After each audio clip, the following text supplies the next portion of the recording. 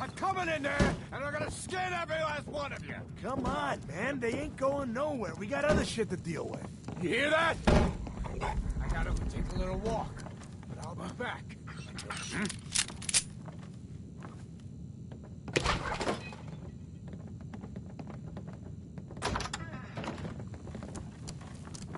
Nothing there now. What do you think? I don't know. Jump into shadows. Yeah, you're probably right. Gotta cut down on the jet, I guess. Now don't start talking crazy.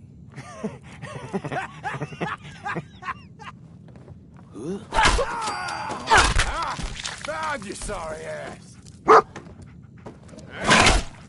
Out of my arm! Broken!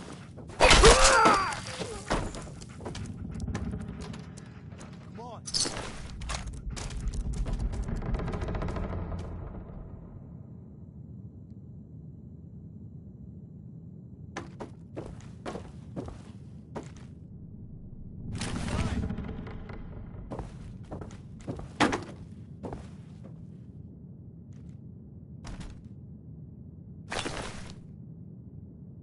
In here!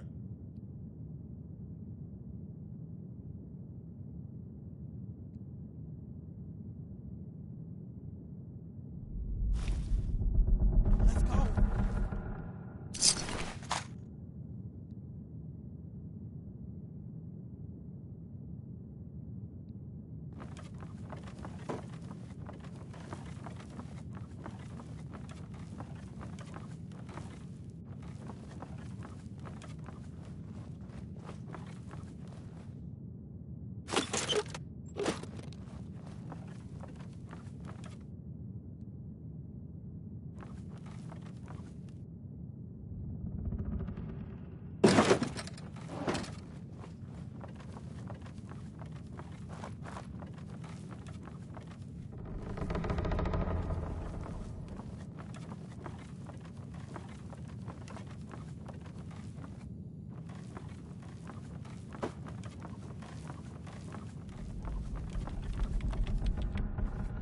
Man, I don't know who you are, but your timing's impeccable.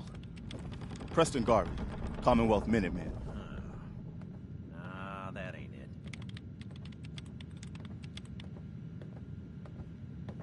Glad to help. Well, if that's true, we could use some more goodwill. God damn it. As you can see, we're in a bit of a mess here.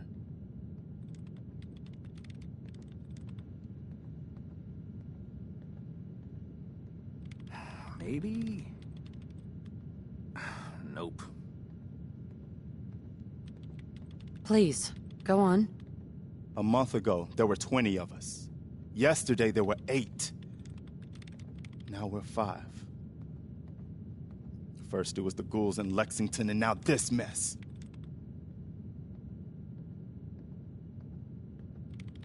It's a cruel world. You think I don't know that? The things I've seen. Nope. The things I've done. Anyway, we figured Concord would be a safe place to settle. Those raiders proved us wrong. That ain't it. But, well, we do have one idea.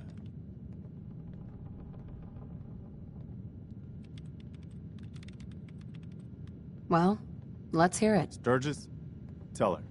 There's a crashed vertibird up on the roof. Old school, pre-war. You might have seen it. Well, looks like one of its passengers left behind a seriously sweet goodie. We're talking a full suit of cherry T-45 power armor. Military issue.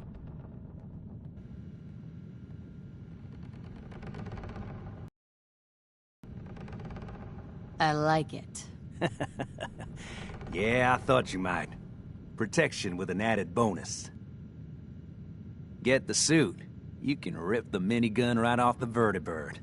Do that, and those raiders get an express ticket to hell. You dig?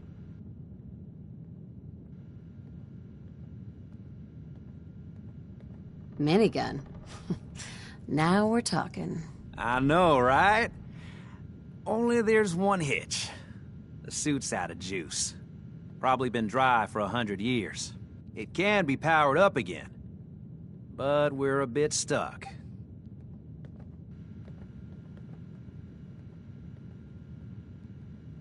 I'll help if I can. What you'll need is an old pre-war FC, a standardized fusion core, your high-grade, long-term nuclear battery used by the military and some companies way back when. And we know right where to find one. But we can't get to the damn thing.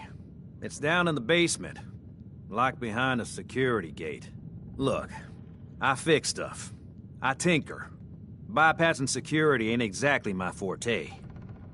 You could give it a shot.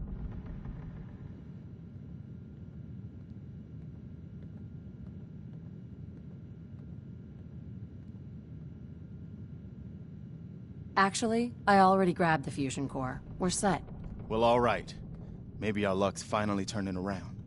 Once you jack the core into the power armor and grab that minigun, those raiders will know they picked the wrong fight. Good luck.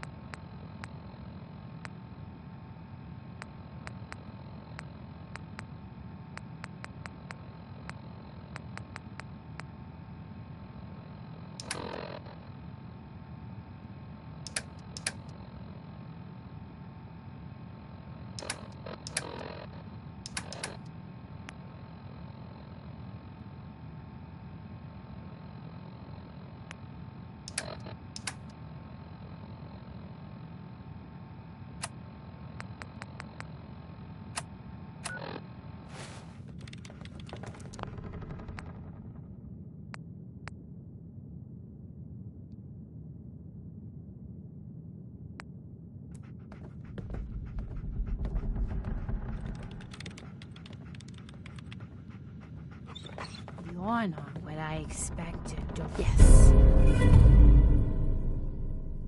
Dog meat would find in that little...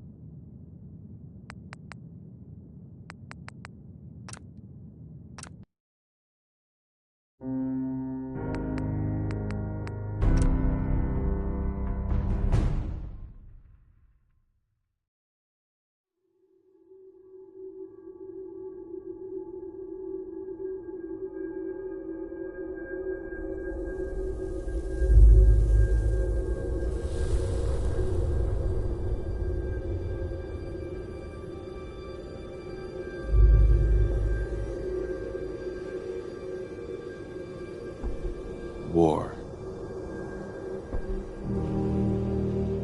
War never changes.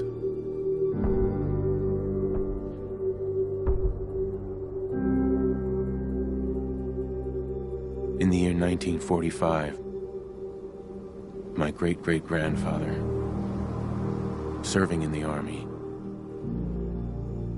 wondered when he'd get to go home to his wife and the son he'd never seen.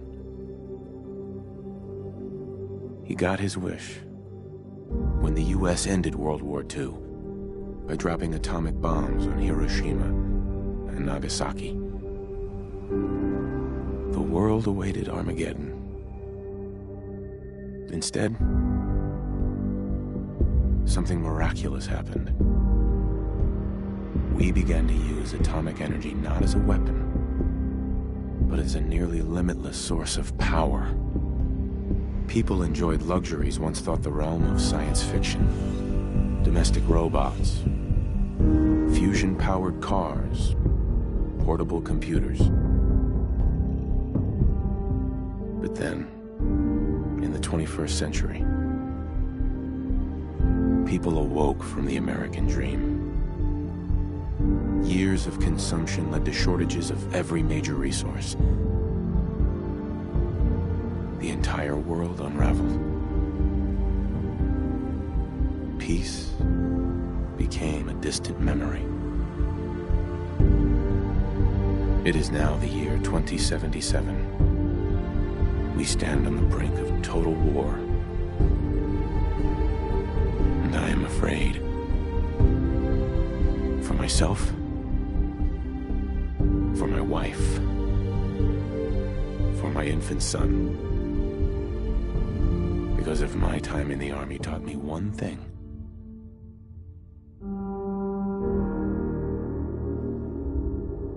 it's that war War never changes.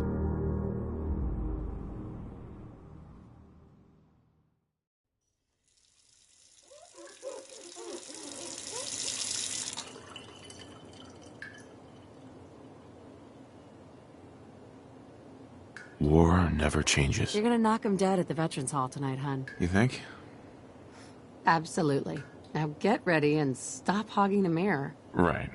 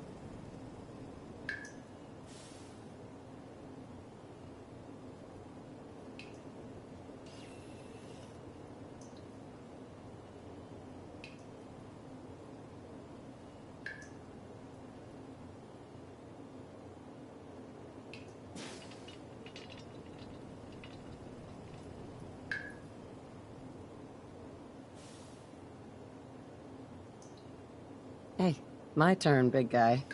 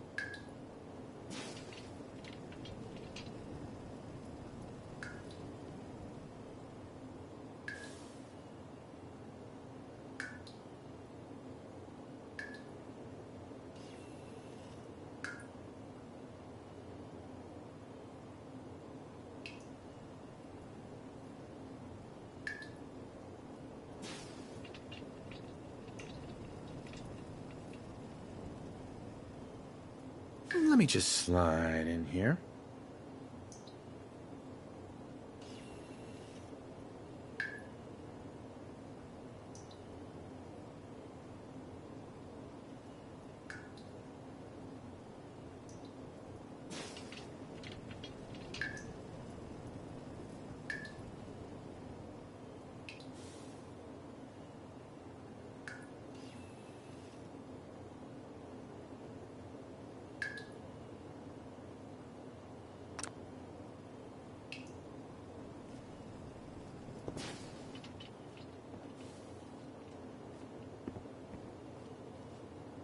Hun?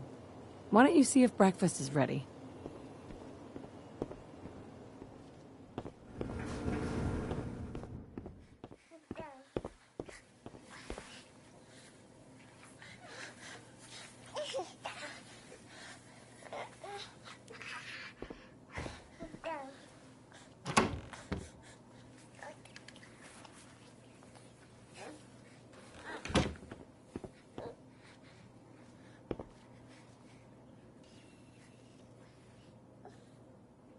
Should get this signed next time we're at the park.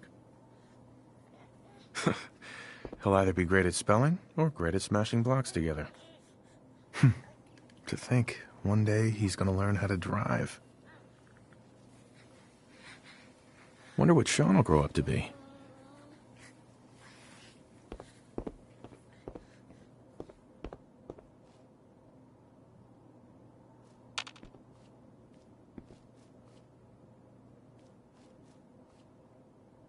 Good old USA.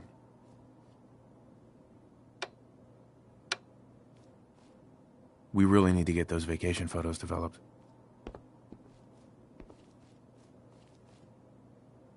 War never changes. Got that right.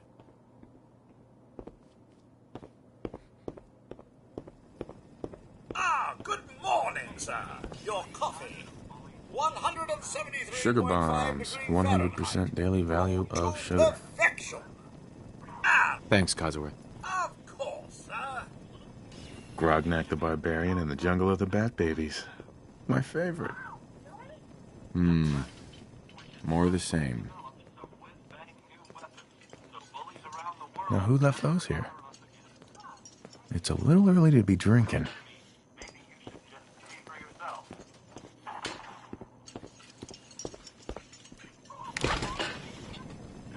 Nuka-Cola, ice cold. Saddle up Salisbury steak, graded A+. Looks like the milk got delivered. You know, I was nervous at first, but Codsworth's really good with Sean. How can someone so small drink so much? Hun. Can't believe it's almost Halloween. Need to finish making Sean's costume. Looking in on next week's forecast, we have a high of 52 on Monday.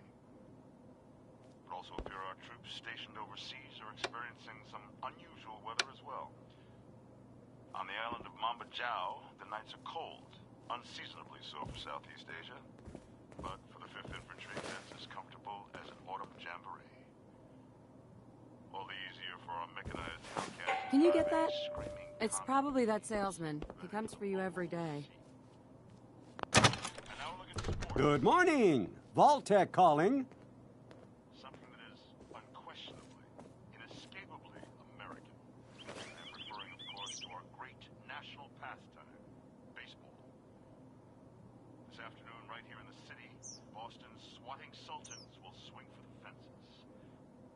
Led by star pitcher Matt. Good morning. Isn't it? Just look at that sky out there. You can't begin to know how happy I am to finally speak with you. I've been trying for days. It's a matter of utmost urgency, I assure you.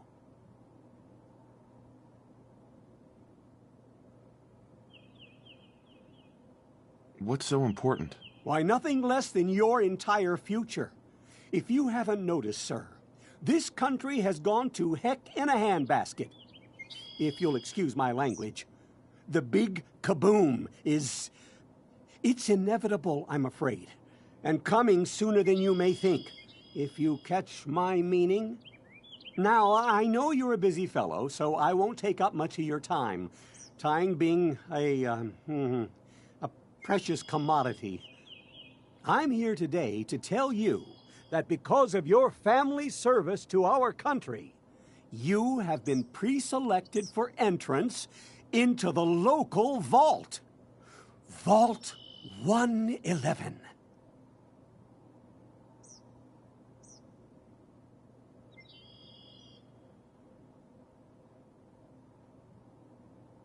But there's room for my entire family, right? Of course, of course. Minus your robot, naturally. In fact, you're already cleared for entrance. It's just a matter of verifying some information. Don't want there to be any holdups in the unforeseen event of total atomic annihilation. Won't take but a moment.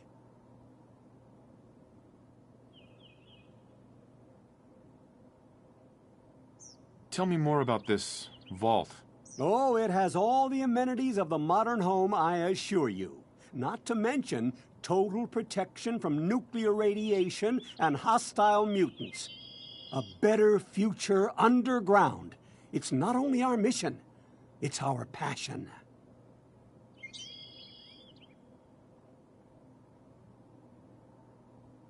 Sure, let's do it. Splendid! Splendid. Now, let's see.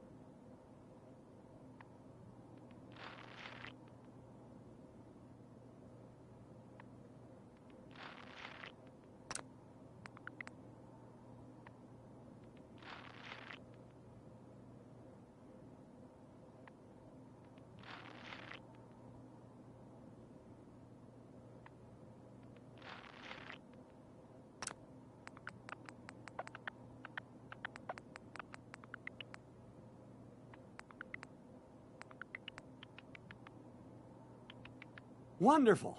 That's everything. Just gonna walk this over to the vault. Congratulations on being prepared for the future. Thanks again. Hey, it's peace of mind. That's worth a little paperwork, right? For you and Sean, no price is too high. Good answer. I have my moments. Sir, Sean has been changed, but he Hey, hon? absolutely refuses to Nervous? calm down. Don't be. I think Everyone's he gonna needs love some of the that speech. Hey, Codsworth. Sir, You heard if I Codsworth. may, Go Sean on. requires your personal attention. A boy needs his father after all. How are the two most important men in my life doing? Spin the mobile a bit. He loves that.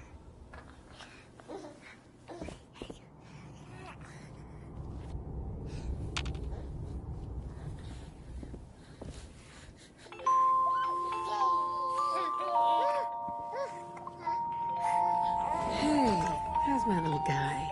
Much better now, huh? Listen, after breakfast, I was thinking we could head to the park for a bit. Weather should hold up. Yeah, sounds like fun. Sir, Mum, you should come and see this. Codsworth, what's wrong?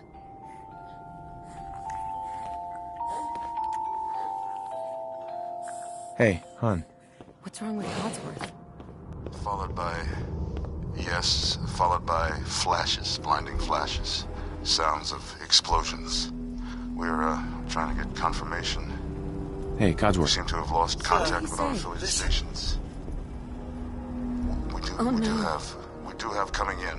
That's confirmed reports. I repeat, confirmed reports of nuclear detonations in New York and Pennsylvania. My God. Oh my god. We need to get to the vault. Now! I've got Sean. Let's go. Residents of Sanctuary Hills, if you are registered, evacuate to Vault 111 immediately.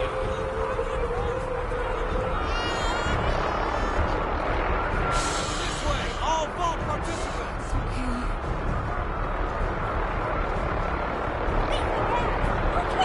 Just help me pack it up!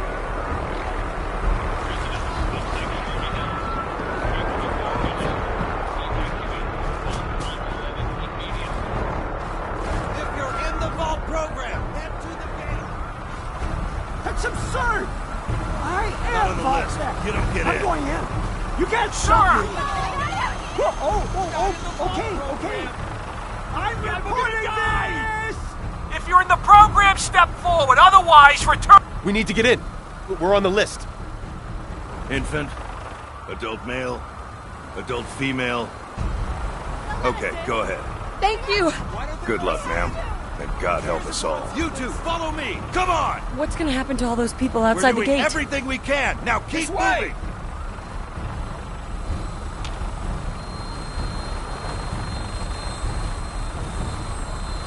Step on the platform in the center.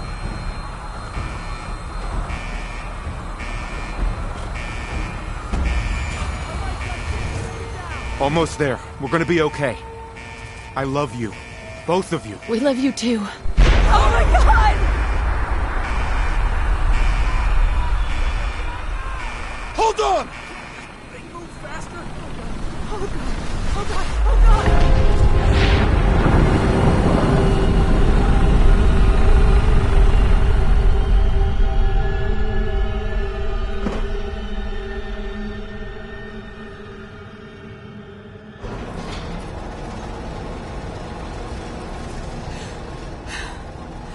We did it. We made it. We're okay. Everyone please step off the elevator and proceed up the stairs in an orderly fashion. No need to worry, folks. We'll get everyone situated in your new home. Vault 111. A better future underground. So we just... Yes, up the stairs. I can't believe it. If we left a minute later... No, We'd all don't be. get caught up thinking about that. You're safe now. Everyone, just head up these stairs and through the door there.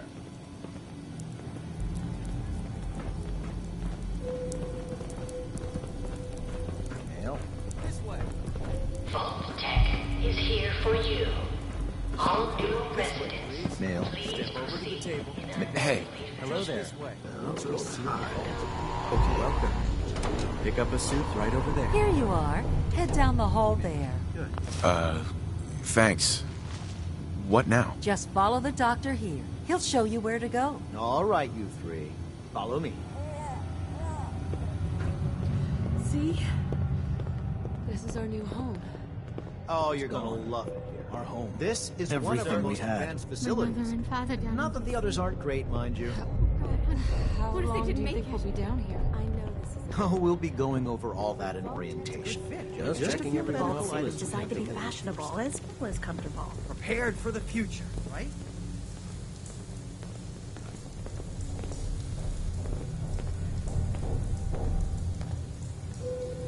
Excuse me. Step into the chamber whenever you're ready. It'll be okay. Daddy's right here. See? Honey, could you help me? Who's my little guy? I'm not going far. I'll just be over there.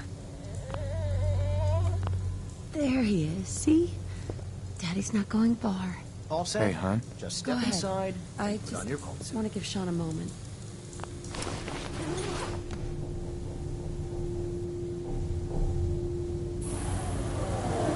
The pod will decontaminate and depressurize you before we head deeper in the vault. Just relax. Time for a whole new life. Resident secure.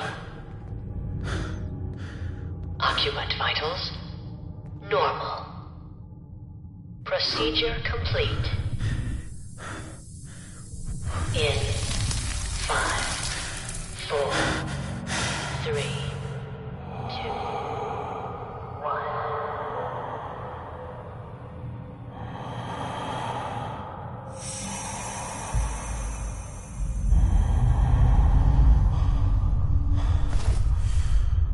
Manual override initiated. Cryogenic switches. Subject.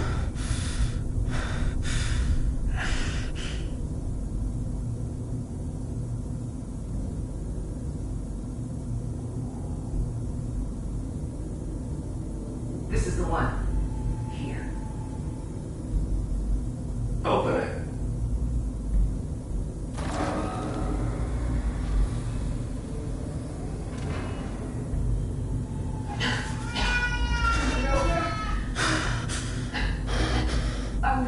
Almost. Everything's gonna be fine. No, I got him. Let the boy go. I'm only gonna tell you once. I'm not giving you Sean. Got me. Get out of here. Let's go. At least we still have a backup. Cryogenic reinitialize.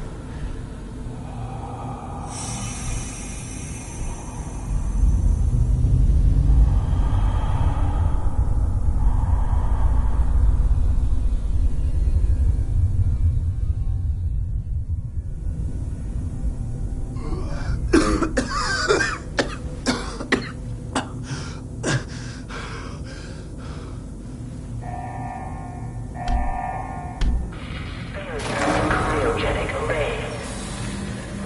Vault residents must vacate immediately.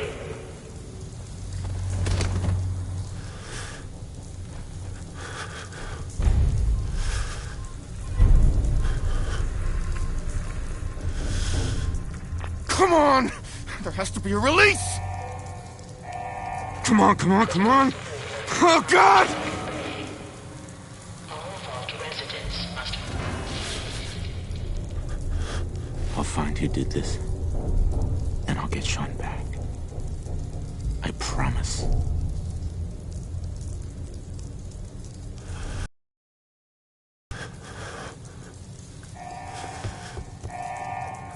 Critical biogenic array.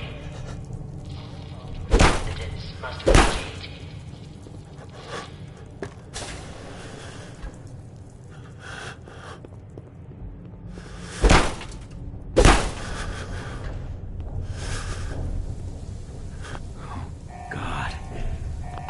would Vault Tech do this? Manual release override. Vault residents must vacate functioning cryopod manual release override.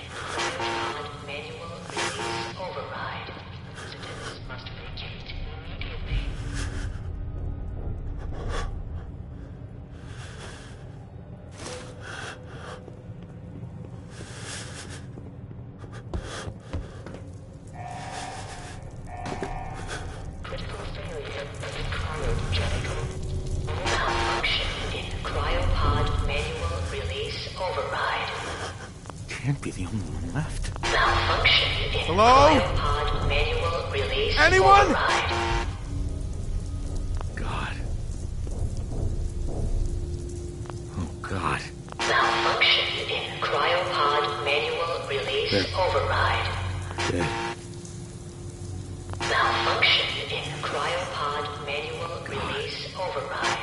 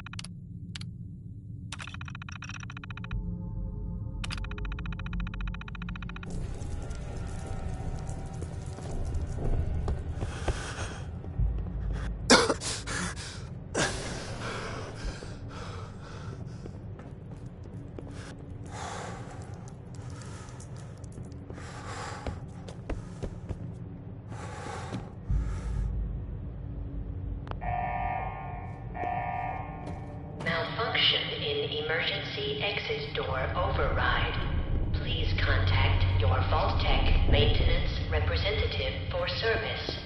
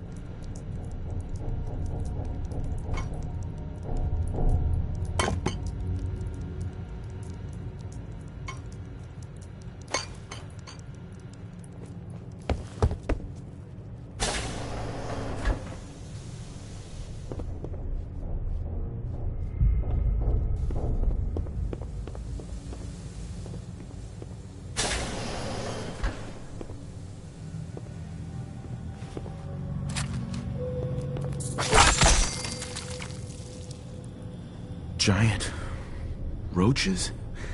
What the hell?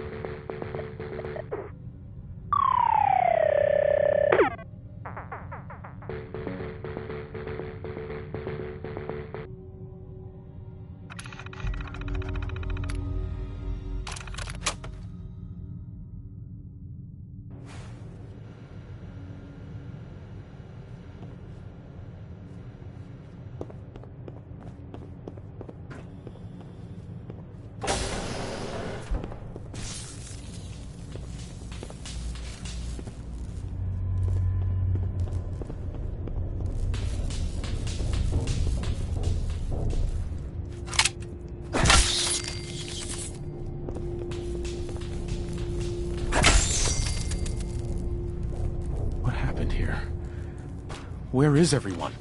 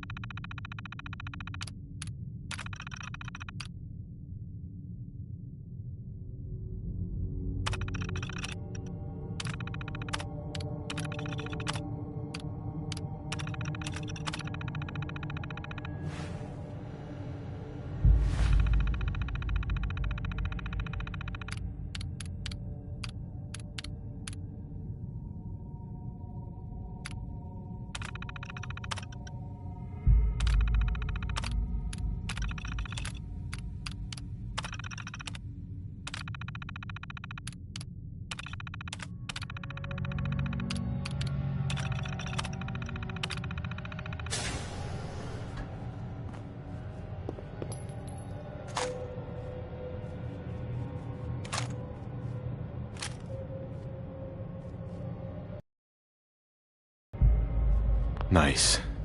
Coming back later for you.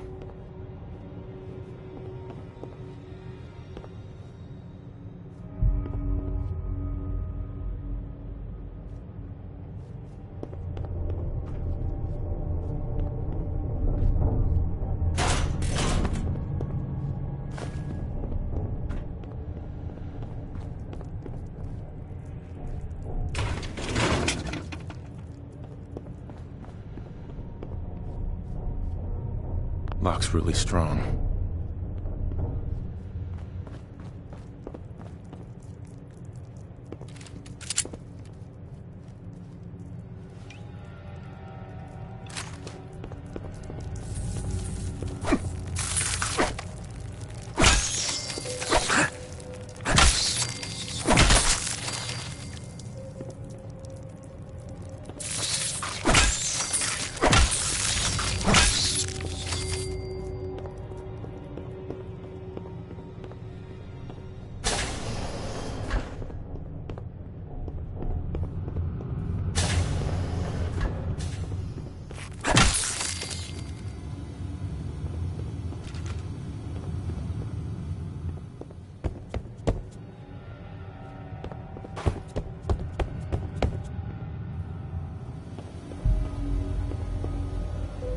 Is this all that's left?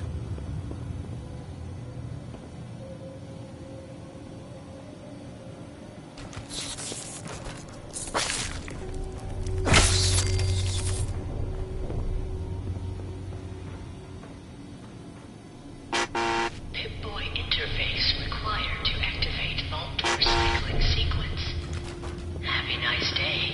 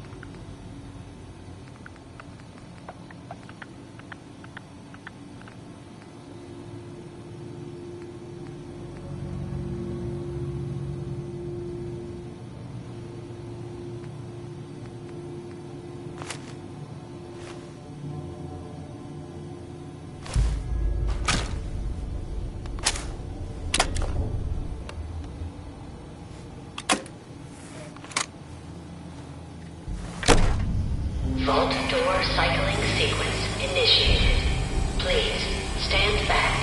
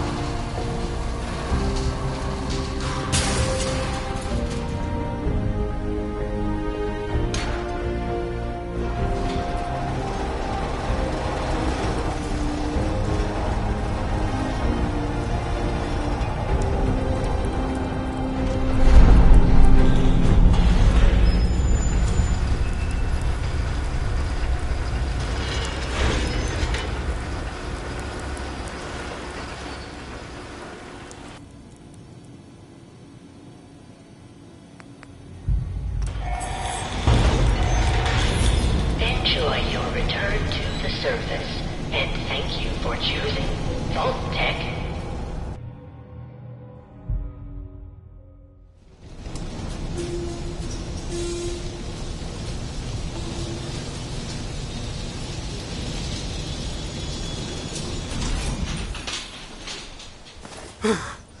Oh, God.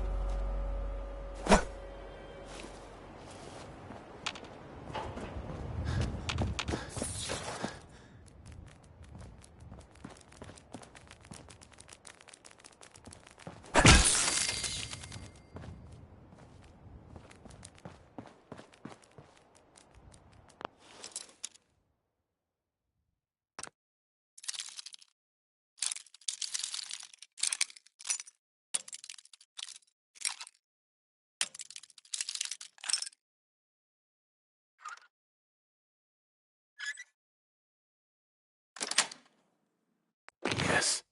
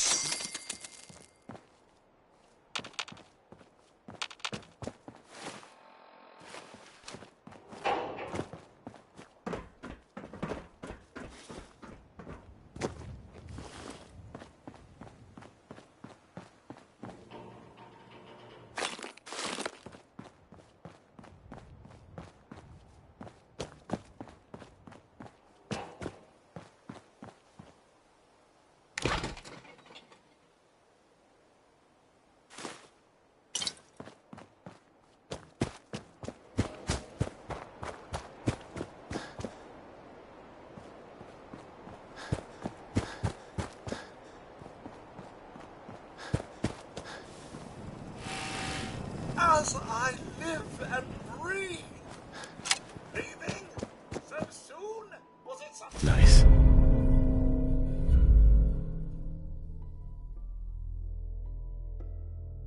I said?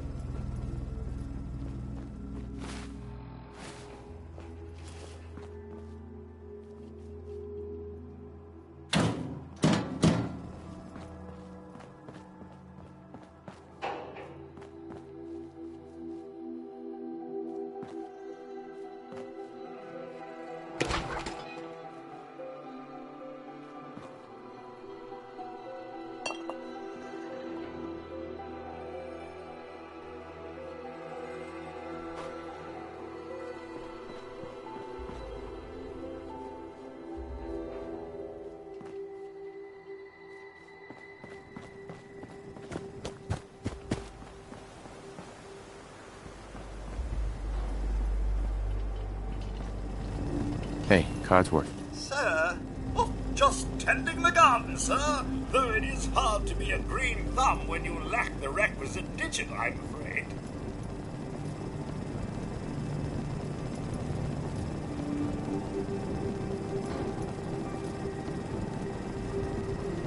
Codsworth.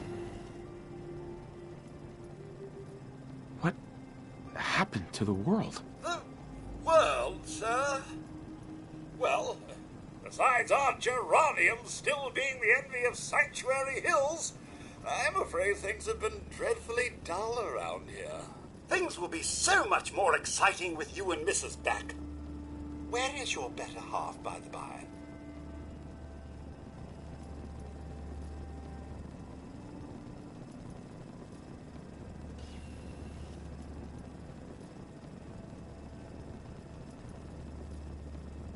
They came into the vault. Maybe you saw them, armed, wearing strange outfits. Only Miss Rosa's boy running around in his Halloween costume more than a week early. I swear, the nerve of that woman leaving her brat unsupervised. Ha ha, not like this family, sir. You and the missus have always been such a responsible couple.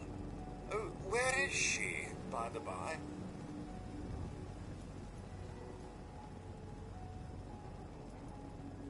They killed her. Sir, these things you're saying, these terrible things, I believe you need a distraction. Yes, a distraction to calm this dire mood. It's been ages since we've had a proper family activity. Checkers, or perhaps charades. Sean does so love that game. Is the lad with you?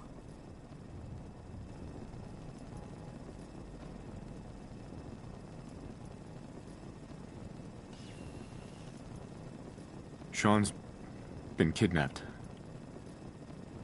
But I'm going to find him. I'm going to get my son back. It's worse than I thought.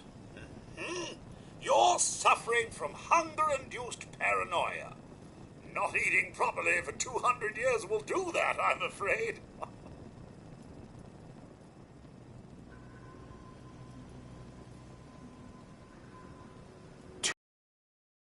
What? Are you... A bit over 210, actually, sir. Or give or take a little, for the Earth's rotation and some minor dings to the old chronometer. That means you're 2 centuries late for dinner. Perhaps I can whip you up a snack? You must be famished.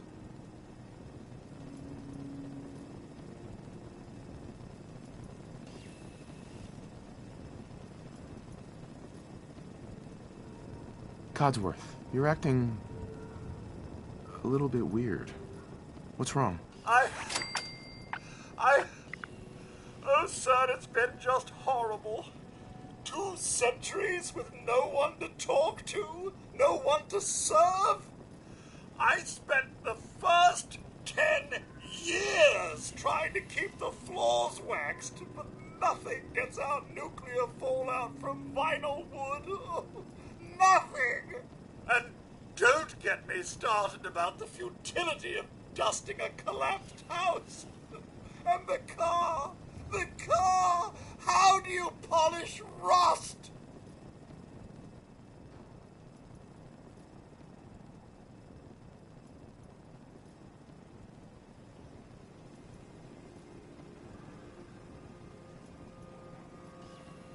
What do you know, Codsworth? I'm afraid I don't know anything, sir. The bombs came and all of you left in such a hurry. I thought for certain you and your family were dead.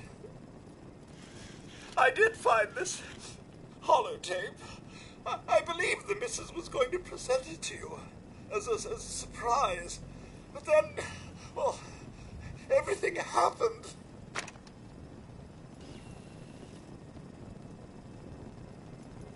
Thank you, Codsworth. You're welcome. Now, enough feeling sorry for myself. Shall we search the neighborhood together? The missus and young Sean may turn up yet.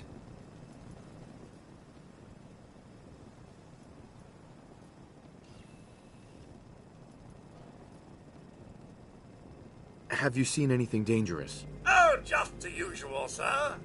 Pesky neighborhood dogs and mosquitoes. Shall I investigate? All right. Lead the way. Proud to serve, sir.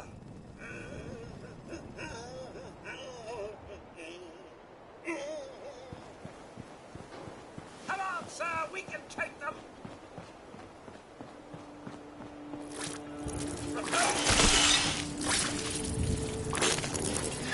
Nothing like a little dust up to get the oil flowing, eh? This should be fun. Yeah. Bug it off.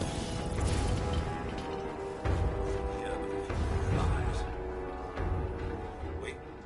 My senses are picking up movement in another house. Follow me.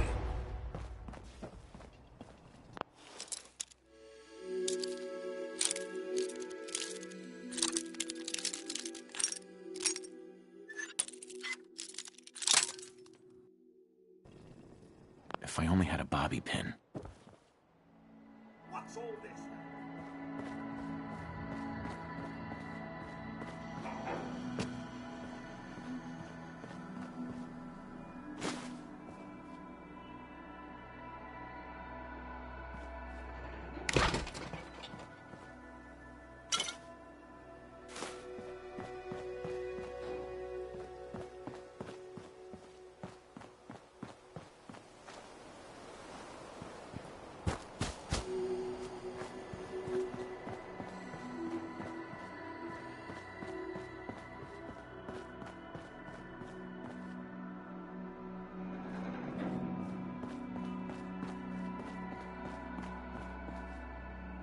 You're listening to, Diamond City Radio, if you're listening at all. When someone named Big Wade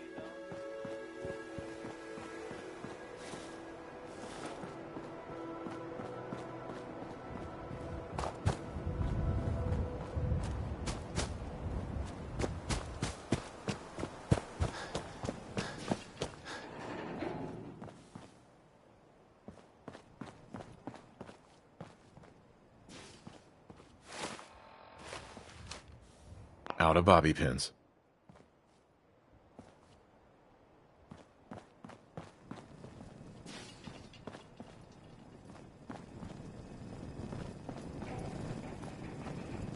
Sir, you're...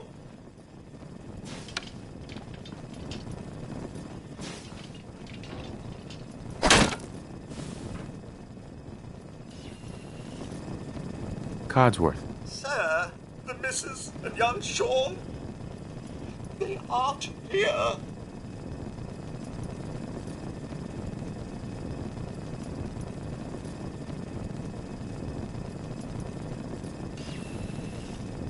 Sean's out there, Codsworth. I need to find him. What about Concord, sir? Plenty of people there. And last I checked, they only pummeled me with sticks a few times before I had to run back home.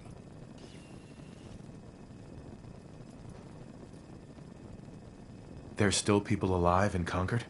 Yes, although they're a bit rough. You remember the way?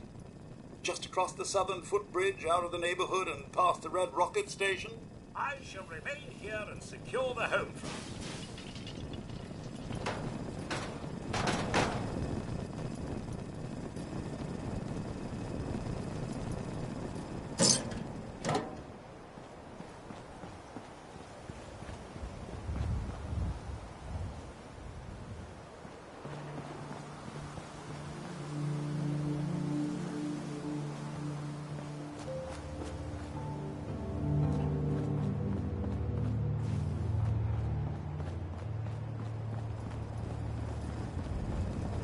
There must be someone who can help you in Concord.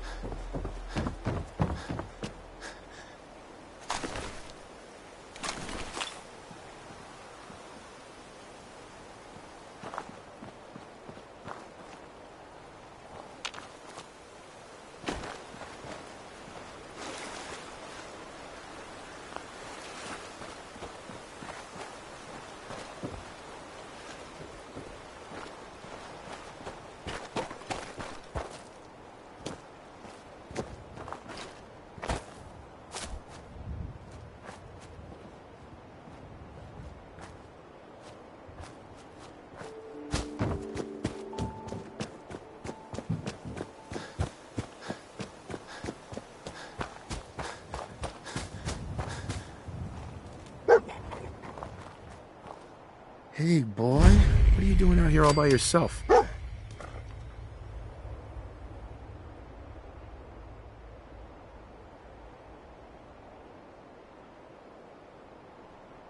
You lose your owner, buddy? Okay, then. Let's stick together.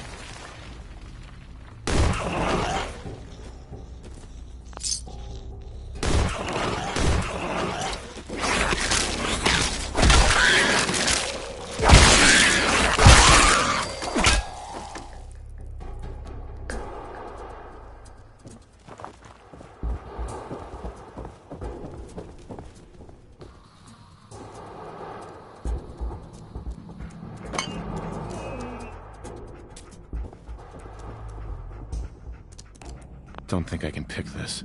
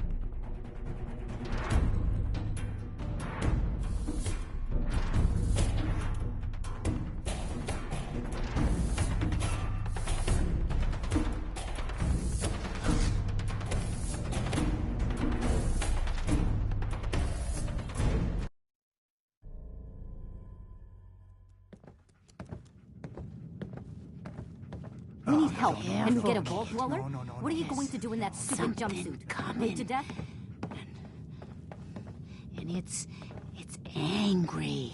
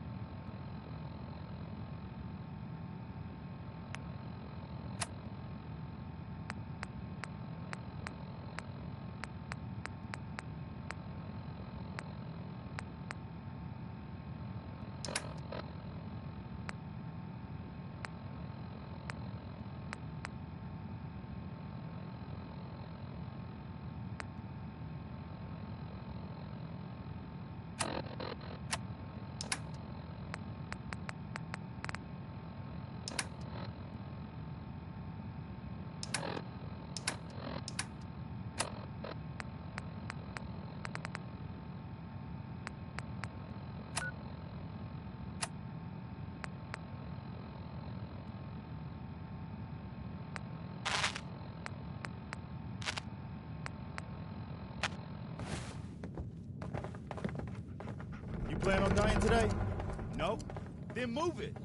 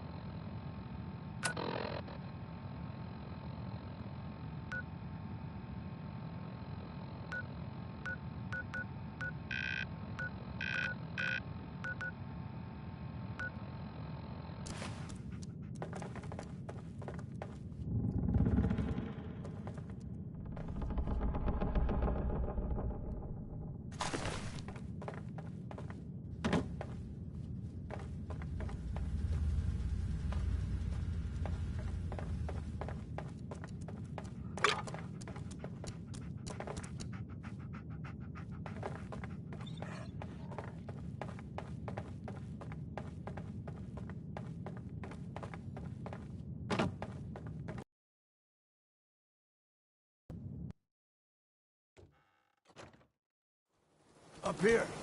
Boss! We got somebody up here! Did you see that? Got company.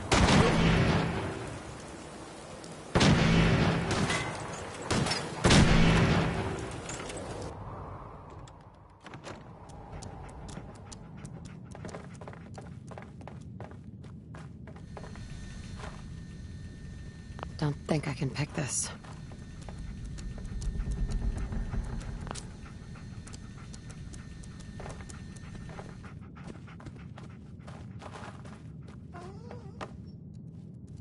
No more British occupation. But to England with you. Have your tea vacuum. Check your neighbors. Remember, lads, 2 for Christ's sake. Come on, dolls. ride to Lexington. We want Hancock and Adams. Back to London, boys. Awake, men of Middlesex. The King's regulars are coming out.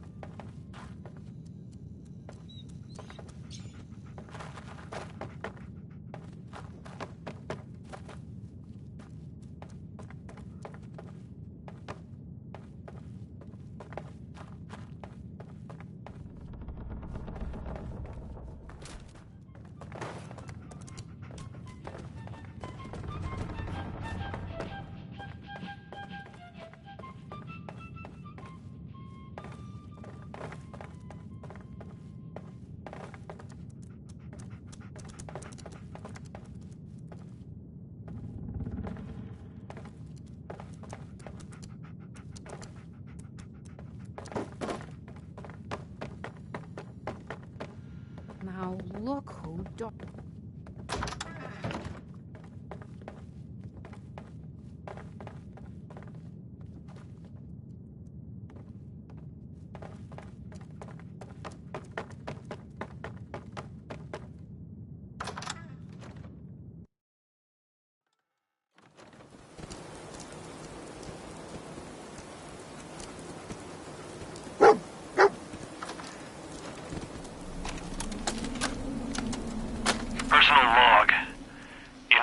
Army Staff Sergeant Michael Daly.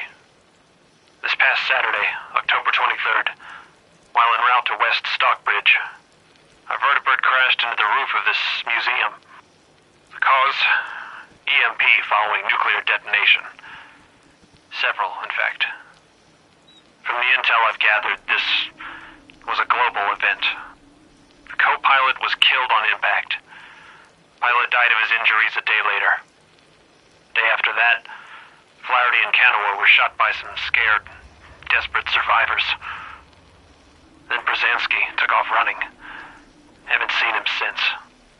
Now, it's my turn to go AWOL, if that concept even applies anymore. My armor's fusion core is burned out, so I guess my soldering days are done. I'm heading to Boston, on foot, to see if my sister survived all this. She's got an apartment on Boylston Street. This is Mike Daly, signing out. Good luck. And God bless America. Or what's left of it.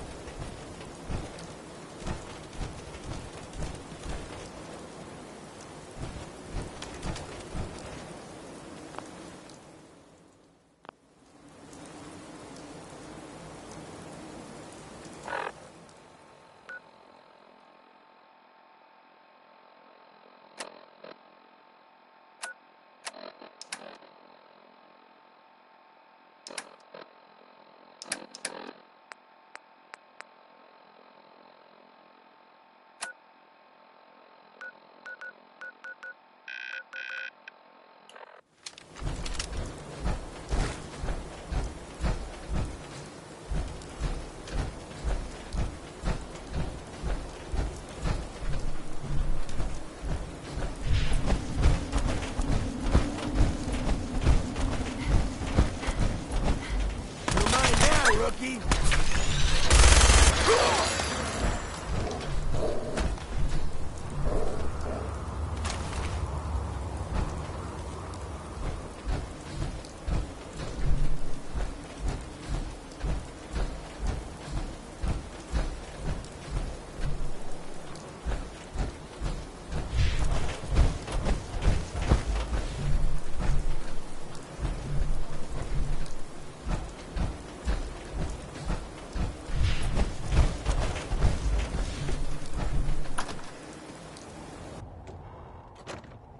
Take it easy, Mama.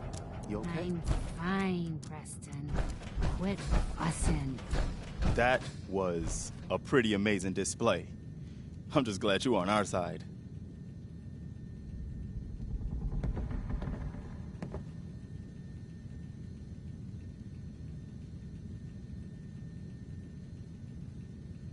You guys gonna be okay now? Yeah, for a while anyway. We can at least move someplace safer. Listen, when we first met, you said you were glad to help. Well, you did. And we owe you our lives. So here. It ain't much, but it's the best way I can say thank you.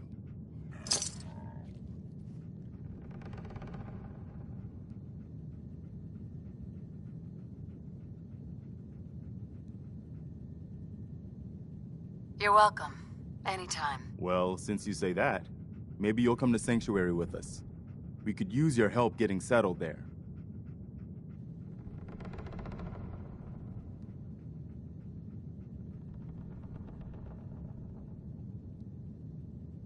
What would I need to do? You'd need to stay strong like you've been. 'Cause there's more to your destiny. I've seen it. And I know your pain.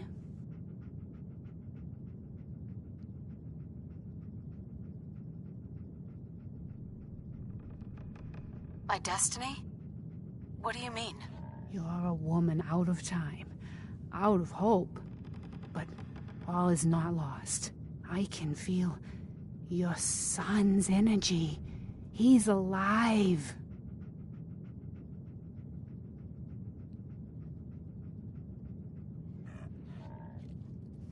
Where is my son? Where is Sean? Oh, I wish I knew, kid. I really do. But it's not like I can see your son. I can just feel his life force, his energy. He's out there. And even I don't need the sight to tell you where you should start looking. The great green jewel of the Commonwealth. Diamond City. The biggest settlement around.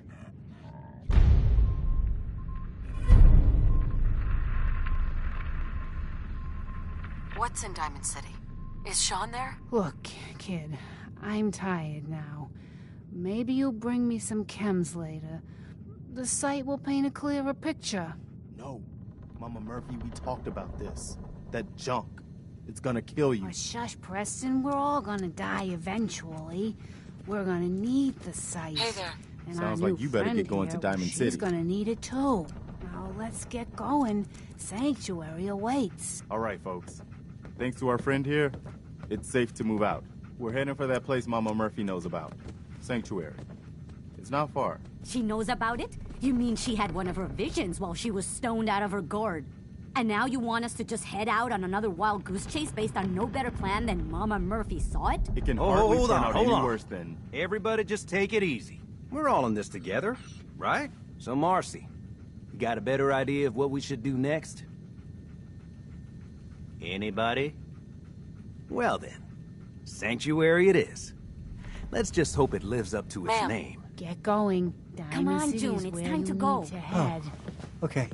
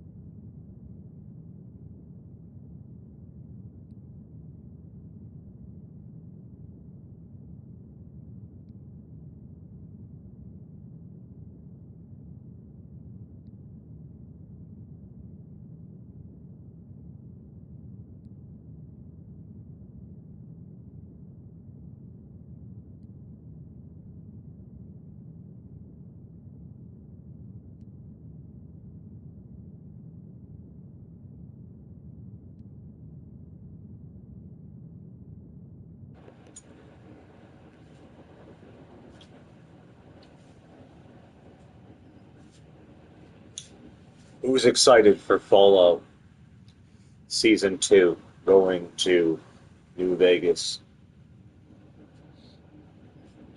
I think it's a lot easier to watch shows nowadays than it is to keep up with everything, replaying and playing things. And yeah, I've never finished Fallout 4. I don't think I did, but I've played many hours and a lot more on Xbox than I have here at PlayStation. Like, I believe last time I checked it, I have actually played, because like, unlike PlayStation, I don't pause as much. Like, well, sometimes I do, but I don't know if they calculate those hours, but it's like 6 days is what I think it's said, or something like that. I think Fallout 76 obviously is the better version in a lot of ways, because then you know, there's a lot going on. You can play with other people. I do think Bethesda, when it comes to these type of games, kind of suffers from older mechanics, but that charm used to be there, especially for Skyrim, but it kind of just worn out and withered away somewhere down the road. And I would hate Elder Scrolls 6 to come out with similar mechanics. I'd rather see them really take the time and make that game phenomenal. Like, I like Elder Scrolls more than Fallout, personally, like when it comes to gameplay, but I don't think Elder Scrolls would make a very good TV show, and I see as clear as day, like, Fallout is perfect for television. But there's a lot of games out there that, you know, I think could work into TV shows. I said that before. In a way, I said that before. Vampire, The Masquerade, I think, kind of gives off that, you know, CW vibe already, right? But, or something. So, with that type of stuff. But it could be movies. I don't know. Shit, I've fucking played so many games this year, but I can't keep track, you know. I don't really write things down as much as I used to, so I don't know. But South of Midnight, I think, was one of the first games I beat this year. I don't think it was the first, but it left an impact. I really enjoyed that game. The art style and everything. Game of the Year is Clara Obscure Expedition 33. I know I haven't played much on PlayStation, but I beat the main campaign and a handful of side quests. I know there's another ending, which I want to go do sometime, but I got a backlog. I haven't finished Ghost. Slay the Name, you know, Yota or whatever, Tisha, or I don't know, but that game's actually really, really, really good. I like the way that is, like, you know, I quite enjoy that one more. You know, so I keep thinking about going back there. Between that and Vampire the Masquerade, I think Vampire Masquerade is broken. I'm not gonna lie, I think the game has a lot of potential. It reminds me of Mind's Eye, how Mind's Eye has a lot of potential. I beat Mind's Eye twice this year. I actually really, really, really liked Mind's Eye for what it was, but it was broken. And that makes a lot of sense why, and incomplete in a lot of ways, but had so much potential, Mind's Eye. And unfortunately, you know, unless they do an update or something to add stuff, I don't know what's going on there, but I don't usually talk. So, in a lot of movies this fucking year, a lot of movies, I'm actually getting antsy. So I'm gonna, I don't know. I haven't seen episode 3 yet. I've been putting it off of it. I think it's interesting. I do like The Shining, a lot of that stuff with Stephen King's connection. I like his multiversal stuff with the Dark Tower as well. Dark Tower just, it never really worked cinematically. I don't like the Dark. I didn't really like the Dark Tower movie, the one that I saw. Well, at least I didn't get into it. But I listened to the audiobook of the first book. That's it. But I like the idea of it being converted. I've read a lot of his books as well, or one of my favorites was 1408, but I don't know, because it felt real. Like a lot of his stuff feels real. Let's see. Sometimes things are too real, where I start to get burned out faster. That's why I think, if it's going to be real, I like the sci-fi stuff a lot better, or the fantasy stuff to go into fiction. But I have to say, I think Outer Worlds 2 is one of my favorite games of this year, even though I have not finished it. I know that I'm going to love it. I just, same reason why it took me forever to finish the first one, because I just took my time with it. So I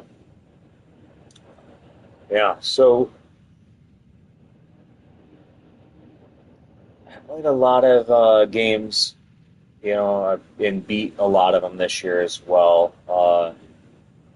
There was only one game that I did not like that I had. I started to fall vastly out of it. It was, Silent Hill F was actually quite a disappointment. I really like that they did a different game, but I've never actually, I don't think I've ever finished a Silent Hill game. So maybe I just like the art, and the music, stuff like that. I do listen to different video game albums every now and then, and Silent Hill F is one of them. But I don't know about that, because the combat, and it just gets very repetitive. The puzzles are not really that difficult, but that's okay. I think there's a lot of cool things that go on in it. And it's a weird way to project abuse. It's like a psychological trickery kind of verse, which I can relate to. Well, it didn't go out like Silent Hill, my childhood, for example, but it was a lot more psychologically abusive than even that video game's asphyxiation. What I played, at least. But I don't know. But I don't know what the fuck I'm supposed to say. Lots of games, lots of movies. The movie list is hard. I only literally went to the movies twice this year. That's about all I remember. And I went to watch the Thunderbolts in theaters, and then I went to watch the Fantastic Four. And the only reason I went to watch the Fantastic Four was because I was at PAX, my first PAX, enjoying Seattle and riding boats and going to clubs and bars and listening to music. I was right next to one, so I walked in, and Fantastic Four probably is in my top 5 or up there. It's not my favorite movie of the year, but it sure was one of the better movies. I like Frankenstein. I don't love Frankenstein, but I like I like it. I love the Dark Universe. Like I think there's so much you know, the connection. I think, you know, I mean, I think Frankenstein, you know, what interests me is like the Mummy Returns, for example, and how they use the Scorpion King, but and trying to connect the Dark Universe in a way that's never been done before. And I think like there's an image of certain storytellers that, you know, I think would do a really, really great job creating a monster universe with Universal's monsters. Dracula, you know, a lot of stuff like that. Yeah, The Gorge is up there. I watched that movie probably the most, even though it's been a long time since I watched that, but I think I watched that movie like 5 times this year, like in the beginning around the time, but that's I think up there.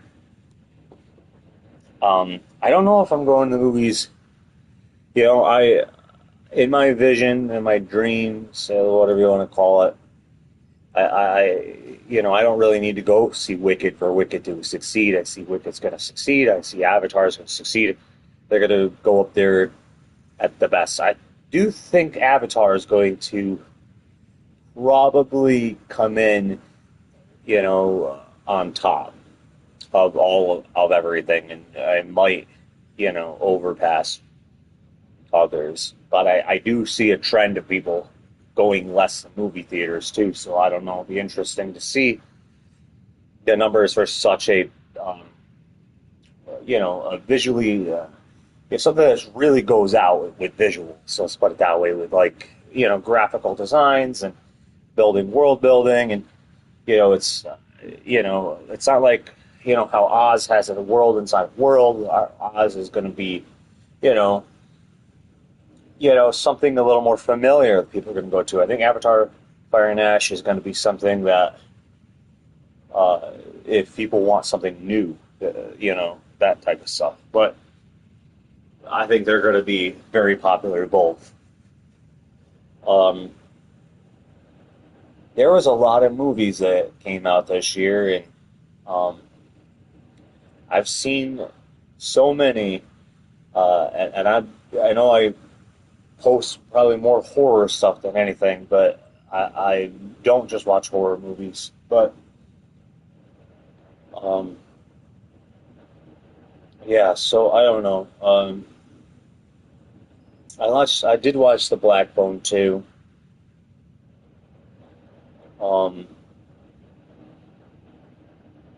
I see the psychic elements. You know, I like some things. The acting was good. The cinema, like the way it was shot, you know, I think, you know, in a way, it kind of reminds me of a modern, old school approach, but at the same time, I kind of left the movie like thinking of like Friday the 13th and, you know, Nightmare on Elm Street, you know, and how those franchises were big. And I was thinking, you know, I kept thinking like the Black Phone definitely has something there, you know, that they could build on, but I don't know if they would. And how far they'd go into that, it might be too much. But I don't know, I have a lot of, you know, gotta be careful with going into other people's minds, because it could temporarily bog my own vision sometimes, but of my visions, not the ones that I receive, which I receive a lot, but as I would do things significantly different in a lot of ways. I have a lot of really good villains that I think in the horror department would love. A brand new villain that will be everlasting.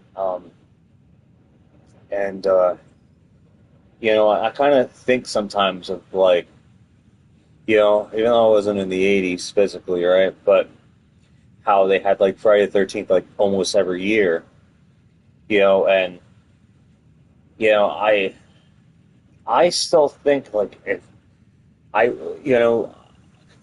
try not to write anymore because I feel like so fucking wasteful writing. Because a lot of times, like, writing even good stories doesn't fucking matter, it feels like. So, I try not to. I purposely go out my way to try not to anymore. But Friday the 13th Part 0 was one of them. Like, I was always interested in the Voorhees family and how, and there was a scene in Part 9 that always intrigued me, was the Necromonicon in the Voorhees, manor, what I call it, the manor, but in their house. And I always kept thinking, wow, there's a Norwegian story there, with the Necromonicon from the Evil Dead, and kept thinking, like, I would hate them to go, like, let's do 2000s or something and call it a prequel. That'd be fucking stupid. I kept thinking of capturing the tone of the first film where it ends right where she's killing those counselors. Like, I kept thinking, like, I want it to be, if I do it, quite a bit of the movie will be set in the 1950s. I believe it was 1950s when that incident, if I recall. I want it accurate. So, in time and everything. Like, and it's not a reboot. It's not a sequel. It would be the prequel that I've always wanted, and how I believe there's the evil entity version of Jason, and then there's the actual innocence of the good version of Jason, and keeping that in the prequel, because I believe it's the Necromonicon and the derangedness of his mother's pursuit, and what happened to the rest of the Voorhees family, because I think, like, this is a phenomenal idea for a prequel.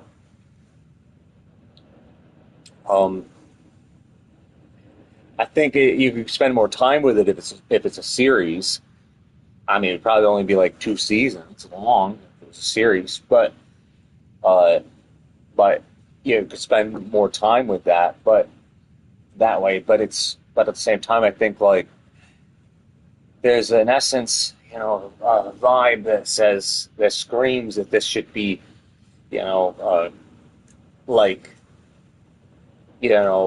capture, be able to get the tone and tell the story within less than 3 hours. 2 hours, something long, the longest, to try to capture a prequel that will be remembered forever and will connect directly into Friday the 13th Part 1. Now, I've seen A Nightmare on Elm Street so many times, that version, and I heard about their ideas, and I kept thinking of A Nightmare on Elm Street, and every time I think of it, I just think Wes Craven's the New Nightmare, and how that essence, how they capture that, was just a masterpiece.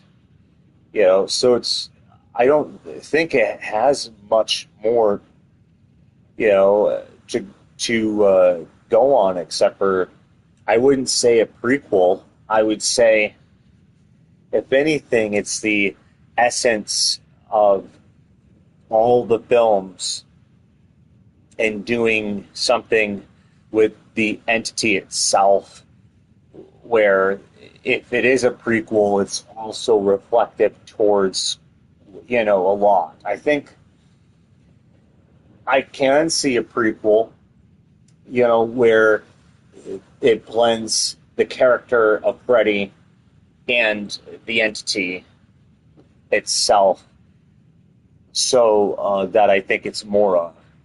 So it's, of the, what they call the djinn and stuff like that, the nightmare, the demon that mirrored, that had this attachment demonic corruption. So, like, and to look at that, it's interesting because I think that movie would be much more. It would be very. You would have to look into the mind of Freddy Krueger when he was alive, right? And all the evil shit that he did when he was alive, but also the demons. The demon that had, attached itself, that entity and start to form. And the more and more I look at it, the more and more I keep seeing Freddy going in, internal and then it kind of like, by the end of it, would push in like an expansion to all the other films. In a way, it would be a very, very paranormal, supernatural ending in my mind of some format where it would be the most psychological and supernatural ending in the entire franchise. That would mirror every film. And so if I were to do it, and how you could actually get a glimpse. And imagine, if you can see the future, if something does happen, it's gone so fast. So it doesn't mean you're going to remember it. But, suppression of the mind and haunted. But I kept thinking, it kind of reminded me of elements of my Shy Cry and Halogen arcs. So the Cry family, it was like, sometimes felt a little boring, but because it was so grounded, so real, where I was like, the haunting the Hell House on crack tied to a family tree.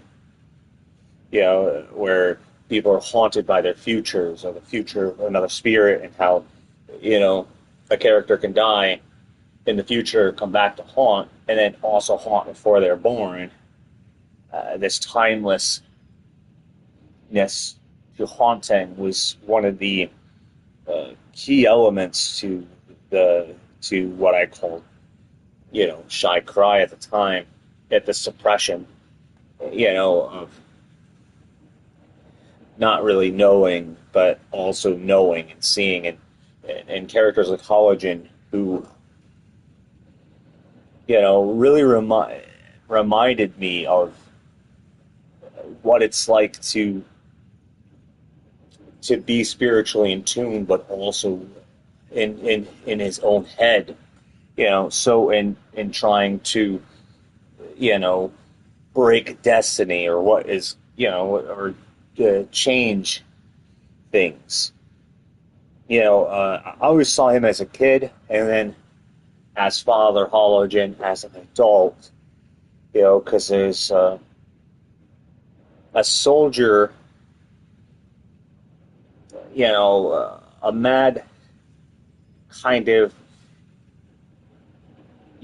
suppressed kind of soldier to him, and also a very religious, kind of science-y religion that is that leads to this priest error, and stuff like that. And he actually does have kids. He has his family tree he comes from, and then his family that he has as well later on. But I always looked at him, and saw, one of his kids reflecting a lot. Was where it first started, was actually with Shy Cry. He doesn't name her Shy Cry, but that's still Shy Cry, even though the name, right, is not.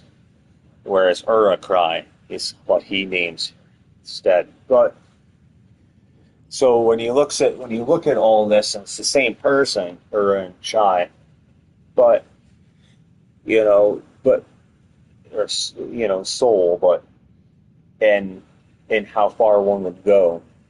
Halogen also reminded me of the Dark Eagle character that I was working on,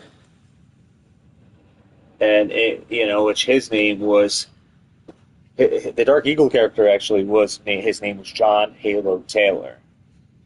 It was JHT, and he, when I was developing him, it was always through what I call through the devil's eye, a supernatural military story based off of what I call the through the devil's eye, what it would be like to go through the devil's eye, and how things would be camouflaged. A lot of Navy, it's very Navy vibes of camo, but also very like Black Ops type style as well. So it's kind of like more than one branch of the military, which he was in. So, and looking at that character and for that, which I called the Dark Eagle, is, people get code names and stuff. His was Dark Eagle. So like stuff like that. Yeah, it was always a supernatural military story. Paranormal, supernatural military story. And how I was always fascinated with how things could be so real, hidden in plain sight, how you can have things exist and no one can fucking see it. And, well, not everyone can see it, right? And is it psychological? Is it in their heads? Is it just paranormal? But it's one thing when more than one character is experiencing it, but not the entire world, right? You take a group of people who experience something, doesn't mean the rest of the world's going to experience the same damn, thing, like perspective and perception. It's always thought like, why DC's Constantine catches my eye a lot, and how well, demons and shit can be hidden in plain sight with Hellblazer, and how you can have a very realistic tale based off this rich guy who is obsessed with, who has the mind of a detective, but also the mind of the discipline of the art of a ninja, right? The art of war. Like that type of Batman is what I'd always use, the detective, but also the one who knows how to really fight. Which I'd say the one in my mind fights better than all the Batman's ever done. Cinematically, there isn't one that's been done like that in my mind, but like on live screen. But he's also a detective, and in Rich and all this other shit. He's just a human, though, right? He's shit like that, which makes it realistic in a lot of elements. So like how you can have crime and all this stuff, and I really quite enjoyed the element of being able to take non-supernatural or non-super villains, or take super villains and make them non-super, take the super part away and turn it into this other kind of element, while also being able to keep the super side. So it's like, how could you have it so like the villain is in the same story, super, and also not. Stuff like that. So it's, I like the idea of both existing at once, but no one knowing about it, or not everybody knowing about it. So, like, this is the thing I have, like, the meta humans are, like, very loud. So it's right, so it changes the entire view of the world where everybody knows this exists, it's, you know, shit like that, or most of the world knows, it's very viral. So it has a very comedic side of things. Now it's very difficult to do, you know, to keep something, if it's going to connect to that, like if it's long, you know, and needs to connect to that. Well, how I look at it is, it's got to be in a different universe, and it's not the same Earth. It's an Earth where if there is metahumans, no one knows they exist. There is no Superman. If there is Superman, he's probably a teenager, you know, or some shit, and nobody knows he exists.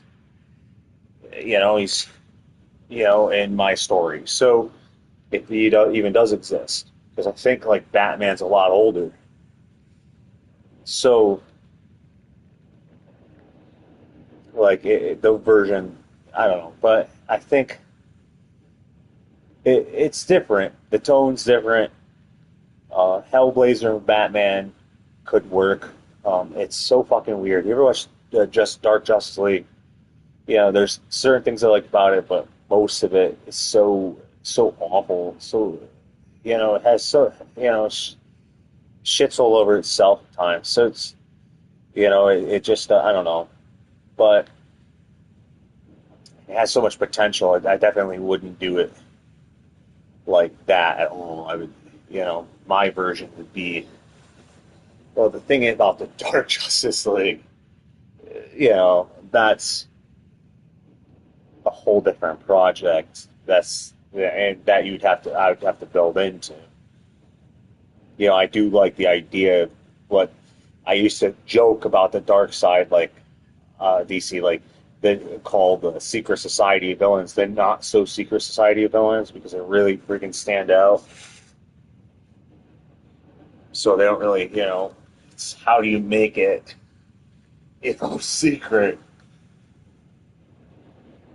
when you have a giant gorilla as one of the characters on that team, right? So, which is Gore, right? Some shit like that, if I remember his name correctly. But I think it has a lot of potential. There's a comedy side to it, you know, which is that DC show that I watched. I watched a lot of them, but I like the one that got canceled or didn't get, or whatever, with the multiverse and, you know, the race car driver and shit like that. I forget the name of it, but how that had a sense of humor about it. But I don't know. But it's difficult to capture the essence of horror when you have the essence of comedy as well, which I think can ruin horror for sure. You know, I don't know. Like, I don't find Superman, for example, any element of Superman terrifying, all right? So, but at the other end, it wasn't boring either. So it had the comedy side, dark comedy, lots of dark comedy. But, you know,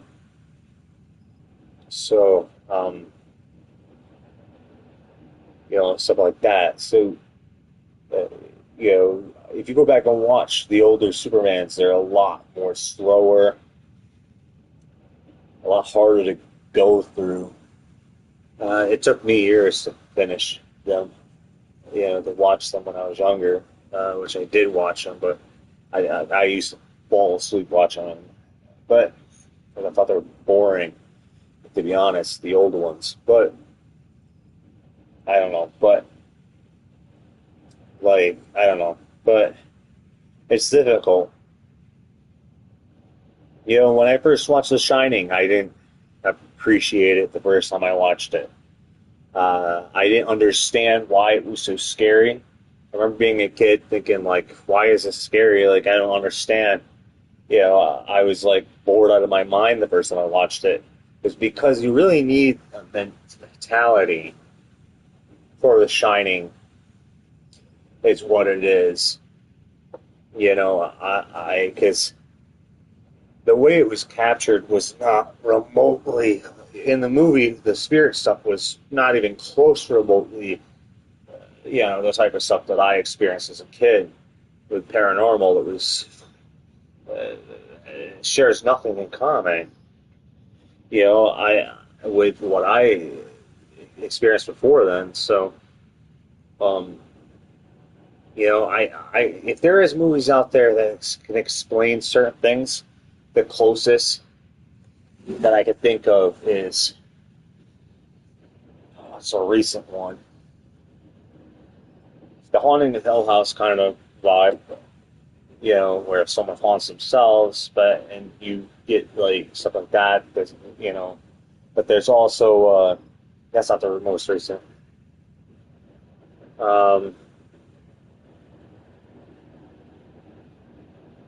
What's the one with the hand?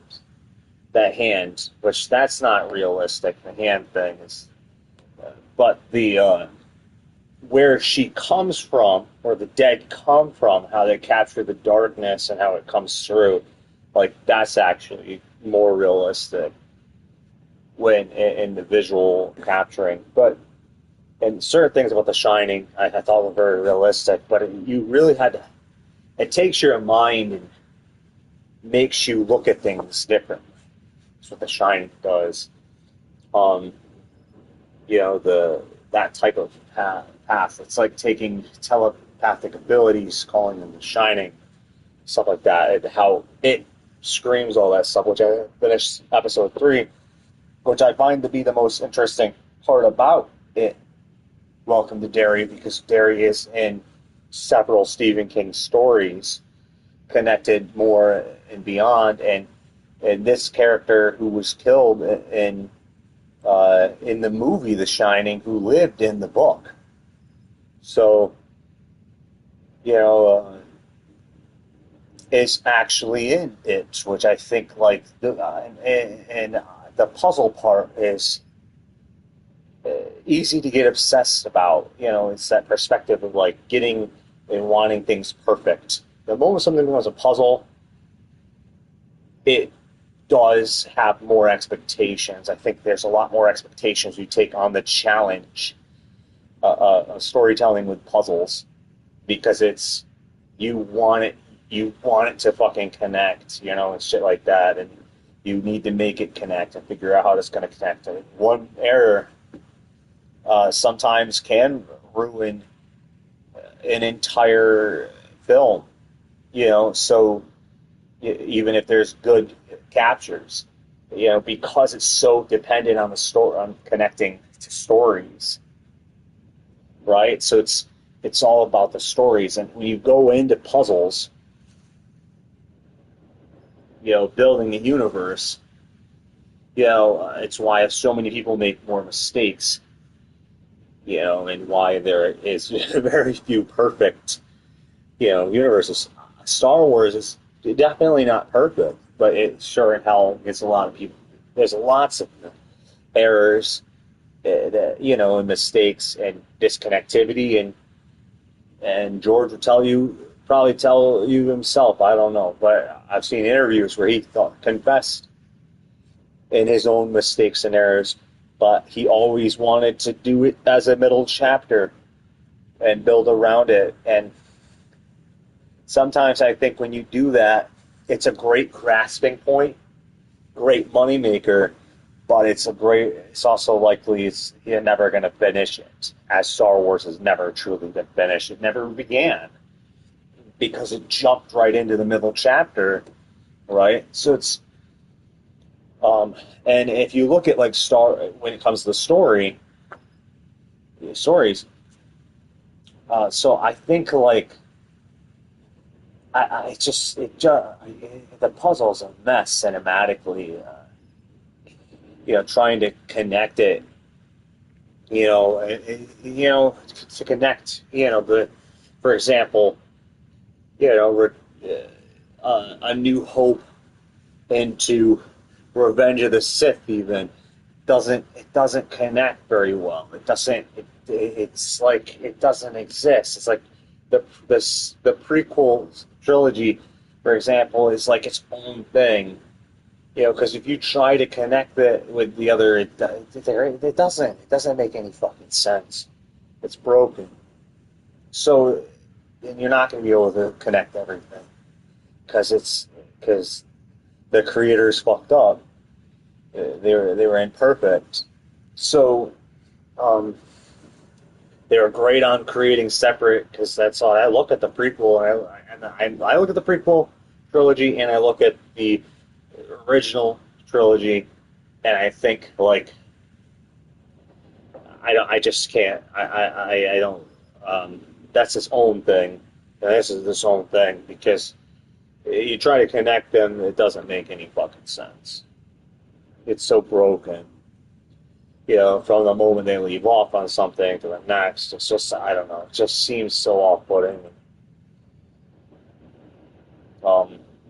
So when I looked at Star Wars, for example, and started digging, where I did get obsessed with Star Wars, was really in the lore of, like, the Old Republic, and the Old Republic 2, right?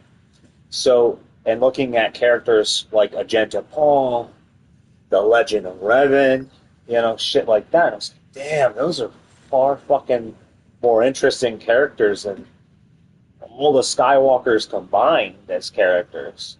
You know, so I kept thinking, like, you know, looking back at that stuff, like, but it's like, but that's also one of, like, there's a character in there that I just mentioned that's basically the prequel of multiple things, you know, which is a real origin story, which I don't know if the original creators would like to be adapted, because they don't seem to like to go back into an actual region without messing things up, I guess. But, you know, the discovery of the dark side, the alchemy side, I always saw Agenta Paul is definitely one of the most interesting characters in the Star Wars universe. He definitely is not the strongest, but he is the first of many. And he also regrets his actions. You know, ever read Harry Potter? And I've read all the books before I watched the movies. And you see Dumbledore running in, you know, and someone actually posted that online, you know, and I always saw it beforehand. I think the Goblet of Fire was very fast-paced. I think the way they shot it was actually really good, though. I think the movie itself by itself was actually a really good movie, the Goblet of Fire by itself. But up against the book, it is a completely fucking... In a lot of ways, it's almost like someone reached in and grabbed, you know, cinematic moments out of the books and decided which ones will fit in their version and put it into the movie. And so I know people talk about, like, the Goblet of Fire, for example, you know, if the show is, which is difficult to say, because I have a lot of, you know, there's a lot of things that tell me that it's not going to be book accurate, that they just fucking lied to everyone. That it's not going to be book accurate, because, you know, there's a lot of things that are screaming that it won't be, and it's going to be its own thing. So, while having this is the thing, though, how they can get away with it when they say it's more book accurate, right? Because they get to put more in it, but then they can change certain things and a lot of things, and I think that's what they're, you know, that's the thing about who's the boss, who's the creator. So, you know, I even found things wrong with Hogwarts Legacy that didn't make any sense, didn't connect. You know, a lot of things. Characters missing in that timeline, like somebody, so I kept thinking, you know, but it's trying to treat it as a puzzle, and I still don't know where Hogwarts Legacy actually sits in the lore. Not that it's a bad game, I just can't, I don't know, it doesn't make any fucking sense. So, how to get it to connect? Besides, if I wouldn't make a fucking Hogwarts game, you know, the way that they did it, like, I would be like, nah.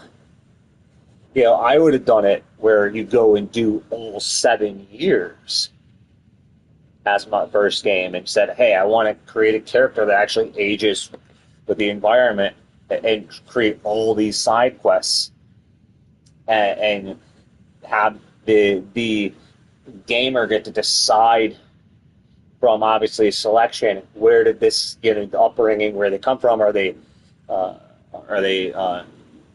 where are their parents, a lot of things in the background and how it connects to what's going on and solving the mysteries, you know, and doing all these side quests that are optional, but, you know, and having the main quest where it's really, you know, but where you have to push forward, where you actually put in a main story that fits. And I think when I look at this, I think that you have to go further back in time. You know, I feel like the 1800s ain't going to cut it. You know, I think you actually, if you're going to go to book lore, you got to go further back in time to where the Triwizard Tournament is still existing, stuff like that. I think because you want to be able to capture that, right, essence while also having 7 years. And here's the thing about the Triwizard Tournament is that it also was hosted with other schools. There were also other schools involved, but mostly just 3. You know, but if you look back at the history, there, I believe there was one that was a lot clearer, but I can't remember what it was, but that was mentioned. So that could have participated. But I think, like, the idea of being able to go to other schools as well, you know, from the perspective of a Hogwarts student, you know, that you design at it when you hit a certain year when the Triwizard Tournament happens, you know, the story has to align where you're actually, you know, casted. You're the main character gets casted into the tournament, and you get, you know, and how it connects. Where then we decide as creators which school do we go to and say, hey, this is an opportunity for you to explore more than one school in this game. You know, stuff like that. I think the idea is to capture the greatest single-player RPG, Harry Potter role-playing game, while having all 7 years, with the Newt exam as well, and the OWLs, where you actually have to take them as well, and participate in the tournament, and study magic, and explore in this element of, like, actually attending school, but also having the trouble inside, or, you know, of breaking the rules, you know, going in this direction, and, you know, and do you want to be Quidditch captain? Do you want to be prefect? You don't have to be, but these, like, kind of side things, right? And what you could do, like, for side missions.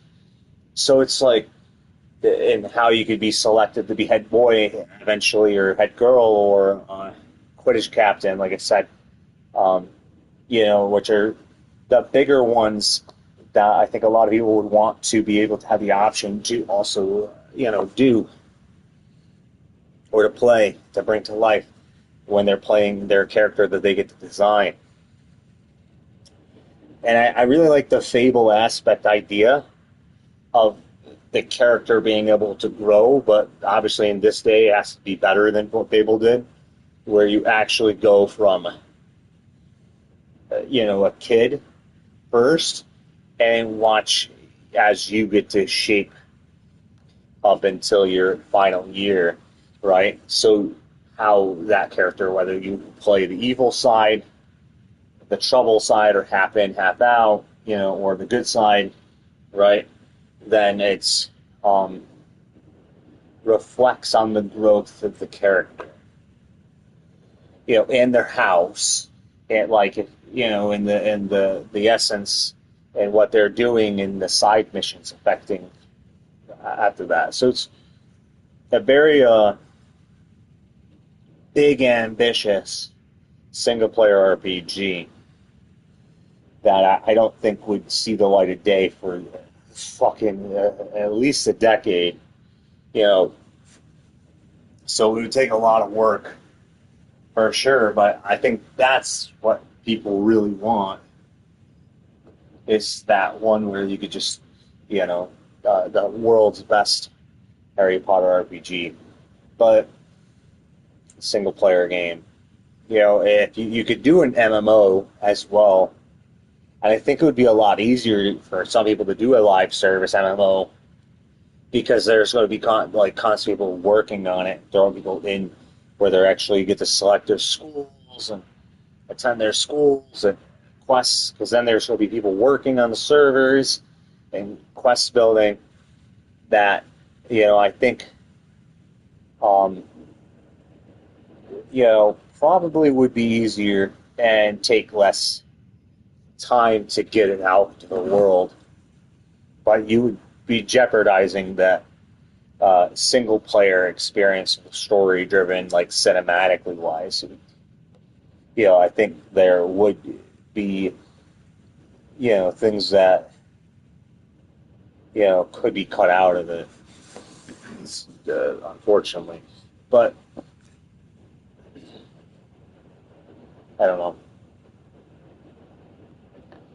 It's complicated. The Marvel shit is a fucking headache in itself. It can go from fun to headache. So, a puzzle. But I think, some of the darker stuff, there's some cool shit. Medieval, Blade, the Bloodstones, Dracula, all this,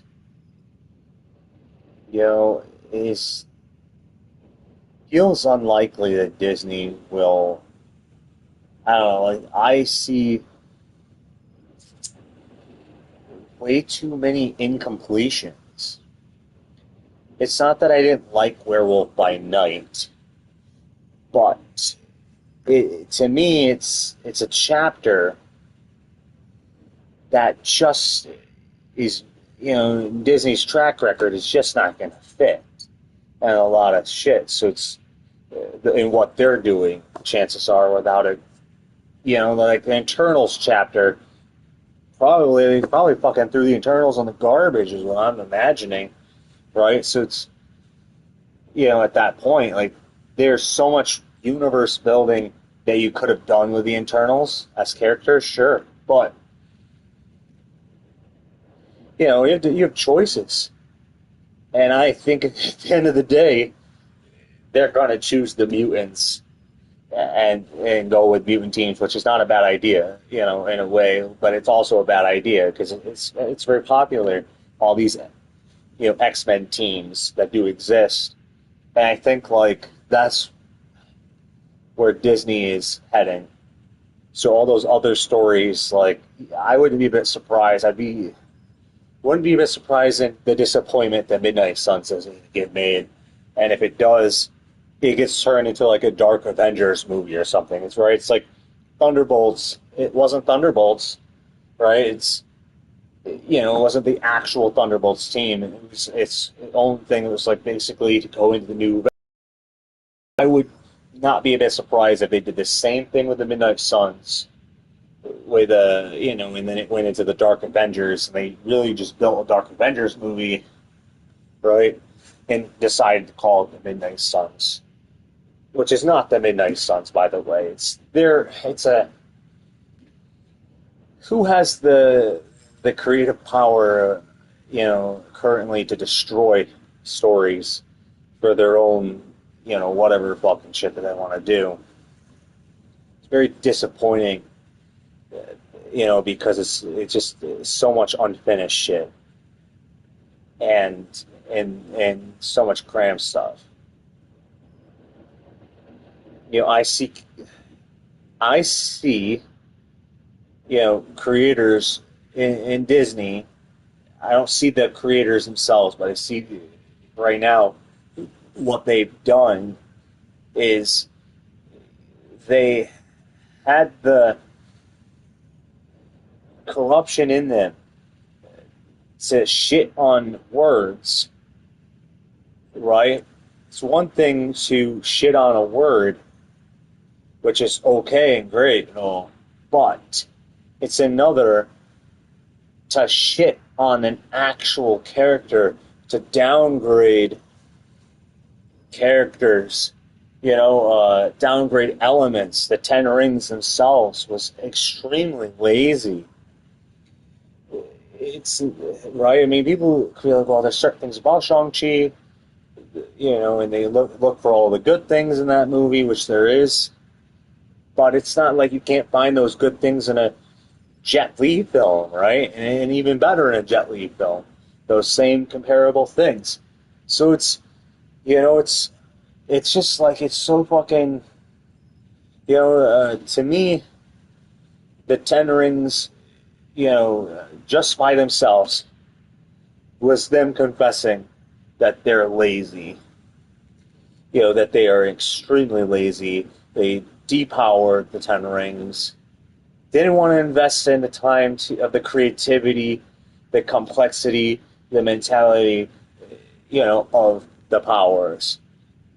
Because they knew deep down they didn't have it in them, to finish or tell that story. It's like they took on the Internals. They should have never even took on the Internals if they couldn't handle finishing the fucking what they started. And I think that's what's happening, is that if you think you're going to see stories finished, I don't think you will see stories fully come out unless they're tied to, creators like the Russo brothers will more than likely tie into their older Avengers movies, right? Stuff like that. Like, I think there are things that have a chance of being able to be finished and told. But here's an example. Guardians of the Galaxy, in Thor, the Asgardians. And you look at what they did with that. Different creator did with that was took a really good thing and just vomited out garbage. It was so disappointing what they did with that team in Love and Thunder. It was one of the biggest issues because it gave so much hope, right?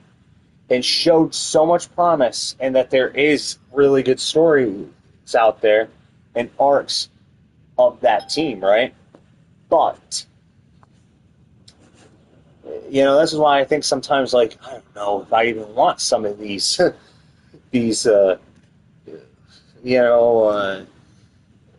is it, Phase 4, Phase 5 films even be associated with what the Russos are doing. I almost think maybe the Russos should just destroy all those arcs on purpose, and, sometimes and be like, yeah, we fucked up, they fucked up, and connect to, other things. So, it depends on where they're going, and I think, in my vision that I had many, many years ago, that Doom does have so much potential in the salvation of the Marvel Universe. If it's executed correctly, I do see the character Doom just by himself having this ability to set a path straight, to create something that people can actually continue to build on and not spiral into these incoherent connections that don't even connect. A waste of talent. Christian Bale is an amazing actor, and yet Marvel wasted his talent on a downgraded version of Gore the God Butcher, which he would have been great as the real Gore the God Butcher, right? But they didn't do the real Gore the God Butcher from the comics, not even fucking close. You know, they took the essence of the loss of his kid and in the, you know, eternity aspect to it. That's it. And then changed everything else. So it's in so many ways. So it's just like, it's like, well, this is comic accurate because, well, you actually give cancer, you know, cancer to Lady Thor, right? Or, you know, it's, my God. That's what I think is going to happen with WB. I dread that Harry Potter is going to have really cool, more book-accurate scenes than the movies have done. I think there will be scenes directly, perfectly, more perfectly shot, is what I'm feeling. But I also see them using that as an excuse of saying, yeah, well, it's more book-accurate, and then going and changing things to the creator's liking because they got the power to do so. And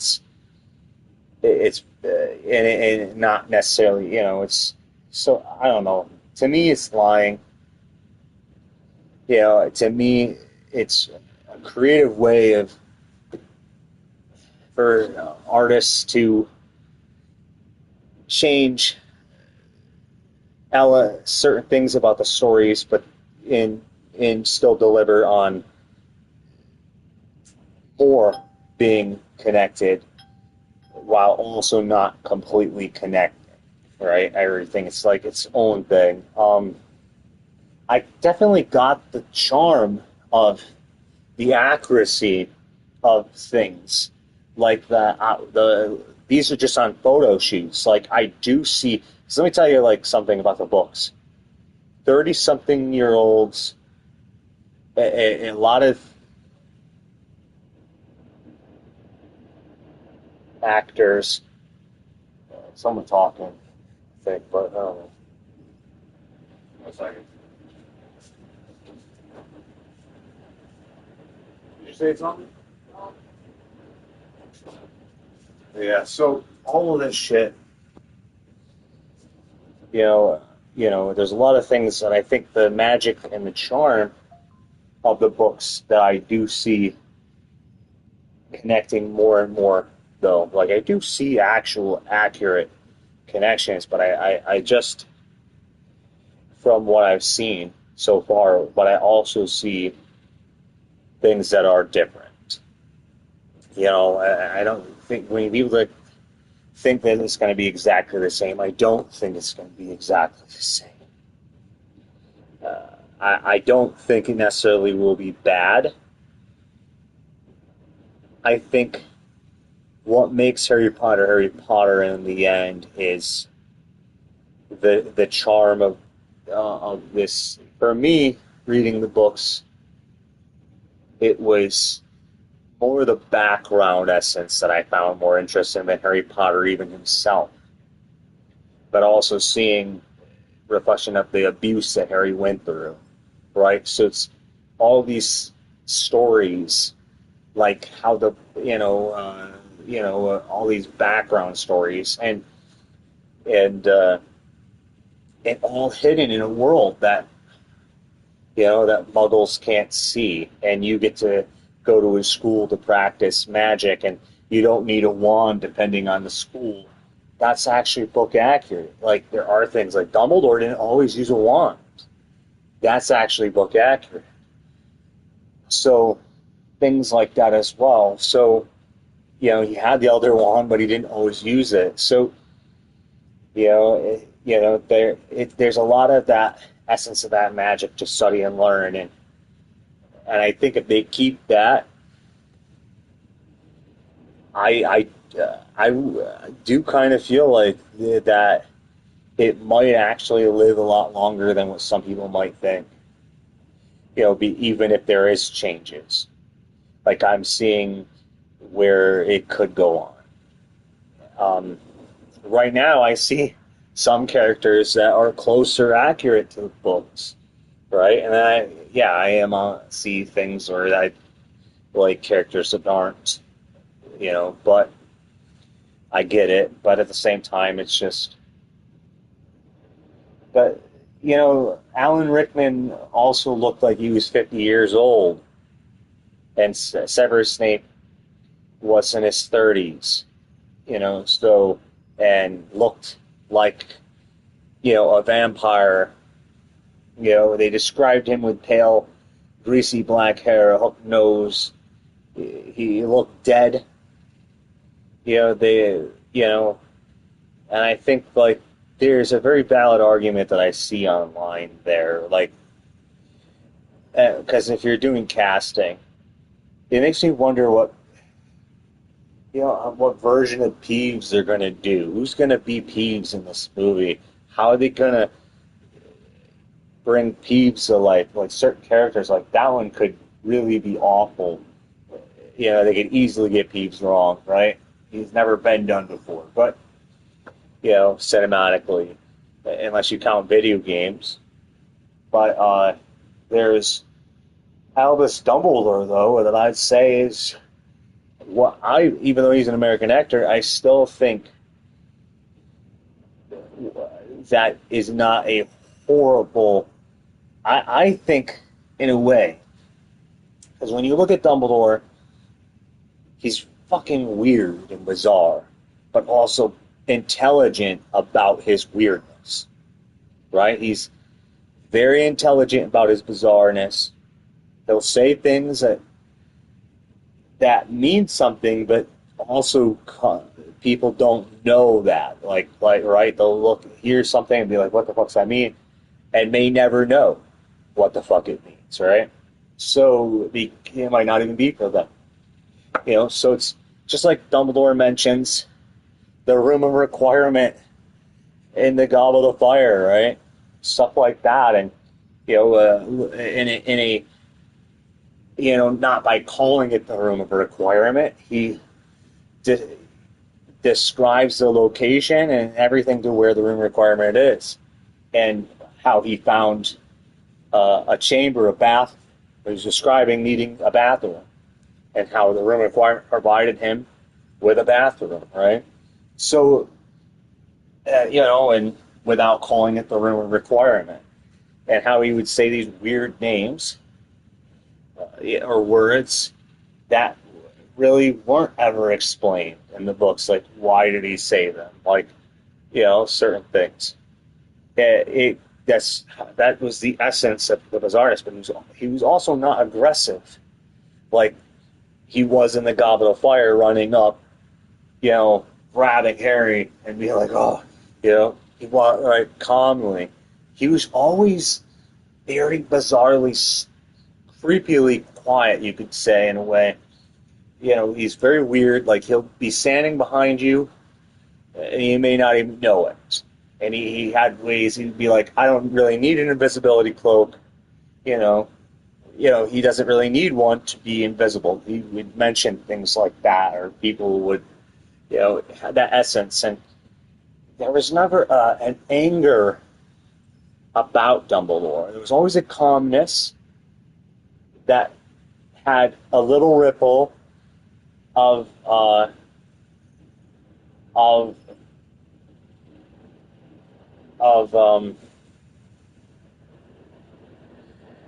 aligning its rebel side from his youth. That would come out every now and then, but it was always still calm. Where he, like when directly from the movie, for example, in the book, when Kingsley says, "You may not like him, but you can't deny that he's got style." That's actually from a book. And so when he says that, and he's, because he has that side to him, but even when he does that, like when he fights Voldemort in the Order of the Phoenix, even, it was visually similar to with the magic and stuff, but that went down. But there was a less aggressive side. That's what I'm saying. Like, he even calmly talks to Voldemort, like calling him Tom, stuff like that, and which I think they did certain parts of that, right? So it's, and it's just like I think that there's a good chance that they really actually casted pretty well, or as good as they probably, out there for Dumbledore, though. Hagrid is actually not very difficult. He has to have he does come off very dirty. They mention him like half-breed. He's a giant in the books. He's, you could say in the movie, the Rubeus Hagrid that they had created was a lot more groomed, right? A lot less messier than in the books. Because he certainly was messy to the point of pulling sausages out of his pockets before he gets to the cake and mentions how he sat on the cake, but actually sat on the cake, but he also pulls out all this stuff, and I think even a rat, a mouse, something like that, or an owl. He even would pull out an owl, stuff like that. It was, directly, I think, like, Hagrid is, Hagrid is Hagrid, and I think, like, from the books, I think some people might find that version is going to be a lot more dirtier, but also more comical, and an absolute brute, just an emotional mess. And there's a lot of things that Hagrid was in the books. From he'd be like good man Dumbledore. He's not the most intelligent guy, let's put it that way, but he sure now was loyal and caring to default. One of probably the most loyal characters in the Harry Potter books actually was Hagrid.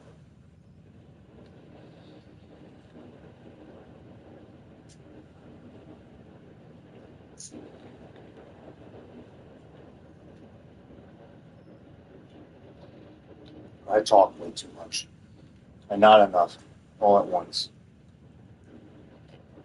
But there's so much, and it's only going to get more stacked in 2026. And now they're either lying or telling the truth on Elder Scrolls 6, being pushed to 2027, and Fable as well. Which makes me think that if it's true, Microsoft is milking their IPs, is what their plan is, and putting out, more room for others to breathe and newer stuff to breathe while having older stuff and bigger franchises. Because I think, like, in a way, this Elder Scrolls will probably be the last Elder Scrolls single-player game, at least, ever created. Just like I think there's... I don't think that Bethesda is going to make an Elder... I think Elder Scrolls 6 is going to be the last, and that's really why they're really putting so much heart and mind into it, to make damn sure. Just like I think after that, I think they're not done. I don't think they're done. I just think they're done with Elder Scrolls, like, as single player. Like, they just want to make this so perfect that they never have to make a single player Elder Scrolls game again, is what their mission idea is for Elder Scrolls 6, and I think, like, that's what I see there. And I think, like, up their sleeve, they're probably thinking the same thing for Fallout, with Fallout 5 being the last single-player main Fallout game, which I think is even further away than Elder Scrolls 6.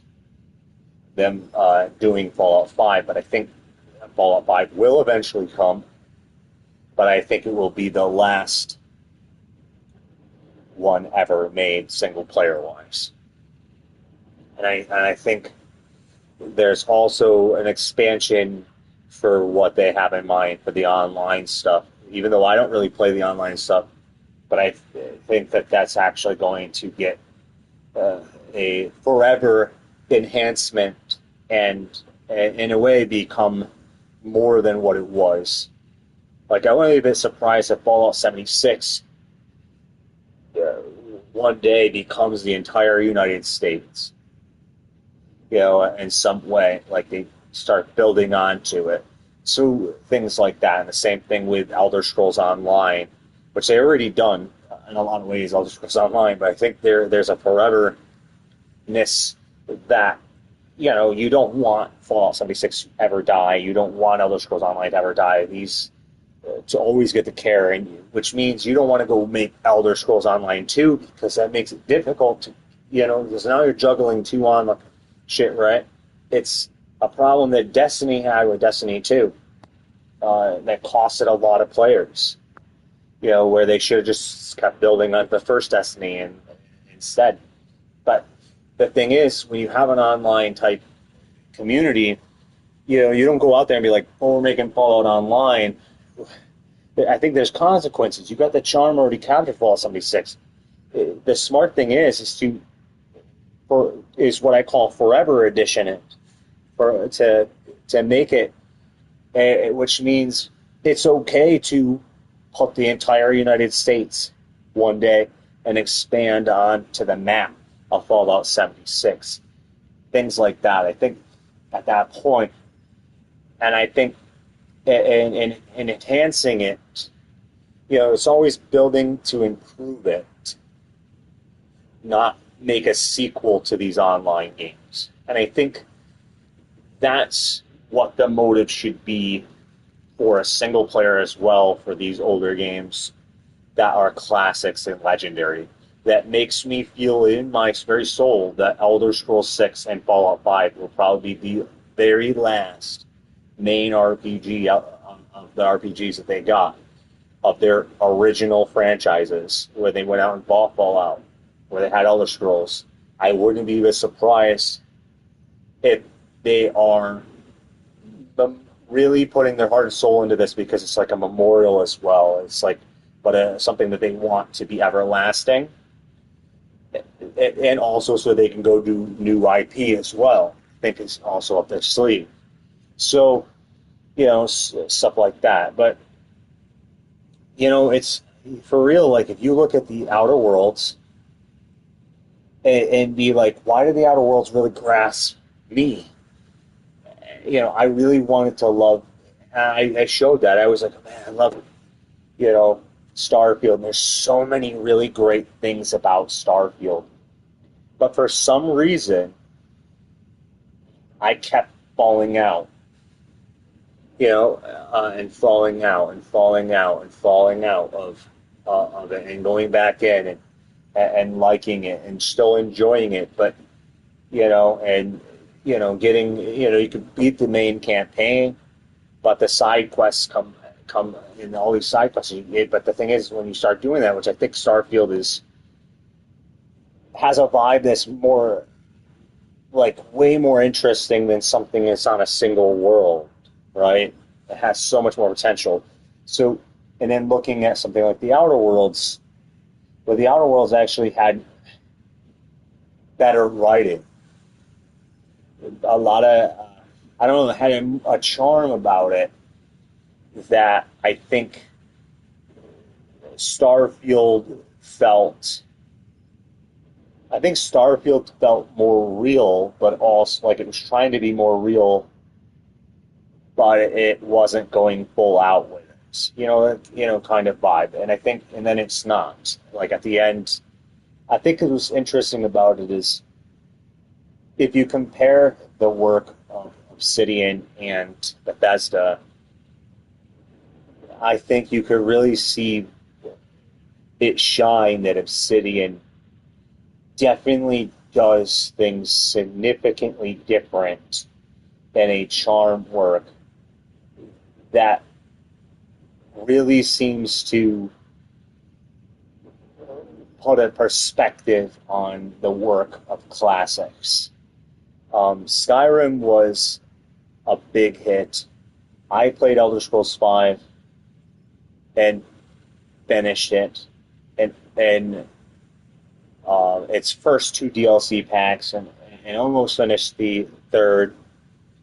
But looking back at a lot of that stuff, in looking at it, and because of my save being destroyed, it really changed. It changed me to not really, I don't know. That save being destroyed certainly affected my game, lowered my gameplay in Skyrim, because I was focused so much on that single character.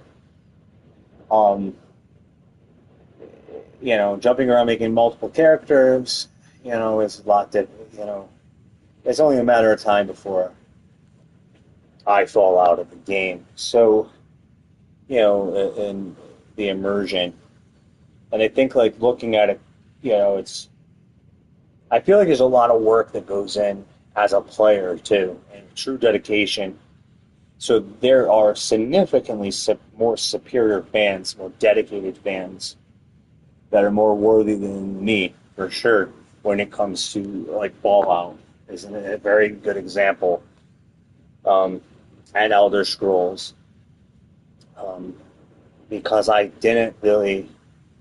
I remember Elder Scrolls 4, Oblivion, but and I know a lot of people that have beaten it, but I always was, I was more, I was with Elder Scrolls 5, so I think it's going to be a very interesting experience for me for Elder Scrolls 6, because I will definitely play it, but I am very curious to see if it has, this everlastingness and modernness and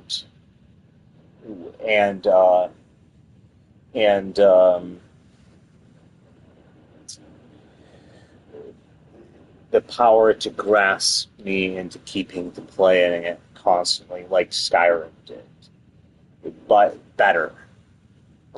Right? I don't know, like, there's so much, and it kind of, it hurts me to feel like there's a chance that Elder Scrolls 6 and Fable will never see the light of day. Fable 4. And if I had to choose between the two, I'm the asshole that would choose Fable 4, but because of that comediness that I loved about Fable. I have played, Fable 2 was the first Fable I ever played, but I played Fable Journey and the Connect. I don't think I ever beat the Connect game, but I played the card game. There was another one, Legends. It was kind of, more like a mission, like a tactic. What was it, like League of Legends or something like that? Fable game that was kind of like League of Legends that I think doesn't exist anymore. I remember playing something. And seeing that get canceled. But then at the end of the day, it's not really Fable. None of that was really Fable. Even the card game was really Fable. The card game is more Fable with the card game being in Fable. I had beaten and played Fable 1 and 3. Even though Fable 2 was the first Fable I played and played, but I, for some reason, keep thinking of the ending and the choices. To the point, I can't even remember if I finished Fable 2 sometimes, or if it feels like I finished it, or it feels like I didn't finish it even when I finished it. It's like there's obscurity to Fable 2 more than Fable Anniversary and Fable 3, which there's a clarity that I definitely beat the hell out of Fable Anniversary and Fable 3. Despite that Fable 3 was hugely criticized and lost quite a bit of its fan base, unfortunately. It didn't lose me. I was very attached to Fable 3, but Fable 4, man, that has so much potential. I really look forward to seeing that come out. I even was interested in Perfect Dark. I was interested in Scalebound. Where that could have went, that was more interesting than some of the stuff that they released. Scalebound to me was like Devil May Cry meets Riding Dragons. You know, certain things. There was a Prey game that comes directly from when Bethesda bought Prey.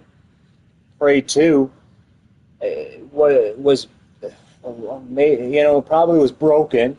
Probably a lot of things wrong with the actual gameplay.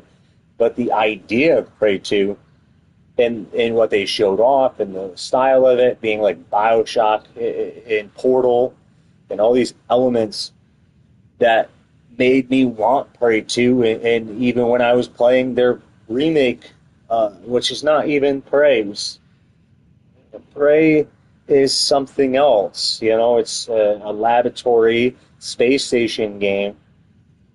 Then the Prey where you do go from a space station, you go from, the original Prey, I see if I can remember this correctly, really went from a bar. I remember being in a bar, a native tribe, there's a lot of Indian stuff, and being abducted, right, if I recall, out of a bar, if I remember correctly, and then the Portals element of like one of the probably coolest, funnest, mindless games was Portal. It's very popular.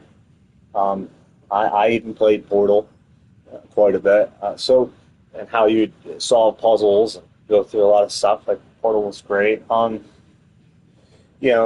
So stuff like that. It's like it's like, to me, I think Prey 2 was probably the first time I was really loud about something or acknowledged something that I really showed interest in that got canceled when it came to games. I remember being very interested in Prey 2 and being an alien bounty hunter and how that was set up. I was like, damn, that's fucking cool. Get canceled was so devastating for that time. Scalebound was another. I was looking forward to Scalebound. I really loved the idea of the Devil May Cry meets this fantasy world where there's dragons and this is like, okay, this ain't Devil May Cry vibe, but this still has a kind of like a cool aspect, which is why one of my top games of next year, right now, most anticipated games of next year is Tides of Annihilation. It is one of my most anticipated games for next year. So that at least has been confirmed to come out, right? So,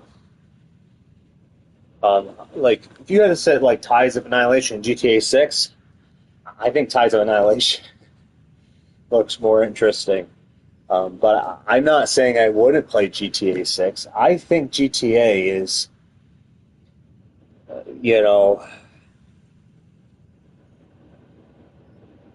I actually think, like, I probably will play the main. This might be the first GTA 6 story that I'll play all the way through because of the love dynamic. Like, I like the idea of these troubled, genuinely in loved characters and how far they'll go in their mindset, what's going on there. I'm intrigued in the characters more than the asshole characters. There was only like one character in GTA 5 that was not an asshole, and that was I can't remember his name. It certainly wasn't Frank. Frank was an asshole, and Trevor was an asshole.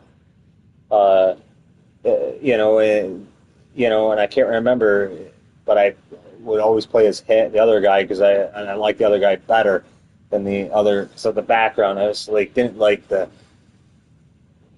I wasn't a fan of Trevor or the guy that had that family that had everything in the world, and yet he was cheating on his wife. Like, what a piece of shit. I disliked him even more than Trevor. But, you know, so looking at that, and I don't know. How many Rockstar games have I finished that I can think of? Bully? I think I finished Bully. I might have finished Bully. I think I did. Red Dead Redemption. Not Red Dead Redemption 2. I never finished RDR 2. I think Red Dead Redemption 1, though, in so many ways, was such a far superior, better game than even the visually enhanced things that Red Dead 2 offered. You know, I don't know. I just didn't really get into RDR2 like I did with the first one. GTA, as campaigns go, I think San Andreas is the one that as campaigns go, that I probably sunk the most hours for stories. But I still didn't finish. I don't remember finishing San Andreas. At least I don't remember it. I don't think I did. I don't know. I played quite a bit of it. I know I played a lot of San Andreas. You know, I feel like I played more San Andreas than I did the popular GTA 5. But then again, I played more GTA 4 online and than I did GTA 5. But then back then it was like the airport and going through, and then you had to deal with modders, you know, at times for GTA 4. But what I remember about GTA 4 is like this really, really bad mechanic that seemed to come back this year, I noticed, with some games, where it's like you click on go into a car and kind of like go the long way around, you know, or something to get into the car, you know, like, or, you know, all these bizarre interactions with entering in and out of doors or climbing ladders, I thought was awful in GTA 4. But that was just me. I don't know. I voiced it. But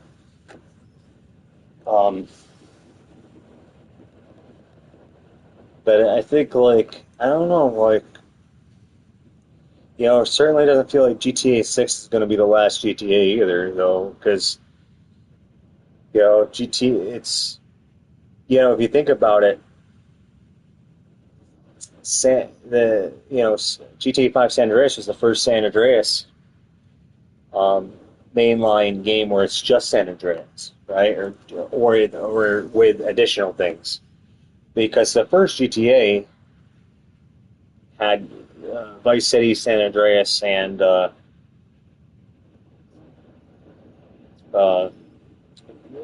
Liberty City, all three of them.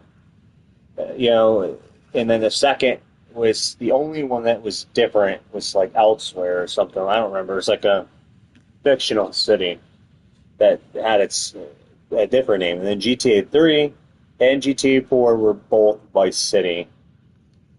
So, if I remember correctly. So, you know, I think like, or not Vice City, I mean Liberty City, my bad. Liberty City. So, San Andreas, you know, it makes me wonder why they just chose to do Vice City sometimes. I think not really. Because I know why. Money. You know, so they can go out and do GTA 7.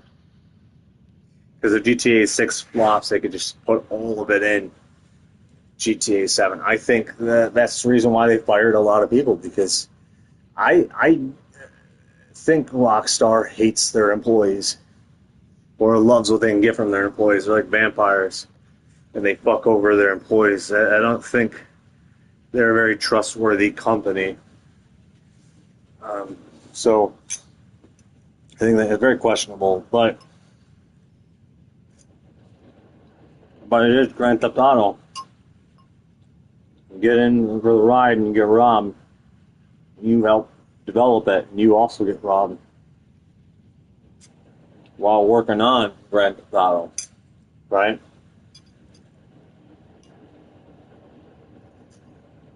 Yeah, so I think there's a very real element there that doesn't always get seen in the real world. The real pain, the real suffering, not the fictional stuff. But that's your video games and shit. But I think it's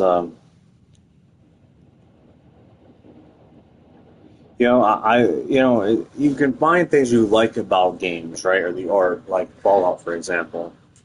Like there's things in New Vegas, if you're me.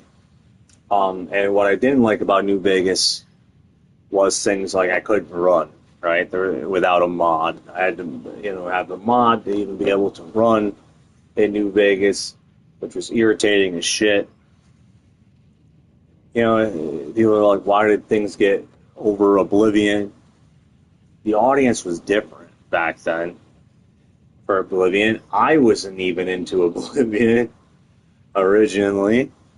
So until I programmed myself to get into it, right? So while I watched everyone else that enjoyed Oblivion way more than I did, I enjoyed Skyrim. That's probably it, when it came to Elder Scrolls, that I really, really, really enjoyed Skyrim. That was it. That I could think of genuinely really immersing myself in Skyrim. But after that, I don't know. Or before then, I don't know. It's not like I go back and play Oblivion, but it's, I don't know, like in a way, I am more interested in the older version of Oblivion than I am the remake. But I don't know. But yeah, I never finished Mass Effect trilogy, the remake version or whatever, but I certainly beat the hell out of Mass Effect 1, 2, and 3 on the Xbox 360. And think Mass Effect 2 is one of the greatest of the three. I know a lot of people shit on Mass Effect 3. I didn't hate Mass Effect 3 like a lot of people did, but then again, I didn't hate Fable 3, and a lot of people hated Fable 3. I don't know what's up with threes or sequels sometimes with people. The oddity. But, I could see why Mass Effect 2 was more enjoyable. I think out of the games that I played this year, I think Outer Worlds 1 that I went back to play. I actually I finished Outer Worlds 1 this year. And liked my gameplay. I liked all my choices. I think, like, overall, I think I'm done with it, but I really quite enjoyed what I got out of it. But, I don't know, like, what games do I got left? I mean, I got a lot of replay games and I didn't finish. Yeah, some on disc. I don't know if I gotta find time for Digimon. My mind gotta find time for Digimon. Which I find, like, when I take Digimon and Pokemon, I don't know, like, they're completely different. I think Digimon's more badass. Pokemon's more cutesy, like, kiddish, like, I don't know, childish kind of vibe to it. But, charm. But, I beat that. I don't need to go back and replay.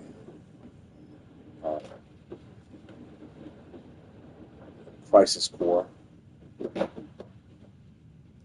played Expedition 33. I beat that, but I am going to replay that and go at some point. I played. Oh, I got 2 copies of this.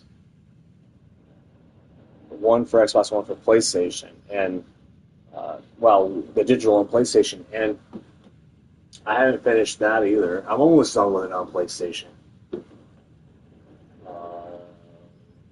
Here's one that's probably my oldest that I'm always planning on going back to finish. Shin Megami 5, which I enjoyed. Vengeance on the Xbox. But he actually didn't finish it. Finished Spider-Man. All the Spider-Mans. A little too much. To the point I platinumed quite a bit of Insomniac games. I don't know. Call it a handful. A couple.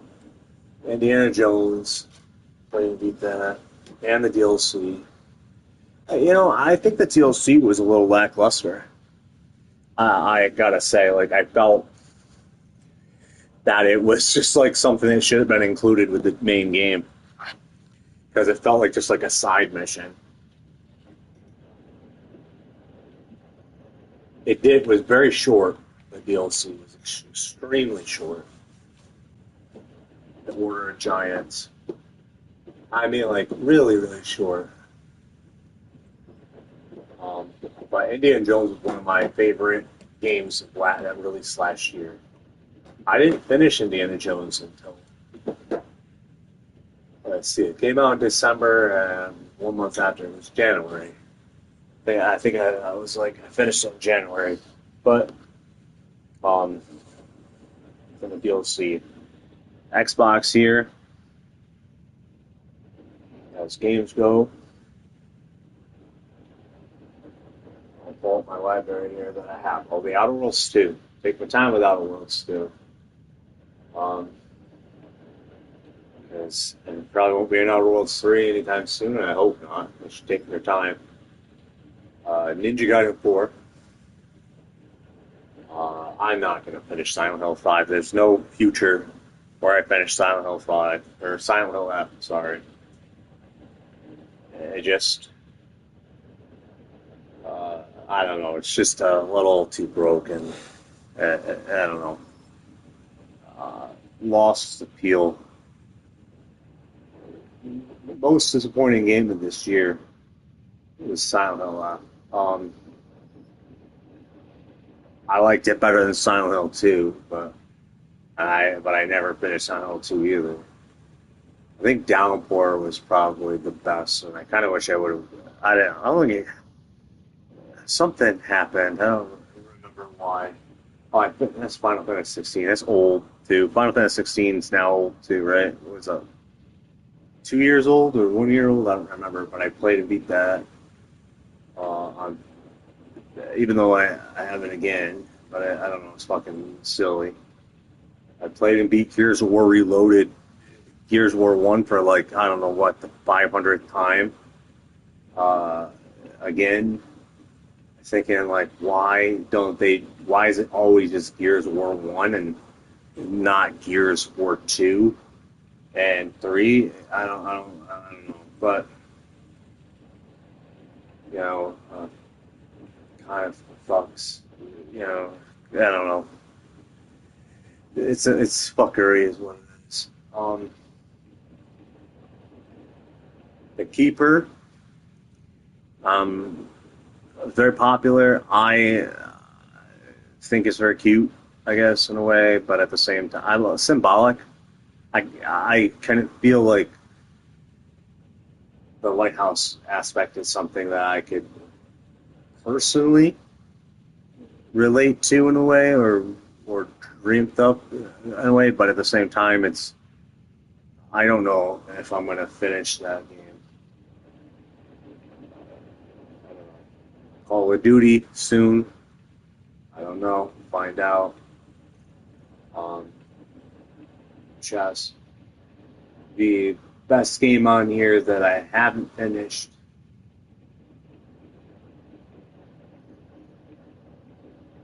If I can only pick one out of the three that stand out the most, it's the Outer Worlds 2, and I don't want to. And if that's the only one, then right, I got to take my time. So it's Outer Worlds 2 and Ninja Gaiden 4. Which Ninja Gaiden 4 is, it's not very long, so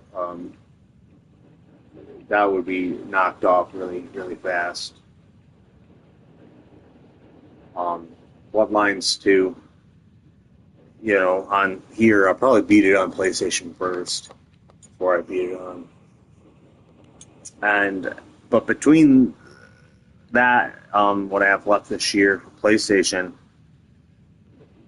is that Ghost of Yoshi or Yoda Tai or something, which is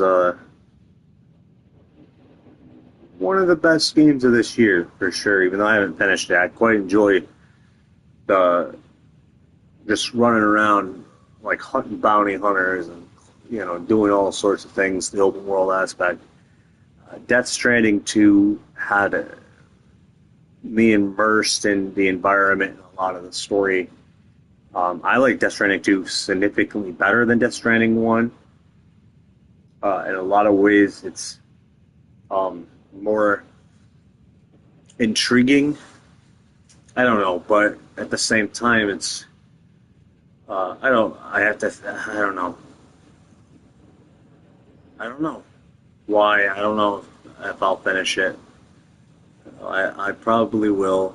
It depends on what's going on in the world, what happens. I jumped on this, you know, 'cause the 10th anniversary, and I really like Fallout.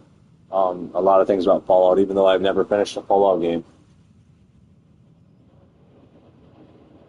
I finished season 1 of the show, but and it was freaking awesome. But I don't know. It's, you know, it might be extremely disappointing. And let's put it this way: if wake up in the morning and find out that Microsoft canceled Fable, would be more disappointing than Elder Scrolls 6 being canceled. But it would still be disappointing to hear Elder Scrolls 6 canceled. It's disappointing hearing that Perfect Dark couldn't figure out how to make Perfect Dark good. You know, it's just, you know, it's stressful. It's like hearing like Blade getting snuffed because they had Disney over there is like, we can't think of a good story to tell, and it's like, my God, I want to literally break into their fucking studios and hand them their own fucking comic books and rip the pages out scene by scene and start flying this order, you know, where you don't even, to simplify that, you can actually make a fucking unique movie story, but it's almost like they don't want to. Some part of Disney's like, oh, it's too dark or something. Like, I don't know what's going on. You know, yeah, and a lot of the comics for Blade, you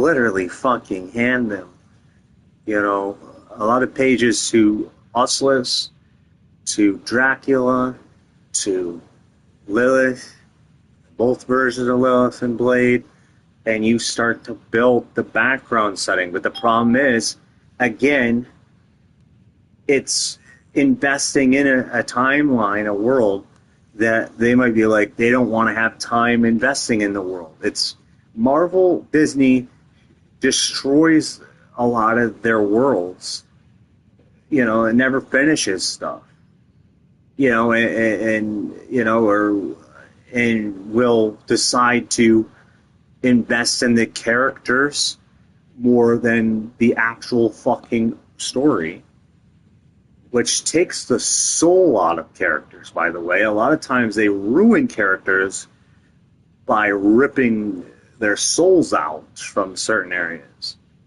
What makes the fucking Star Wars Mandalorian show such a big hit.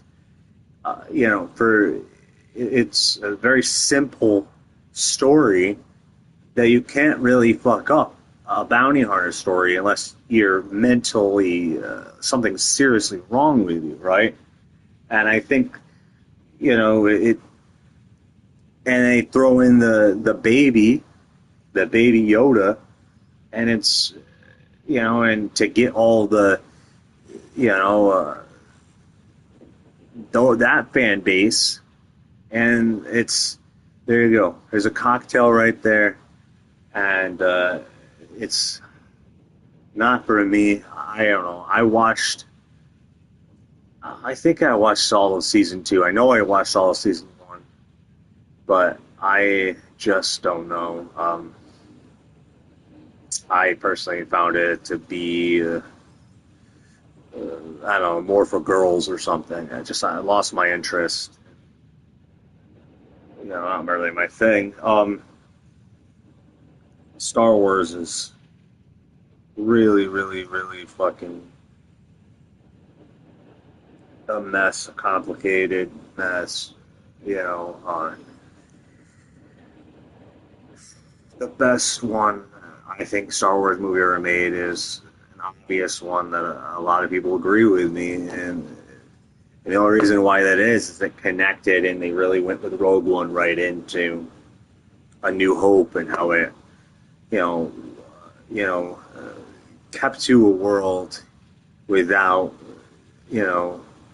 ruining or destroying, what the original trilogy had designed itself to be. It's, can you imagine if the Harry Potter movies were the way they were, but then someone decided to take book 5 out and then throw in, I don't know, or make the 5th movie more book accurate, how different would it have been, right? While the rest of the movies weren't, something like that. Or they just take one book out and be like, say, you don't need the 4th Harry Potter book. Just read the first 3 and the last 3, It's like, what the fuck? Right? And then they wonder where things go wrong. Where the book, it's like, Star Wars is not enjoyable. I'm sorry. It can be, but it goes from right into garbage like 90% of the time. I like a lot of things about Star Wars, but I don't like most of the Star Wars movies. Let's put it that way. If you take the Star Wars, prequel or original trilogy, I think that only those who have watched the movies and know nothing about the lore is like, really, really, that's what happened. Is people die on first impressions, especially if it's their only medium. They read nothing, or they read nothing about it, they play nothing, they get involved in nothing, but the characters that are the cinematic movie stories that are told. Can you imagine if someone pulled up Uncharted? What is Uncharted, the movie? What is Uncharted, the movie? Compared to Uncharted, the video game? Is it a prequel? Because in a lot of ways, it doesn't seem like it is. Even if it's trying to be, it seems like it's its own thing. I mean, if you know nothing, I don't dislike the Uncharted movie. I just don't really, it's its own thing, right? So, like, if you never played the games, and that your first impression, I think that's what happens. I read the Harry Potter books first before I watched the movies, right? But I still enjoyed the movies. That's the thing. Like, you know, but the thing about that is they were able to capture the charm, you know, certain things, and they, you know, but were they like the books? The first two were more like the books than the rest. The third, believe it or not, the third actually was, you know, has a lot of scenes. And I know the fourth usually gets recognized because it's the most noticeable difference. Like that, it's how do you not notice it? The fourth, but the third, you're right, is easily hidden. But there is a lot of scenes out of The Prisoner of Azkaban, actually, and there's scenes out of order in The Prisoner of Azkaban. Like if you watch the movie and how they edited the film, there are scenes directly out of the books in The Prisoner of Azkaban, but they're actually in a different order in the movie than they are in the book. So, and there is this, you know, I always hated the Time Turner because I felt like the Time Turner ruined a lot of the magic in Harry Potter. It was the only thing I really did not like about J.K. Rowling's Wizarding World was the Time Turner, and that's what the Cursed Child was. You know, I really felt like it ruined. I think the Cursed Child fucking ruined. I don't like the Cursed Child, is what I'm saying, but I like the Prisoner of Azkaban book is my least favorite. Let's put it that way, of the entire Harry Potter main series. It's my least favorite. But as movies go, though, an adaptation, I do enjoy how they made something that ruins. Like when I read the Time Turner, it turns me off from the story, right? The Time Turner really takes away from the magic while I'm reading it. But, you know, of what a lot of the arcs were, it kind of destroys what I liked about the world. The Time Turner just ruins everything. It was one of the worst things I think J.K. Rowling wrote into her books, by far, was the Time Turners. That I felt it was a soul-sucking device. You know, when you read it, but when you watch it on screen, and it plays out different in the movies than it does in the movie than it does in the book. That I did like how it was handled in the movie better than it was handled in the book, because you know, I think when it comes to reinventing Harry Potter, that was the only time cinematically in the movies where I actually was more for the movie than I was then for the book, unless you talk about the characters that you grow attachments to. You know, Hermione was very beautiful in the movies. In the books, she wasn't, right? She's in the books when you read her, she, you know, I don't know, Hollywood decided to make her attractive in the movies, right? Growing up, you know, so it's, you know, I mean, she was a mess.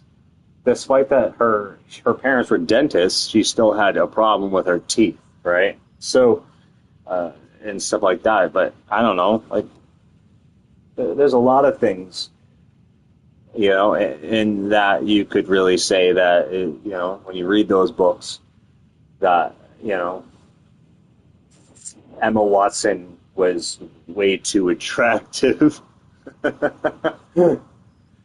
Right? I mean, what are they doing with Severus Snape, right? I mean, you know, are they going to turn him into a pale vampire? Are they going to start, what's going on there? Because, you know, I'm very curious in the costume design that they decide to give Severus. And if he's going to have short hair, because he doesn't have short hair, that's what I'm basically getting at. He has long, greasy, black hair, and very descriptive. It's true. I watch a lot of YouTube videos, and I know my fucking books of that. I taught myself how to read off those books. So it's true. I think in a way it could be, it could be, it's definitely going to be different, having it, it's not book accurate. So, but then I also look at the movies and they weren't book accurate.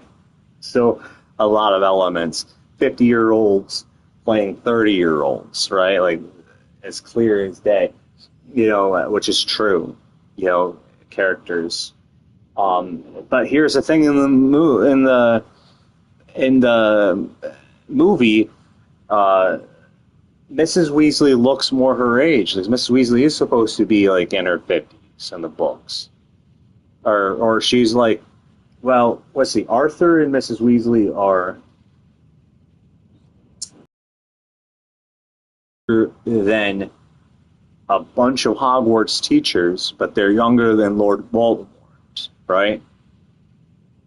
Or not by much, because if you pay attention in some of the things, it's like there was a year gap between Lucius Malfoy, right?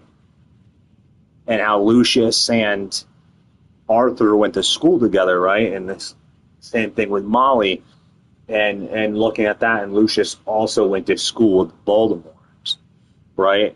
So it's, or McNair, a lot of Death Eaters, but out of, so it's not much a gap difference. They're younger than Voldemort. Voldemort's in his 50s. In the Harry Potter, by the time you hit Harry Potter, he's in his 50s. So it's, and he's older than Molly and Arthur, but probably not by much. Not like maybe a 5-year gap, right? The most. So if you try to do the math, now Arthur and Molly are actually significantly older. There's a giant 20-year-old gap over Severus and James and Remus and Peter and all these other characters, because they accurately should be in their 30s mathematically. So, Dumbledore is over 100 fucking years old, and that's a comical point that has been pointed out. I think there is an actual age out there somewhere. I can't remember what it is. All I know is that he went to school. Dumbledore went to school in the 1800s. He went to Hogwarts in the 1800s.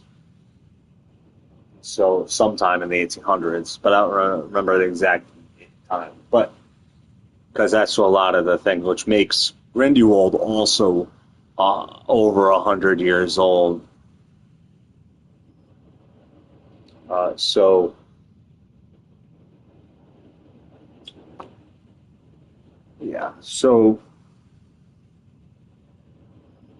And Hagrid is younger.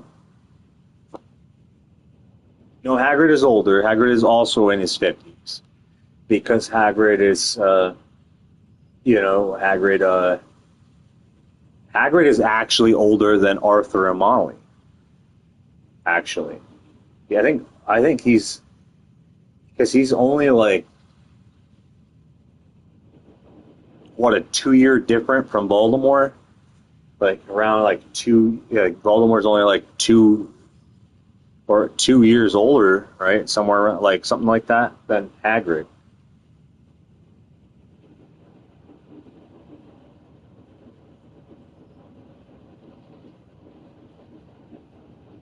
Like, there's no lore that I could think about Minerva McGonagall that I know of.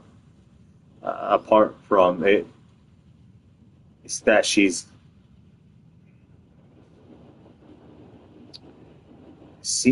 younger than Dumbledore,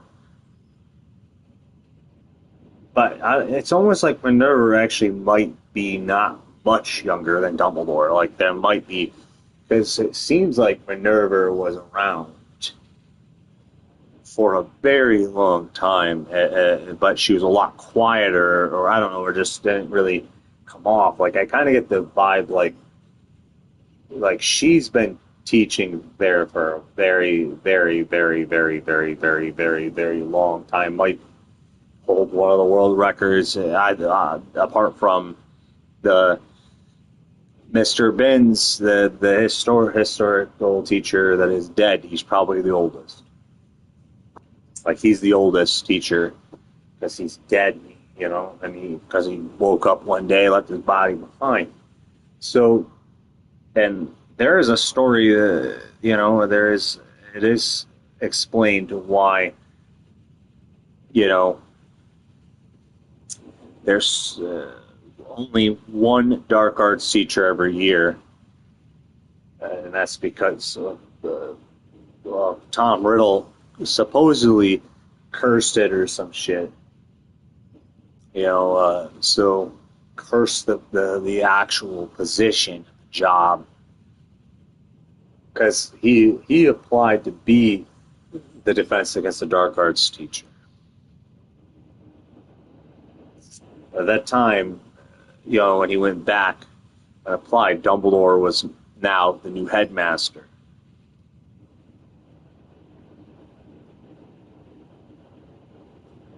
And Dumbledore didn't trust him. Knew Saul through him and said no, that he did not feel comfortable with him being a teacher at his school. So he rejected Tom Riddle.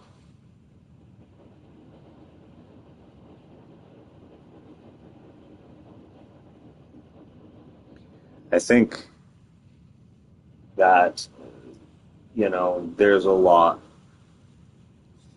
and different perspectives. And if your mind, you know, is looking at one thing and the next and how it's split, how much can you take in your limbic system? How much, you know, can, especially fiction, can one person take into their mind if it's split in between, you know, books, book versions, you know, movie versions, show versions, game versions. You know, it's all these versions, and it's, you know, and if you had to choose which was the ultimate version of the medium of the art itself, I think video games that would win in a lot of ways. Well, if you wanted it all, I think, and well, with the essence, it's a non-physical thing, right? It's not like, it's something else, right? It's because a movie is only what is directed and captured on the screen for people to view and pause. You can apply reading into a movie, but you're very restricted to only a viewing experience, you know, that is projected. A book requires more imagination and more demand on literal description and putting it together in your mind. It is great for problem solving. I think in a way, like, reading is significantly superior in a lot of ways. And then music, the beautiful art form of music created by so many great artists that you could love many artists and find it difficult to be associated with it. If I was a multi-trillionaire, I would go to great lengths of helping out all of my favorites, you know, and even new upcoming people. But I don't have an unlimited bank account to do such things, right? So you're restricted to choice, and it's so easy to make the choice that's going to be anti-life for you, right? For yourself. You know, where where do I fit in where I also prosper in this restriction that I am already restricted in choice by the medium itself restricting me and the money that I do not have to pursue all of this, right? So then you have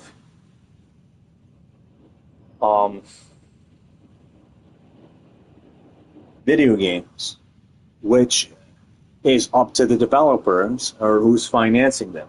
But here's the thing about video games. The video games is like if you opened up a chest, you could put all of the previous things that I mentioned right into it. You could put the movie in it. You could put the books in it. You could put the music in it. That's the thing. As a thing that I think I'm not the only one who can see this. There's no way in hell I'm the only one who can see this.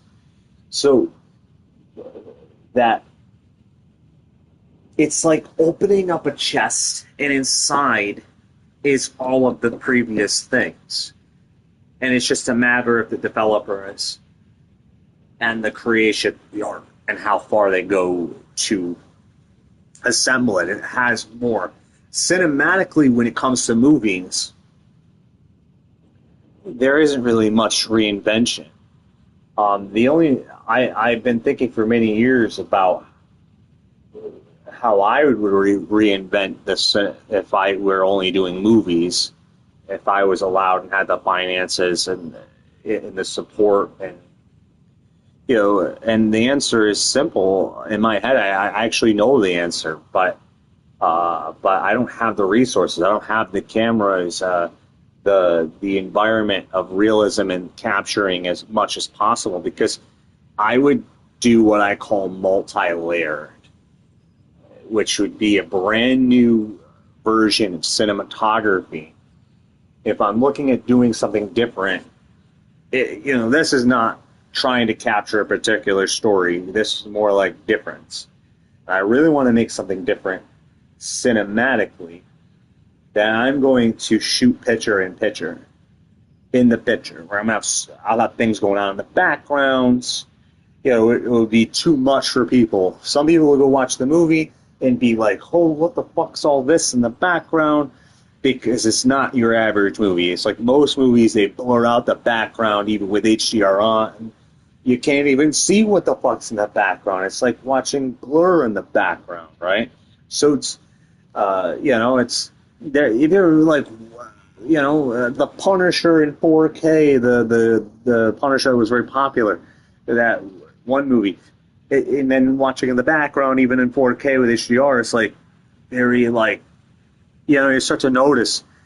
Try watching The Evil Dead and The Evil Dead 2, which is a remake of The Evil Dead, and trying to watch them and seeing that, it's like, the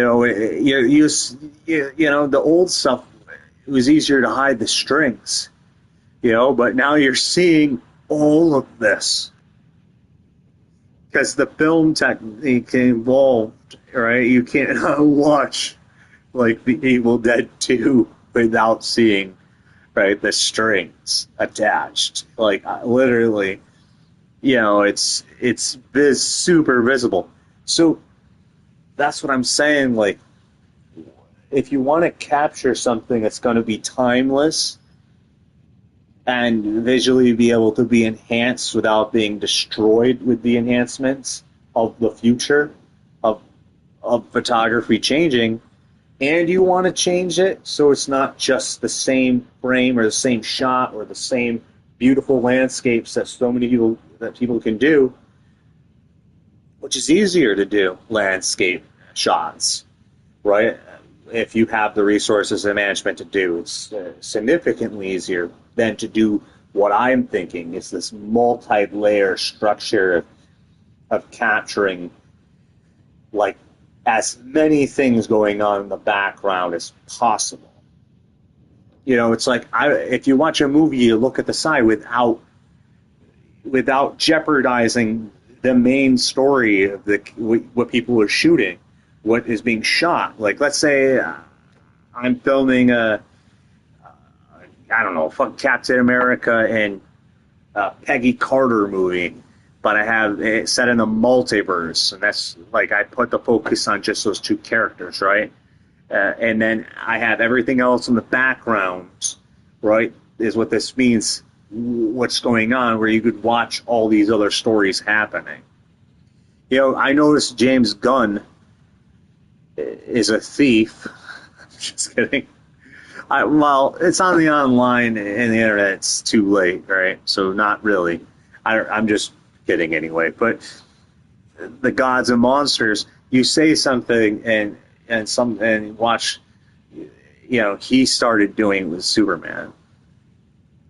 You know, I see it in Superman. I've seen it in the Suicide Squad. Certain things as well that it visually is popping. They start to do certain things, but what I have in my mind is much more than even that.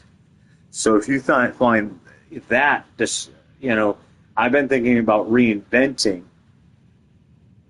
drastically, like some kind of photography that will capture more than one thing at once, and be, you know, but that's the thing when you watch something so visually, how's someone going to take it, you know, when there's so much happening,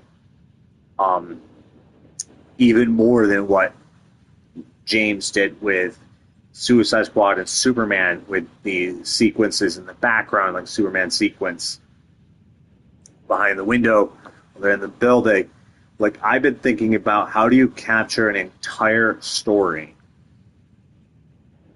and be able to carry more than one movie at once, while when you look at the film, it's almost like if you want to watch the other movie, you have to look past the movie that's in front of the movie, right? While it's carrying this other movie, you know, in the background. It's cinematically a Inception in a way, type of photography where there is a layer of story within story. But the further you go, the more you see more. You're looking at the back. Like sometimes maybe it would require more work, right, to follow. But having it there where it actually is able to do a perfection. I wouldn't do this with every fucking movie, but I sure in hell would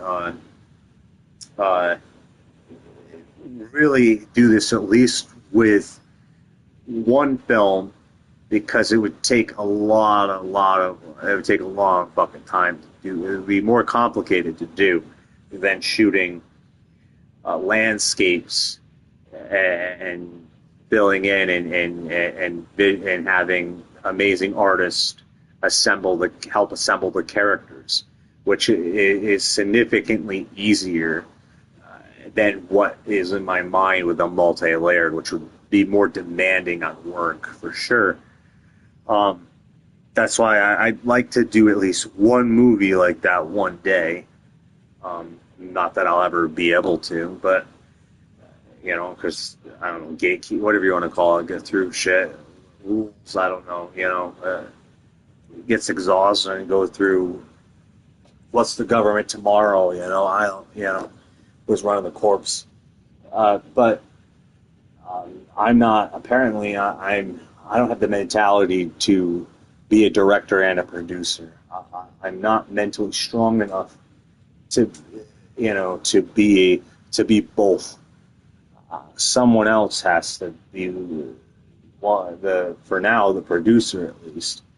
Maybe one day it would be different, but I sure in hell can't produce this stuff and direct and write. Especially the more older I get when it comes to writing, and seeing how you could write amazing stories, and seeing fans online write amazing stories to things that I think are better than a lot of stories that are told as a final product that never get the light of day in a cinematic form, is devastating to the point it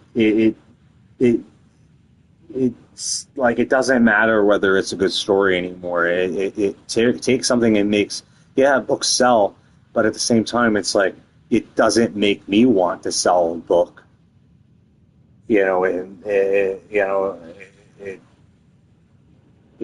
That's for sure. Something happens to me. I just inside where I'm like, I feel like I wasted all of that writing for what?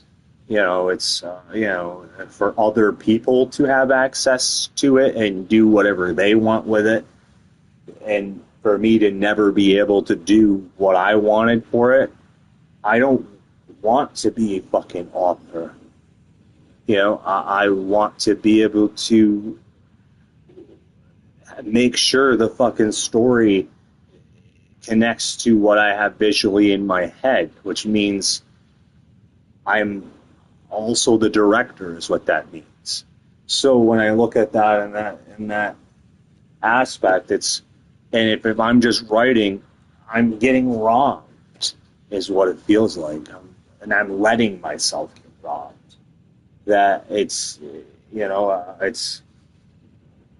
sure in hell makes me not want to write anymore. I'll tell you that. It takes, but I need to. I mean, that's one of the parts of directing, and having and capturing certain things. Like there's certain things I think, at least visually, and how to translate to other people beyond. I don't have to write as much, but to grasp certain things. But in my mind, it's fucking crazy how people can't even. They're gone. People are like superhero fatigue. There's no fucking. That's made up bullshit lines. It's just an excuse because their shit is dull or horrible or incoherently doesn't connect. People settle for less because they aren't educated and taught to settle for less.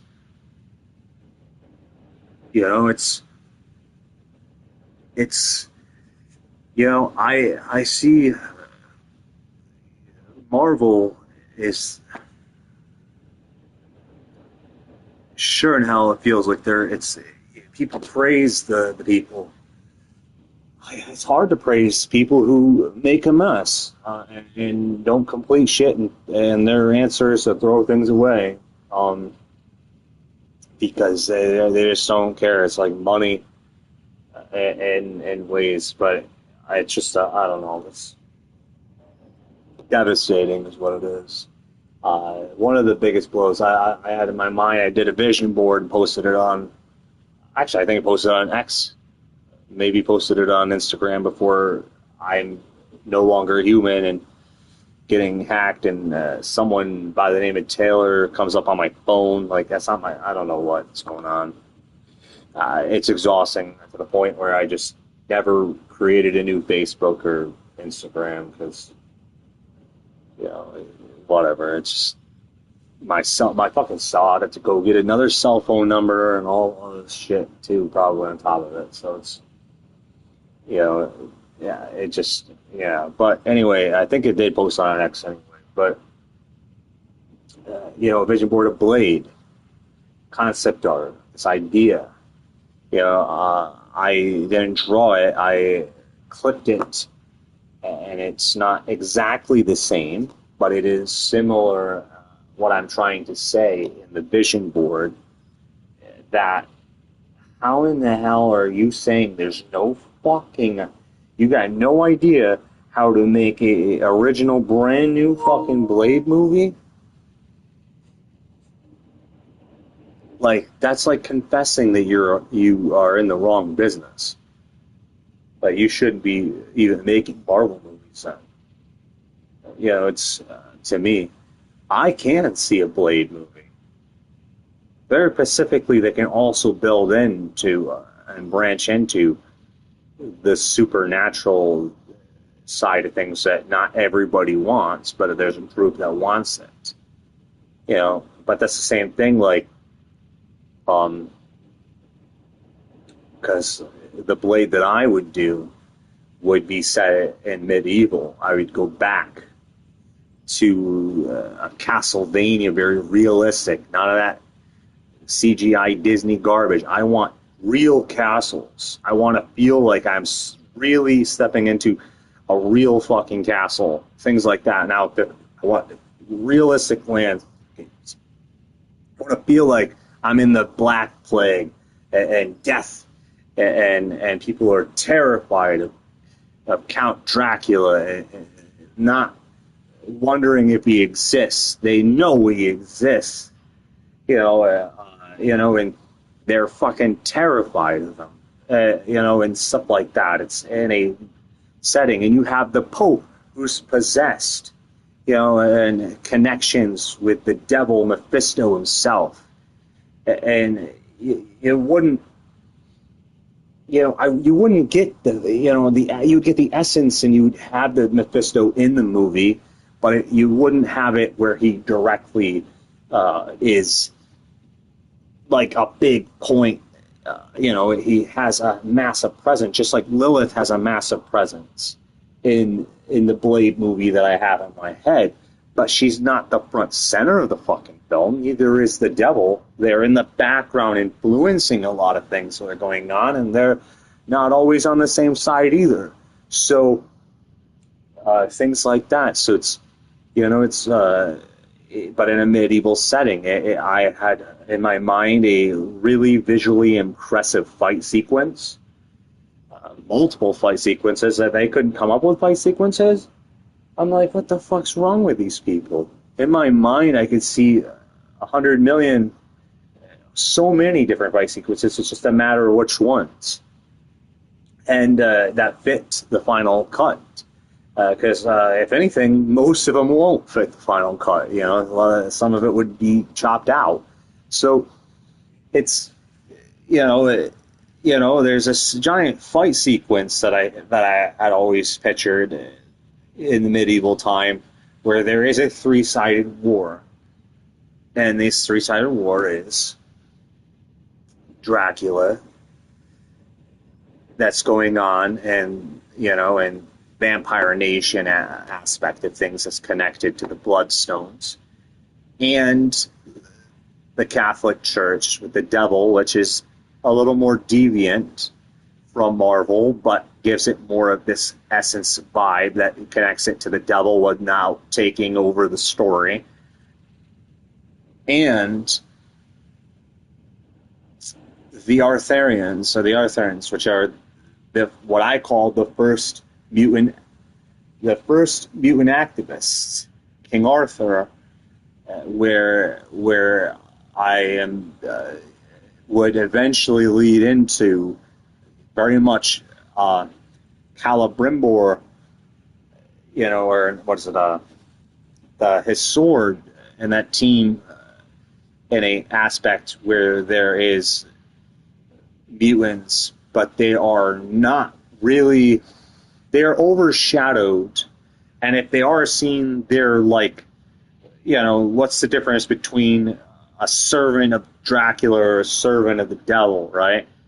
To them, they don't know what the fuck science is. The average folk in that time, it's the common folk. So it's, if there is, which I believe there was mutants, just not in the Marvel universe in that time, just not ones that really stand out. They share more of a resemblance to the atmosphere, what's going on. So it's, which is the satanic side of the Marvel universe, and the King Arthur side of the universe, which has and the Bloodstone aspect, and it's like Usseless would very much be in the Dracula movie. I would very much have Usseless a part of the film. So it would, in a way, be a story where there is multiple characters, including Sir Percy, where it's not hogging always the screen and how these connections with these characters during that era of time, and in a way where it doesn't have to be a TV show. It's a movie that tells you a lot, and promises a phenomenal future, and actually gets delivered unless Disney decides to put a Glock to my head and kill the next Taskmaster, person that's assembling stuff. It's, shit like that. So but there's that. As DC goes, I would say it would probably be easier to get into DC if it wasn't for the question of who's going to buy DC, who's going to be the next head of DC. With the current stance, it might be, I don't know, but I feel like that I share some things in common with, at least mentality-wise, with James. So there could come just some kind of agreement or compromise thing to work on without ruining what they're doing and being able to do something. But I don't know if I would be able to do my own thing without, I feel I would like to, but at the same time, I probably I would imagine doing a puzzle piece, at least first, to someone else's. Because, I don't know, it's like, I think it depends and where things are at. And I don't want to ruin what someone else is doing and what they're doing, and in a way, they should be able to finish their story, their arc. If I came in and decided to take over Constantine 2, the original Image, it would become more and more of as a director, of my vision, right, of Constantine 2 than whoever director they have. So, right, the same thing if it was a different. So it's, so in a way, maybe it is better just to reboot Hellblazer, I guess. But I don't know. But it's complicated. Or get the okay or permission to do and build off of something. I don't. DC. In Marvel. DC to me feels a little more serious sometimes because I do lean more into,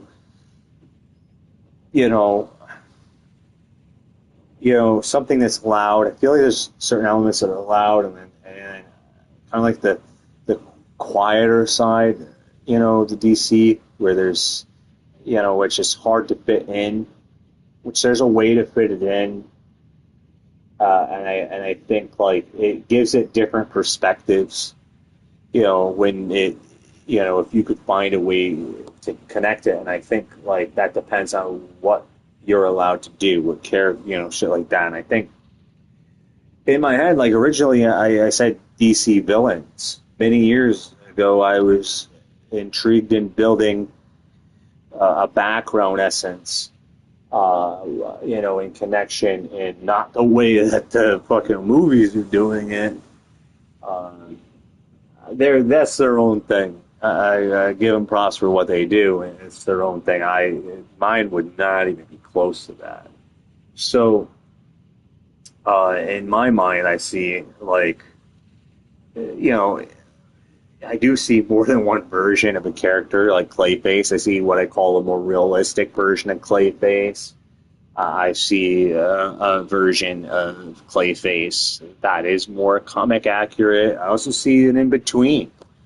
A kind of version of Clayface, in my head. It's just, I see more than one version of Clayface, right? It just depends on which one fits, where does it fit better, that version is finding, and where you're allowed to work with. Or Scarecrow, for example. Scarecrow was one of the first characters I wrote on.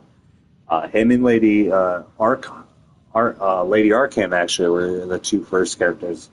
The Vicky Vale version of Lady Arkham were two of the versions I was working on back then, and so the idea. Like, I really, really like the idea of having Vicky Vale present in more than one movie, you know, and having it so people, the fan base doesn't really connect the dots, you know, where she is what I call the mother of Arkham, or to the children of Arkham. She, you know, and you know, she's in a way she is a vigilante, just a very brutal and one that Batman has a lot of confliction with a lot of other characters and disagrees. Because when I first wrote her, I had like Anna Taylor-Joy in mind, you know, type of Mad Max essence many years ago. I'd seen her in a Mad Max movie before she was in a Mad Max movie in my head, right? I knew that. I envisioned it. But it's, you know, it's seeing this aspect of being able to deliver. And then I saw the connection to Jennifer Lawrence and Robert Pattinson, and I started thinking, like, damn, well, I started to shift from a different story aspect to a completely different story, where I was going on to the Batman that already exists, instead of recreating my own version. And that version was like, well, she make a fantastic Vicky Vale. I was now casting Jennifer Lawrence as Vicky Vale, but, you know, and having that dynamic, because the psychology of her character and the romantic aspects, and you know, with Bruce and the hatred, disagreeing with the Dark Knight, you know, and how things are done, and the Doctor mask and handling things. She was a part. She literally, you could have the Court of Owls involved with disagreements, but having her disrupt the court itself, like, or put on the image, because in a way, the aftermath of things, but before, the Court of Owls has more of a supernatural essence hidden behind it, you know, and there's more of alchemy to Lady Arkham, science aspect, just like Scarecrow or Dr. Jonathan Crane is more alchemical, you know, alchemized before supernatural, you know, where he becomes eventually more and more in tune. Was my original view of Dr. Jonathan Crane, was to see the growth and the development of this realistic version go into a paranormal, like, to feel it. You know, it's the moment when here's an example, you know, you're in a crowded area and the same bizarre shit happens. And no one notices when someone drops down and starts having a seizure, right? How many people stop in Manhattan to help that person that drops down to have a seizure? Most of them walk by and don't give a fuck what happens most of the time in Manhattan, right? Depends on the era or the influence of what's going on. Shows you the mentality of what the majority is when that person drops down the seizure, and who reacts. What stranger comes up to that one person's by themselves as he drops to have a seizure? What are they doing? Are they robbing that person? What's going on? Or are they actually genuinely care to help that person? Right? You know, and it's what that is a very closed perspective. It's a very thing where not everyone really, if they do see, they don't really give a shit, you know, or what's going on, no matter what's going on in that moment. The person could die, right? It's a cruel world, or a cruel society. But the point is that the moment you elevate that and that person shoots up in the air, you know, right? You watch it goes from less people caring to more people giving a shit, because now it's like you're in Manhattan, that's a city of bizarreness every now and then, but that takes bizarreness to the next level, right? That's an example. And now it's going to get more people staring, like, what the fuck? Or they're going to be calling it names or worshiping, like different types of people, the mixed audience. Who's going to follow who? Who's the leader of the crowd? 2, are you a follower? Are they not a follower? Who's present? But all of these elements play an effect in how it shapes. And then, if that's not even the last wave, not even close, then you take it up a notch. No matter what anyone is thinking, to the point you have to go to a wave where it doesn't matter what the fuck anyone's thinking, because now it's killing people. It's fucking now transforming laser beam, fucking murdering people. It goes from this sequence to all different diversity aspects to everybody quickly getting on board, or most people now joining in, like, oh fuck, this thing's killing people now. No matter what they first were looking at, in a way, it's a unifier, but it doesn't necessarily mean it's going to unify everyone. Of course, there's going to be some people in the crowd that are like, might just go back to sleep, sleeping on the side of the road or something, like, because that mentality.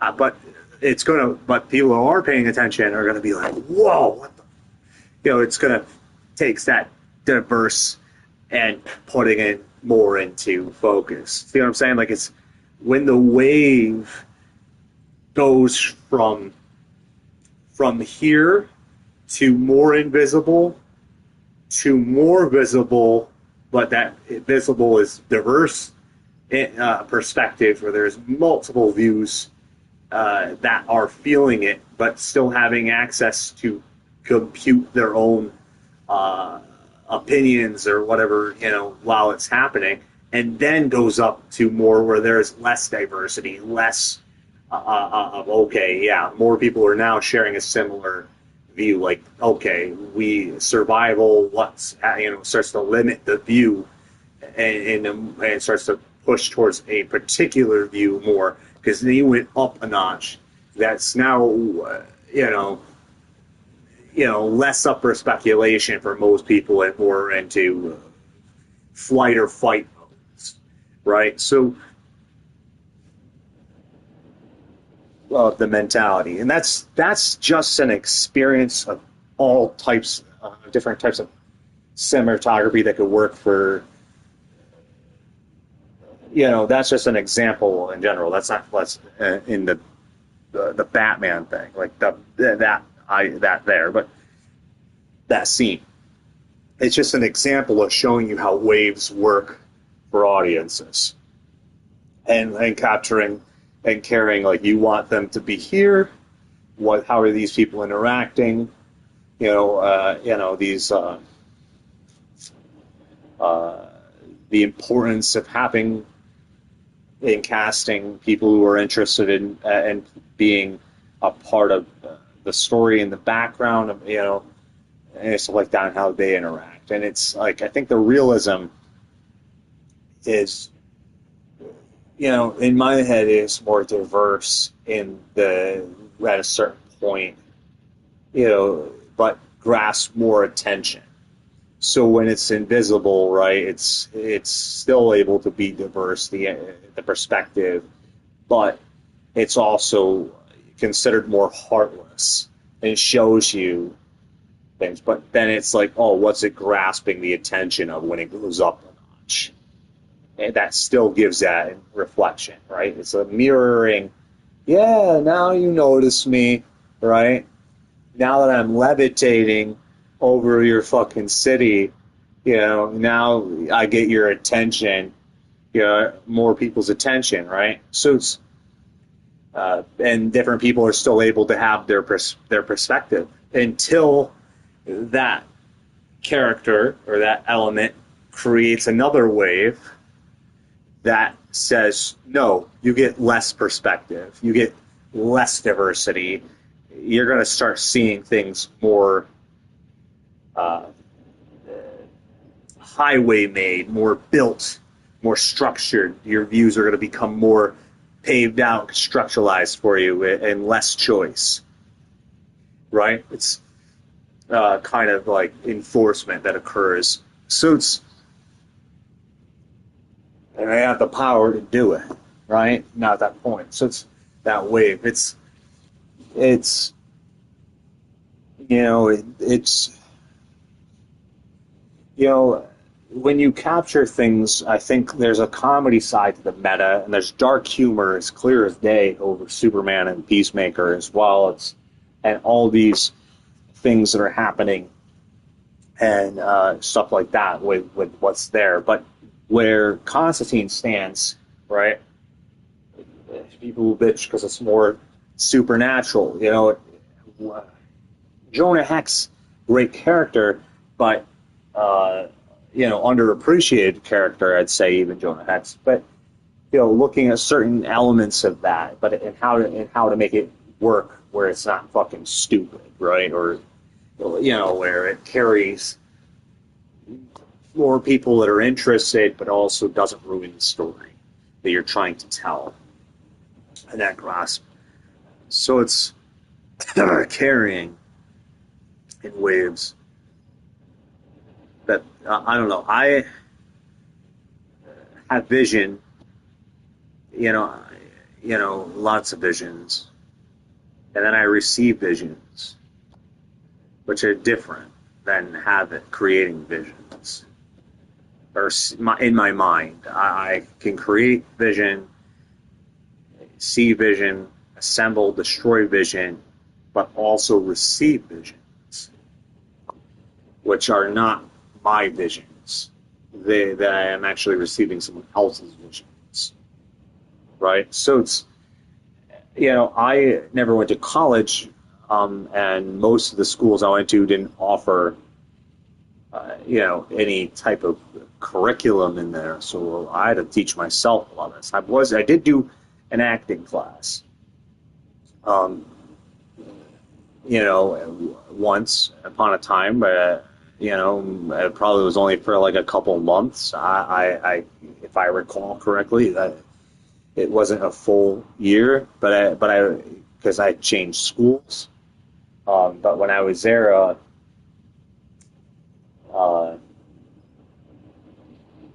I remember walking in, and I try to talk. You get people's attention. I don't exist. I don't exist. You know, there's a lot of those, yeah, mostly girls that are like, you know, the mean. You know, they're like, you know, like, oh, you know, if they start to, you know, or whatever, it's like, so, you know, you get all this attention. You know, the moment you go on stage, you know, and you play a game, an acting exercise like we did, and you get I don't know, nominated, drawn to be a part of it, and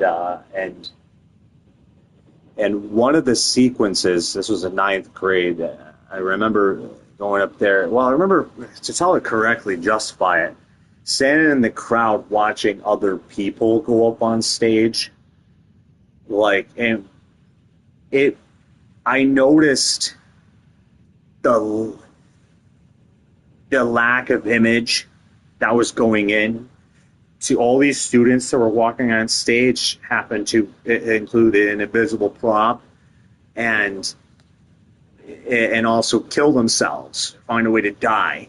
You know, I remember it was the exercise. No physical prop, all invisible props, right? So, which was a very interesting perspective, because it really, in a way, it really cracks at your creativity and attacks you as an artist to try to deliver a vision.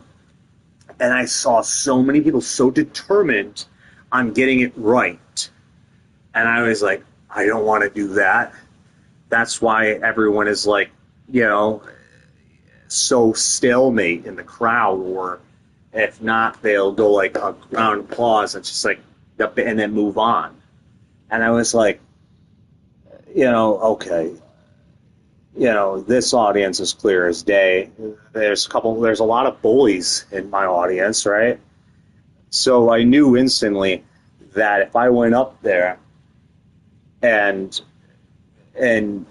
poked fun at what we were doing on purpose, but while staying in and going through with it, while including an invisible prop, and killing myself on stage. That if I did this, that I needed to do this less serious than the rest and more, comedic is what I felt like. I felt like I needed something where I needed to act like I was trying in a way that I was consciously aware of doing it, because these people get off. A lot of the people in the crowd get off on bullies. I'm in a classroom of high schoolers, okay, and most of them are not even serious about drama class to begin with, right? So, they're not going to go off and do anything with it. So, it's just a matter of knowing your audience, and I remember that perspective, seeing the seriousness, and then watching that the crowd wasn't very serious themselves. The students that were attending only became serious the moment the task came into position, and forgetting that they're too an audience member, right, at times. And I think, like, in what school they're attending, or the atmosphere of what's going on, and it got people's attention. I remember it was the fucking first time I existed in a classroom. It really made people really look at me. It was a statement. In a lot of ways, it's a statement, and in my mind,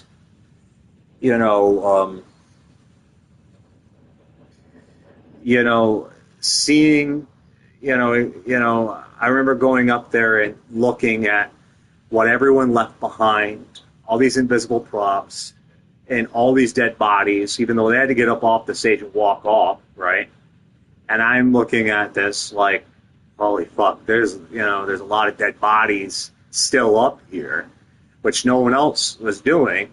Like looking at all the dead bodies that were still up here, and that's how I killed myself. I killed myself by using someone else's body, but while also including, so I had all this shit. I was like, I wanted to create an awareness, and that I said, I was like, you know what? But, serious, walk up, that's great blindfold. So I was like, you know what? Nah. There's a lot of dead bodies up here, already, and a lot of invisible props, and this audience is, and their mentalities, even before this started and now, and where they go next, right? Their next class. So, and I'm thinking, like, it's so mission-based. I didn't really treat it as a mission. I went up there and saw it as a vision of what people weren't looking at, but that they didn't seem to notice, or they just were ignoring because they had other stuff going on at their attention. So I brought the attention to all of the invisible props, all of the dead people that were left on the stage. It's what I did. And I got a lot of laughter, I'll tell you that. I remember people being like, whoa, like, kind of like in their head, like, I didn't even think of that. But it's the same thing like when I went into, someone says, are you sure you want to go in this club? Like it's my identity going into a club of any kind. I just adapt to the atmosphere or whatever, if I went into the bar or the club, right?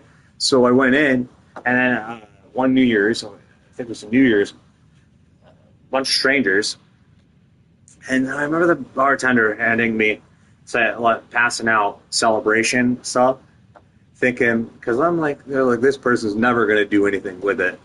And, I was like, thinking, like, I look so serious. Sure, at times I come off like probably the guy in the background of the dark room, right, at times. And all I had to do was prove them wrong, which was fucking easy as hell to do, because all it was. So then so that's what I did. I decided to celebrate. I think like it's always an image. Where when you come in, where you go, everything in perspective. It's like I went in another bar in New York City, and I guess there's a bunch of lawyers. It's like a lawyer bar, what I was told. And I remember being like, is it like, being at the bar being like, is it like witchcraft? Like, I was comparing being a lawyer to witchcraft and to the bar, to the tenders, to the people at the other side of the bar that are serving. And they're like, yeah, kind of. They were like, their answer was to the description, like, kind of. And I remember, I had all these thoughts, like, you go to work, you're a lawyer, you study all these laws, and then you go home and you're just practicing magic. Like, you're like this person that, like when people go to school and they're a completely different person in school, and then you see them outside of school, they're like, may not want anything to do with you, or they may want something, or they're living an entire different life. They're a completely different person, right? I got that a lot in different schools, right? They're completely different.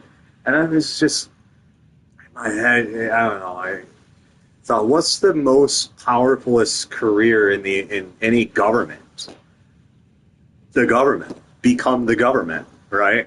I mean, the position that measures all formats of government, which a lot of it is law, right? And measurements. So it's in a serious format. And then you go home after your day at work, and this person is recently it went from witchcraft to clown, right? Like maybe they dress up like a clown, and there's a ritual ceremony, and they're also got a victim in their basement, a real living human in the basement, and they're now chopping this, doing some horrible shit, and they go back to work, and they're like, oh, they don't help another person out, and they go in a day, and they're like, oh, this is great. And there's position of power, and it's like, well, how does anyone know? It's inoculation. It's all this obscurity. I think, what's the, someone's like, oh, I'm married, but then someone picks them up and they start having, banging in the background, and it's not their significant other that they're having sex in the back room of the stage, right? It's like, aren't you married? And it's like, well, or aren't you engaged? Yeah, or when they say something and then maybe they're not, maybe they are. It's like, are they mentally? Sometimes an actor can forget real freaking fast that they're even in a relationship. It's like, no wonder why most actors can't stay in committed relationships when they, if you think about it, there's an alchemy side of it.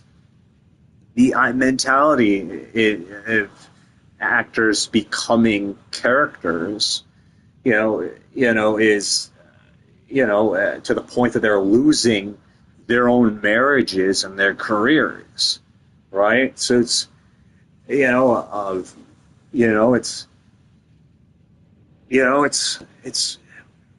I think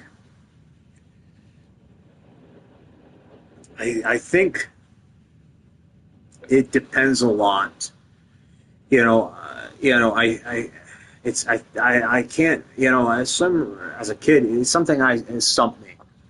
It was, I remember saying as a kid, being like, what I would really not want to do? I'd really not want to become famous or well known until after I'm in a relationship. I was like, it never, it was, because it'd be like if I became famous and then got in a relationship, it's like, do I know or grasp? Like maybe, like is a fan would be safer Is it? Maybe that band has a sly, card up their sleeve that they're planning on playing. What don't I see? What does emotion blind? What does activity obscure? I go home.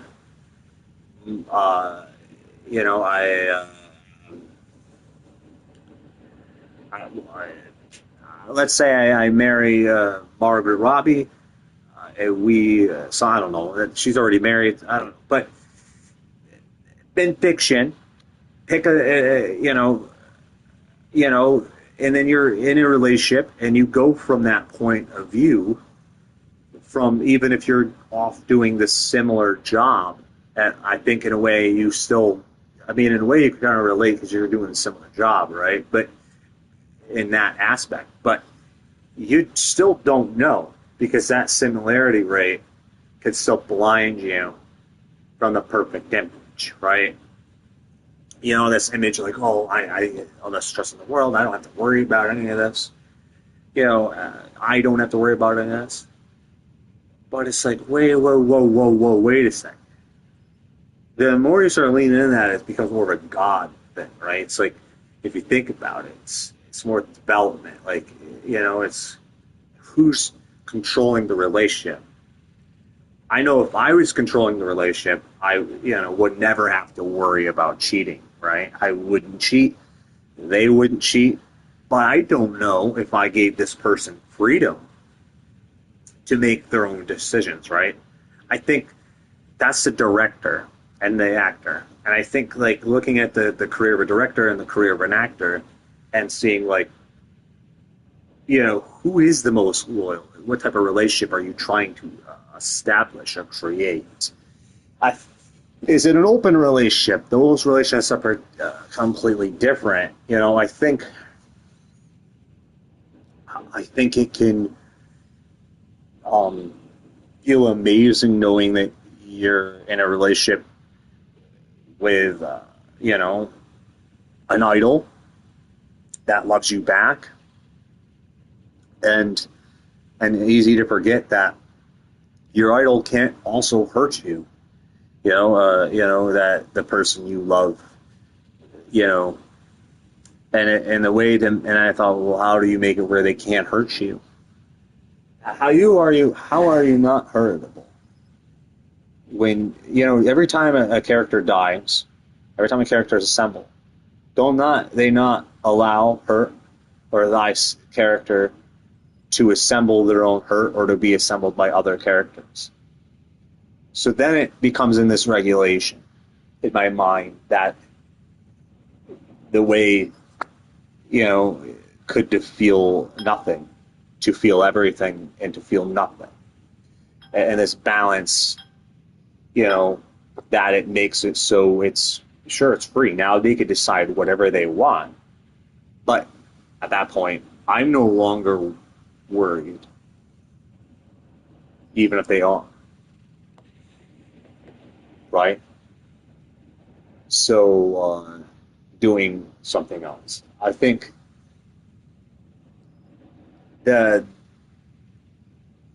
without the God's eye, without some superior technology of satellites accessible to the public for everybody to use, and not just corporations to spy on people and the government, but for everyone to spy on each other and have the ability to learn fast how to spy on each other, which would be a more fair government. But we don't really live in a fair government. We live in a alchemized royalty format of government in the United States and always have. If you pay attention, it's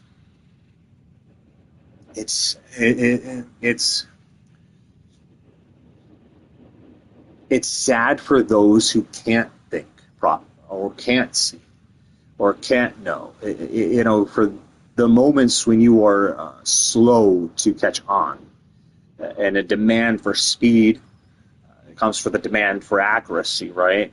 But it's, in keeping oneself. The more you go in, what comes back out? The more you go in, what comes back out, and back and forth. It's as a character or a self. And I've always saw this, to the point I was asking questions, or worries, so it's, sometimes it's like zoning off, like who would be perfect for you? Where you can get what you want. You get your attraction, you get everything you need out of the relationship, but also something that's a loud statement to the world that makes it so you're not have to work, where your career doesn't destroy everything good.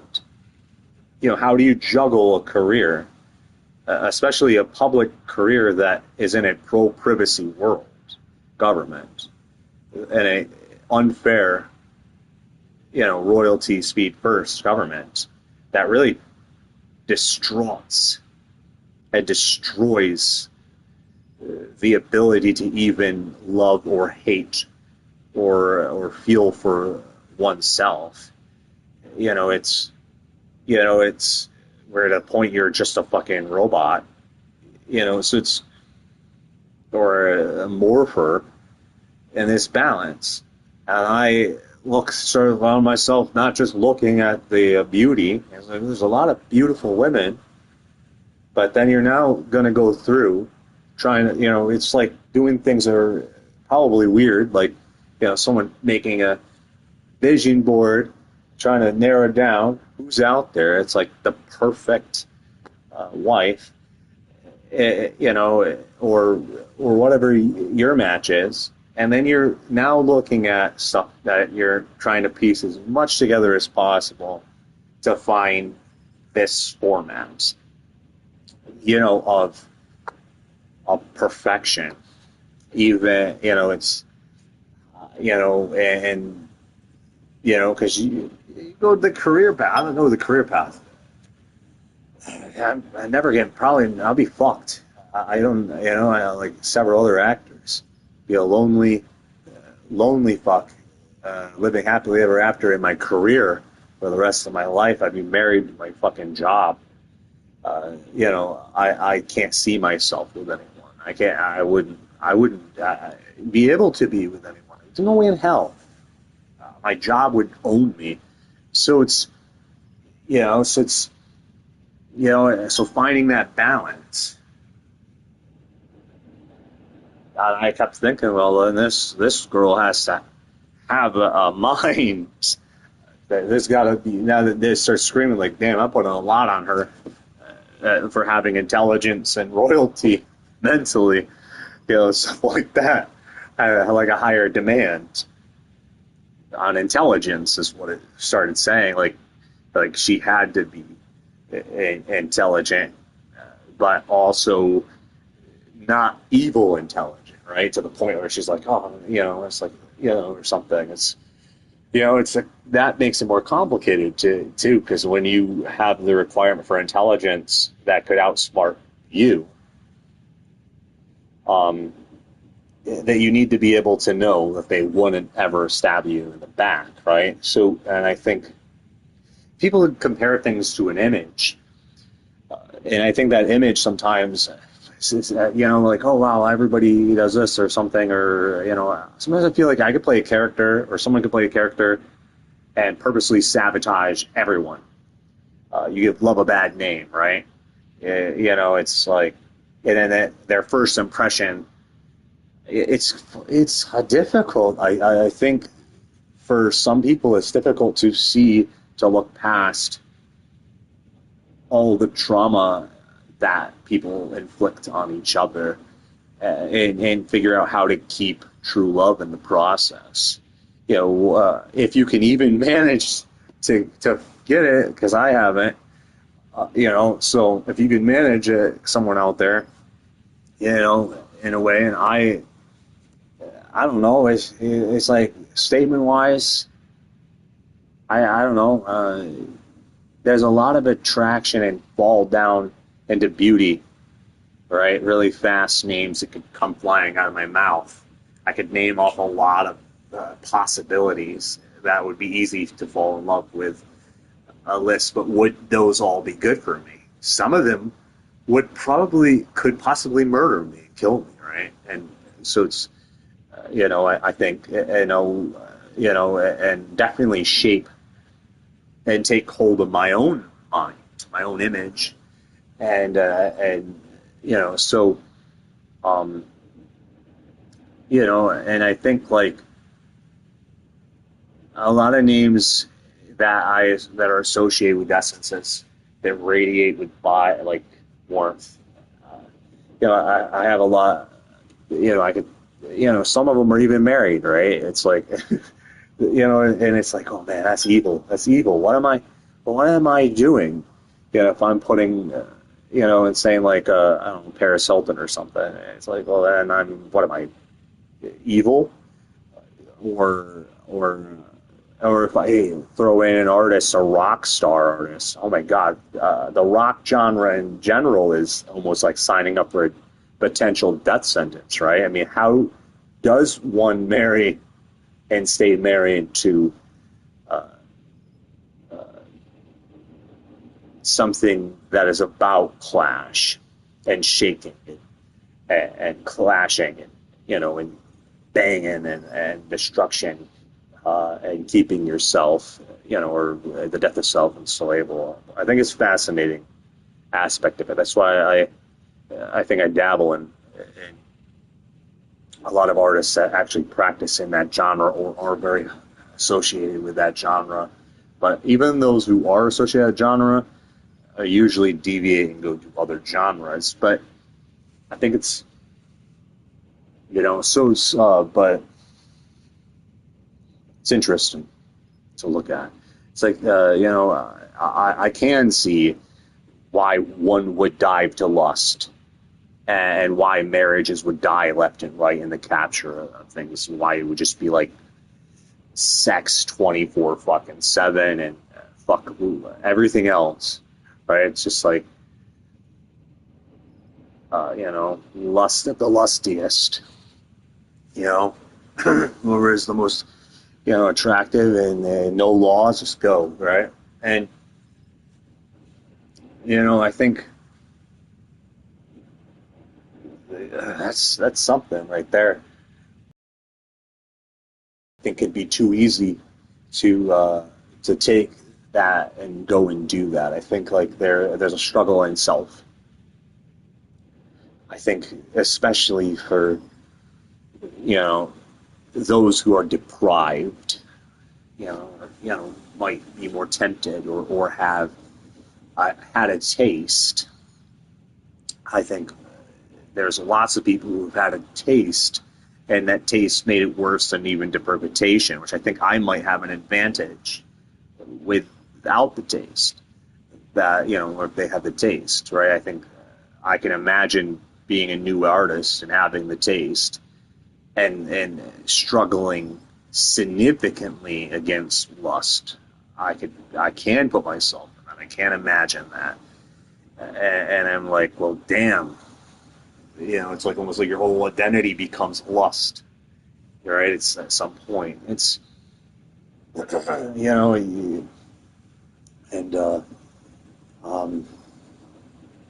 know. I don't know what makes it wrong. The death of marriage, I think, is what it is. It's sin can be amazing. Sacredness, is almost unrealistic for most people to even comprehend how to obtain sacredness. So it's, and the struggle. So I started using and saying, thinking, that, and worrying, but also still releasing despite worrying, this idea of if it's accurate, that maybe my perfect, wife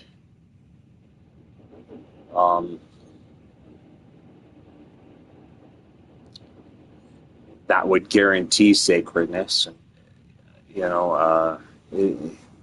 I think the answer is,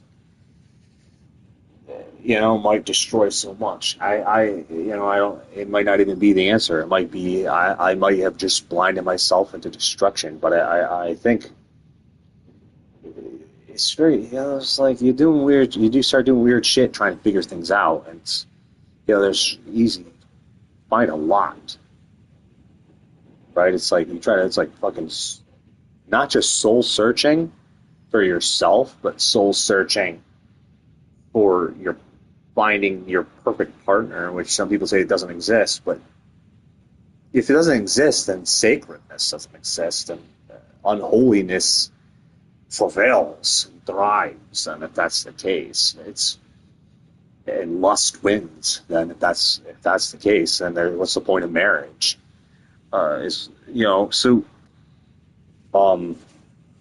So I think it has to exist, sacredness. It has to, perfection has to exist, even if people say it doesn't. And so, I don't know, raw tongue, maybe Victoria. The name itself is a very powerful name, right? Victoria Justice. I was looking through a lot of names as well, like I said, not just attraction, and looking at as much history as possible I could find on, that is, maybe. I'm not saying that I actually know 100%, but I am saying that I can get closer to knowing the answer. If I had the answer, I feel like I wouldn't be alone right now. Which I clearly don't have the 100% answer, because I am depriving myself and choosing solitary confinement of lately. So, stuff like that, or associating with people that would, spread more lies potentially about me, or some shit. So, it's like working with the fake media on purpose. While I live in solitary confinement, people are spreading all these stories. I'm like, I'm not really talking to honest people right now. I'm actually talking to lying newscasters of lately. It's to obscure my image on purpose. I'm wondering how bad I can look without even trying.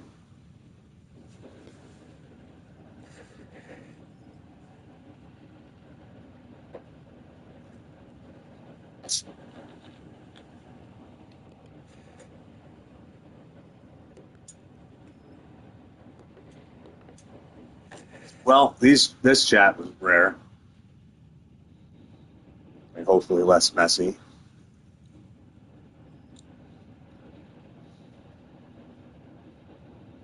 Maybe I'm so fucking emo and goth that I just need to embrace the dark side, and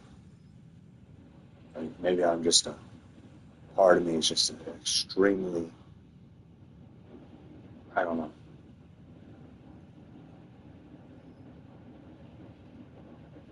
People say Tim Burton character probably too much. I don't know who said that first. I said ASMR artist. People say ASMR artists, and I say here other people. How do you know who was the first source? In this day and age, someone just slapped their name on the first source, and they're like, well, the other writer's not even really throwing their names up. They start throwing actors' names up onto the, a whole lot of chairs with names on them. It's, they do chairs for the production company, chairs for the directors, chairs for the, costume designers, and all their names. It's like, how many chairs with names to exploit. I mean, to put all their names on. I don't know. You know, I didn't see my name. Again, what is my name? You know, when I published my Mirror to Mirror, it literally reads Brandon K. I didn't even spell my whole last name, apparently. I just signed it Brandon K. Which is, if you look at what I wrote on that, you know, so I have signatures. They're like, oh, what's your signature? And how many signatures? Like, Jesus. Which one? Which version of my signature?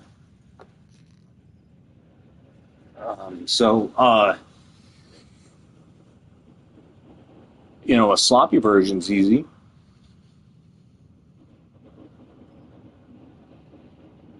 Maybe I'll,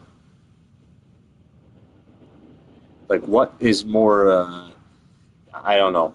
Sometimes I feel like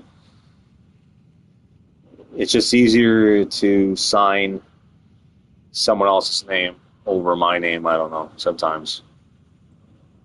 Probably for a lot of people. And then they'd be like, oh, I get a paycheck. Look at this. I didn't do anything. I get paid for it. You're welcome. So what the fuck did I do to myself? But you're welcome. So you keep burying yourself to the point of destruction. It's like a government that doesn't provide life, but provides hostage negotiation with things called dollar bills, currencies. It's like, oh, you want to be healed, that'll cost you. You will need this. Oh. You want to eat? Oh, well, that's so sad. You're gonna need some kind of money, currency. And then they're like, how dare you associate that with hostage negotiating? How dare you compare us to terrorists? You know, I once someone said when the money was like, well, you might try to. They're like, you know, what's going on here? It's like a death sentence. Is it? I mean, it certainly sometimes feels like people can be pushed into the corner. What do you think would happen? I was like, I go to New York City to talk to people's demons for a living. Oh, I don't use dollars. I use people's demons. It's like, so your number one weakness is that you're too honest in a incredibly dishonest government that depends off privacy and secrets and lies.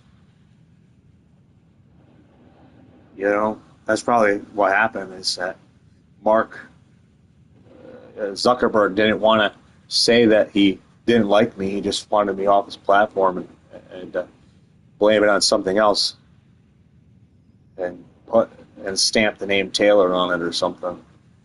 And some dude's face comes up on your cell phone with your cell phone number, like, that you've never met in your life. Or might have, but I hardly doubt it. It'd probably be just an acquaintance. It's like someone hacked your fucking shit. It's like, don't leave your phone somewhere. I don't leave my phone at the bar. But I sure in hell have fallen asleep in extremely dangerous places. You could suggest.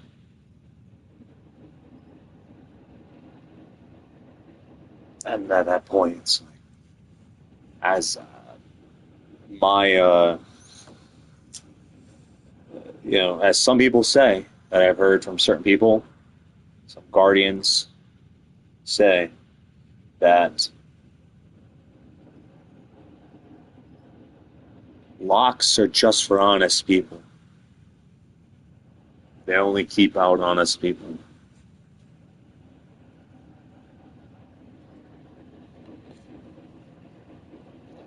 But then I was like, well, what if they're an honest, dishonest person? Honestly knew how to pick the lock.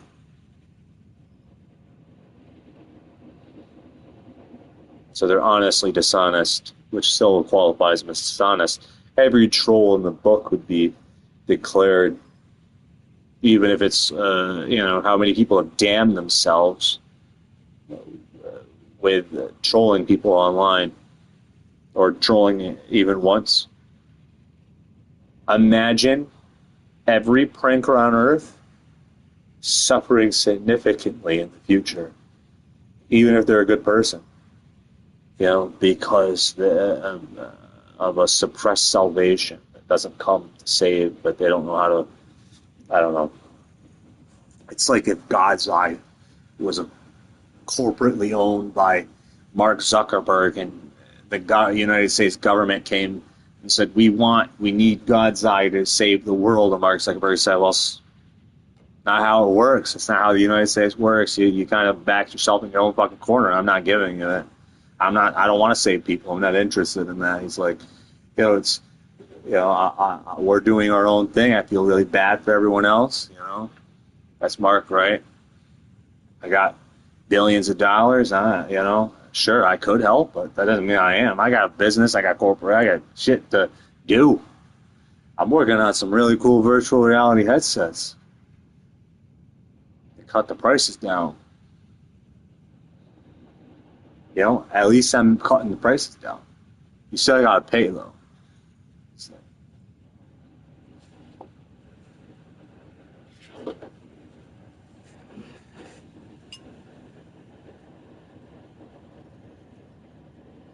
You want a billionaire to save people. They wouldn't be a billionaire, would they? I'd be like, it's not my job.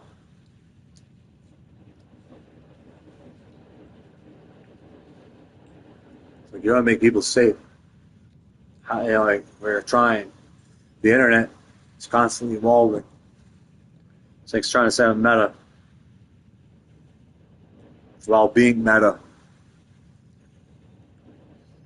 While being meta.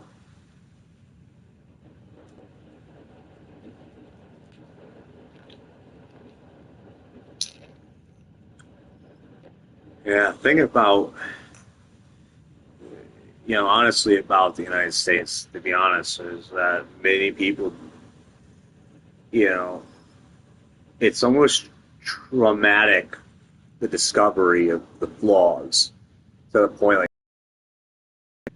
sometimes it reminds me of Andrew Garfield's Spider-Man scene when someone pulls out a knife and he's like, oh my God, you found my weakness. And instead of the knife, they're like, oh my God, you found my weakness. It's the truth. Oh my God, no. Don't put that enlightenment away. I like my dishonest bubble that paints images for me. I don't want to know. I like to trust that my boat goes to the final destination and doesn't get rigged. I like to go to the slot machine and not know if I'm going to win or lose.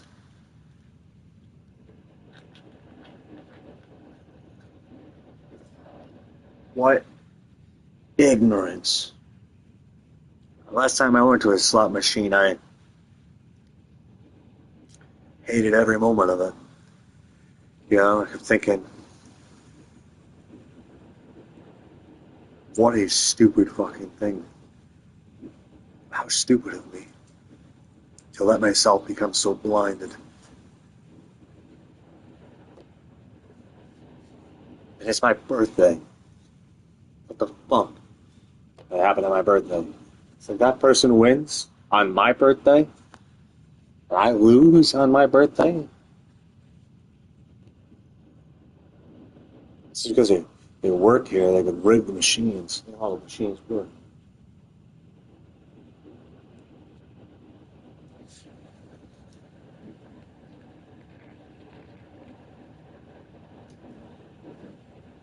Buy a lottery. I don't like gambling.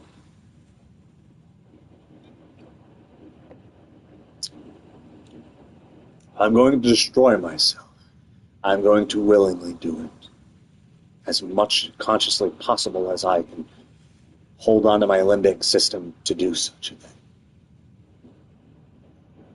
It is my fault I fell asleep on a subway and allowed myself to get robbed and set on fire. Even if I didn't rob, or I sure in hell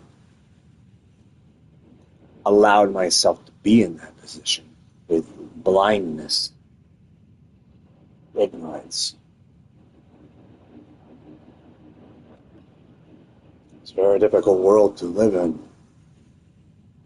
You're carrying backpacks with you everywhere you go, trying to keep up with all those backpacks. You have some money to make people want to bring back your backpacks, or look the other way and be like, yeah, I lost another laptop yesterday. Thank God I'm rich. I can go buy another one. I try to get it back, but I'm not that rich.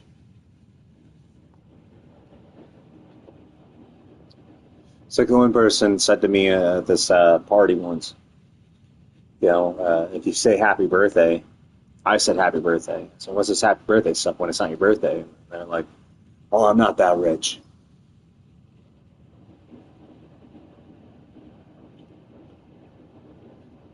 I was like, I'm just trying to figure out all this stuff.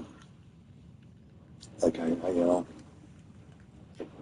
why call the attic a basement? Why call the basement an attic? So I'm not rich enough for my attic to be in my basement, and my basement to be my attic. Oh, damn, that's expensive.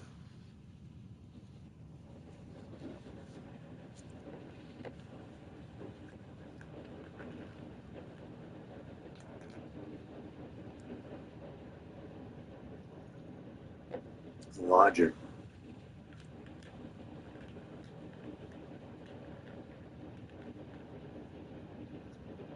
True love or not at all.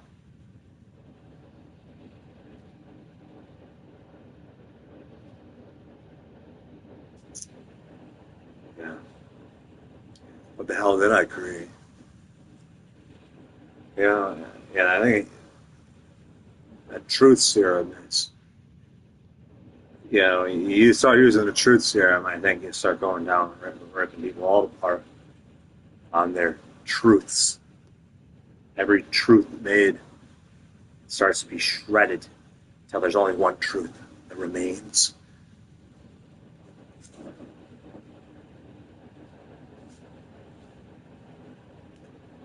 It's the why money is so prosperous. It's an incredibly dishonest currency that often people like to call honest.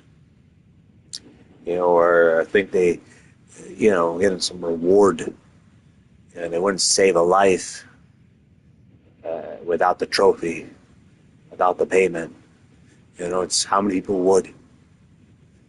How many doctors would show up if the government said you'll never be paid ever again? You'll never get no more money ever again. How many would just really get down to the core to really know,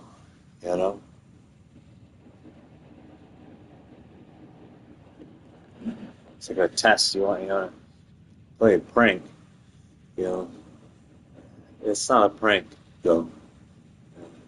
It's a test. They're going, oh, you tricked. Not really. It's more like a test. Tested. Tested myself. I kicked my own ass. Okay? I throw myself into the fucking shit. And now I spend some time in a luxurious prison cell that I could just so happen to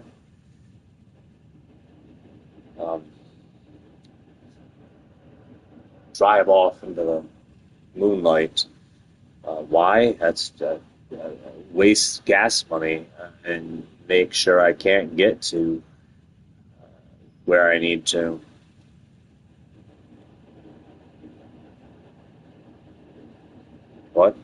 yeah. I don't know. It's fine sitting out there for now. I'll drive it, you know, to get it inspected and whatever is necessity, whatever I need to, you know, do. Someone asked me, why don't you fly? I said, I've flown before. So are you afraid? It's okay to be afraid of flights. I said, maybe I was supposed to be afraid of flights. I was supposed to say I'm afraid of flights. No. I just want to take my body wash with me without airport security stealing my body wash. You know, stuff like that, you know. I don't want to, you know, go through that shit. Like, that happens every fucking time that I have to go, you know, do chores before I can go enjoy my whatever the fuck I'm doing, cruise. Magic. Yeah, magic. Go do magic. I had to go buy fucking soap.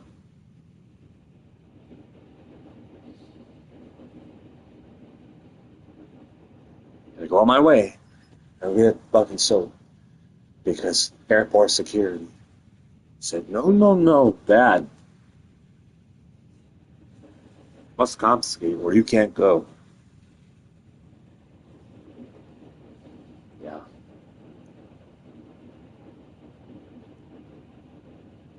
I'm gonna fly my fucking self. From now on, fuck the airports. I'm flying myself.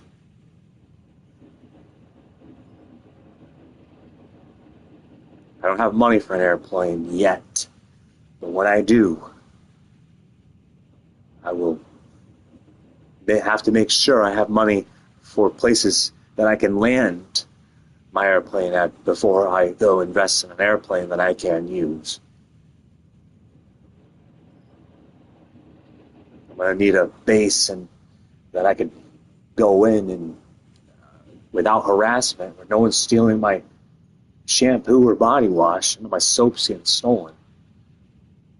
I can put all my soaps. Purpose, I'm gonna line up all sorts of fucking shampoos and body washes all on this giant fucking shelf on my airplane the moment I get one. As a giant fuck you. That's what it is. Even if I don't use them, just to say, look, I'm breaking the rules. I got shampoo and body wash, all sorts of shit on my plane.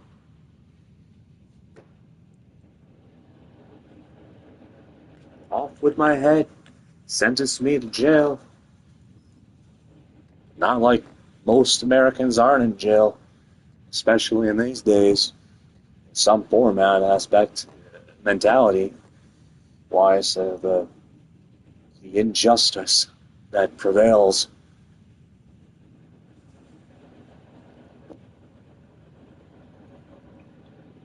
That's why Victoria justice is needed. Victorious justice.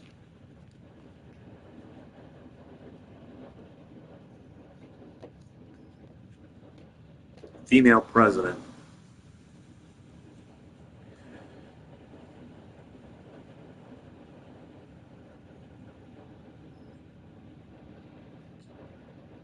Would be good for the United States. Really shake it up in an honest way.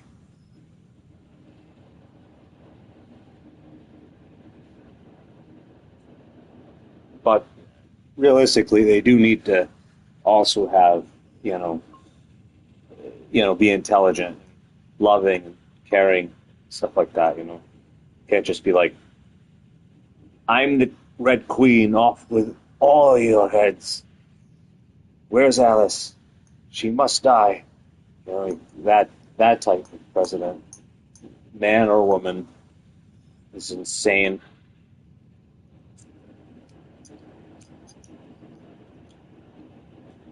Okay.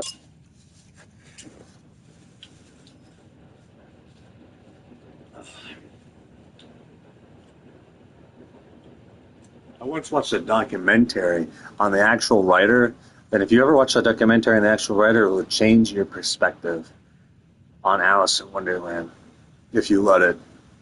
You'll never see Alice in Wonderland the same.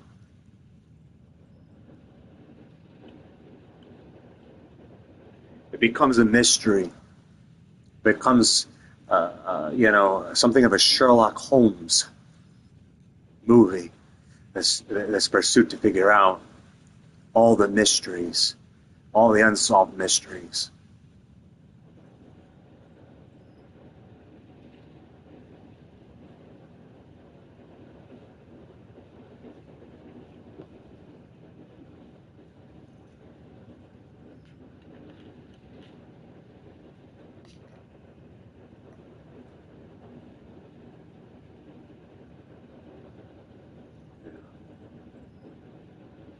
This is why democracy is flawed.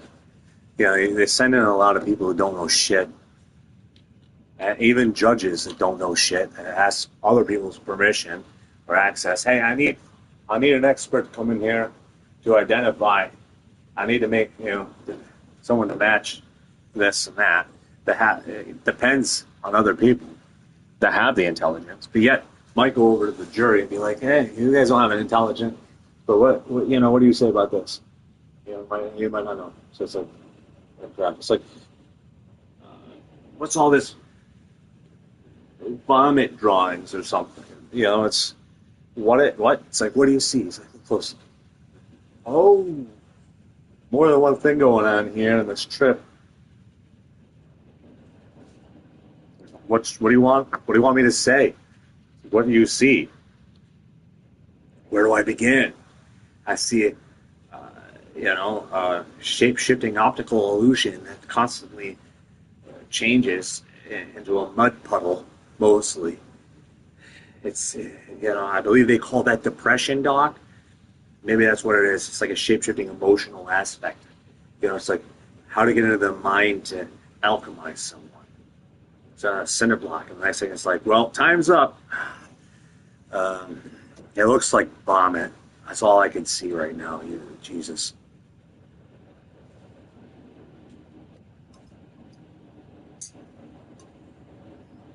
So that's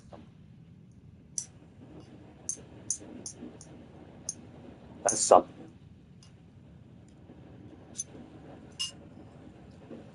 Eeny, meeny, miny, mo, flashy. If someone came up to me and I only had evidence that said lotion receipts, I'd be like, what the fuck? That's weird as shit. That's not, but that doesn't mean somebody is evil, necessarily. Maybe they are. Maybe it's a signature. Maybe it's like a secret message of a difference. That everybody's like, oh, that they have a red house? You better stay away from them, because that means they're a red flag. What the fuck?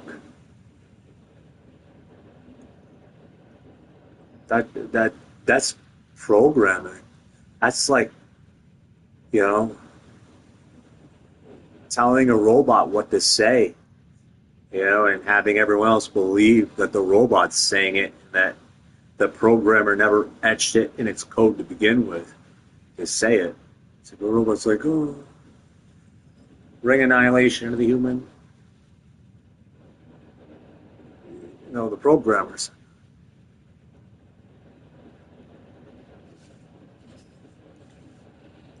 Machine learning. Yeah. Humans teaching AI dirty things.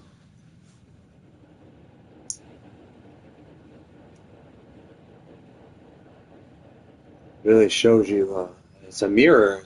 It's why lately it's a mirror, My bio, on my Xbox says, time in the mirror, time's up. In the mirror, Time in the mirror, time's up in the mirror, time in the mirror, time's up in the mirror, mirror of the mirror, dive in the mirror. You know, all these creators. Your mind's like all these creators. Make sure you remember all their names, because there's a lot of creators. All these developers getting fired, so the empire of Rockstar can be more richer and fuck over more people, because no one wants to do the work and get educated to learn who the fuck makes Grand Theft Auto and who makes the rules. So that, and then many people are like, I don't care. I'm gonna go buy GTA. You're like,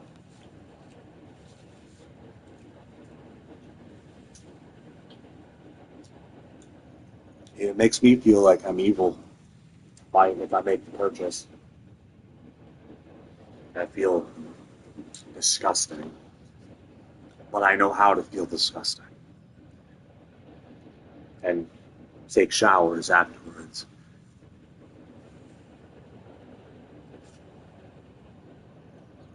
Dare you do that? Yeah, exactly.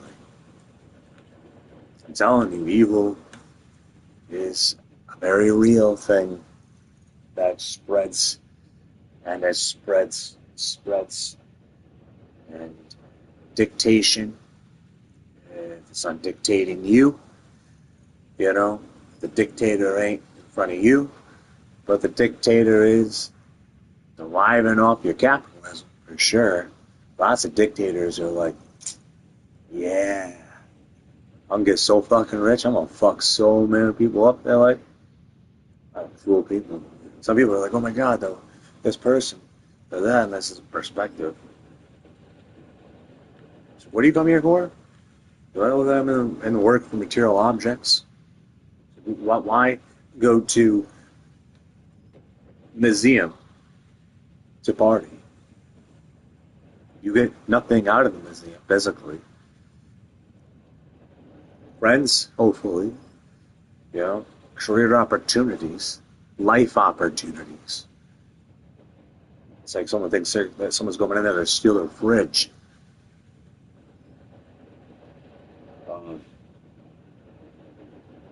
That'd be hilarious, potentially. I probably wouldn't laugh unless I made myself laugh, but, you know, I take a program. But can you imagine? Unfortunately, I can. But at the same time, I'm like, a refrigerator? But it is a limited edition. It's unlike any other. You sound like, you remind me, I'm mirroring one of the greatest artists of all time right now. You remind me of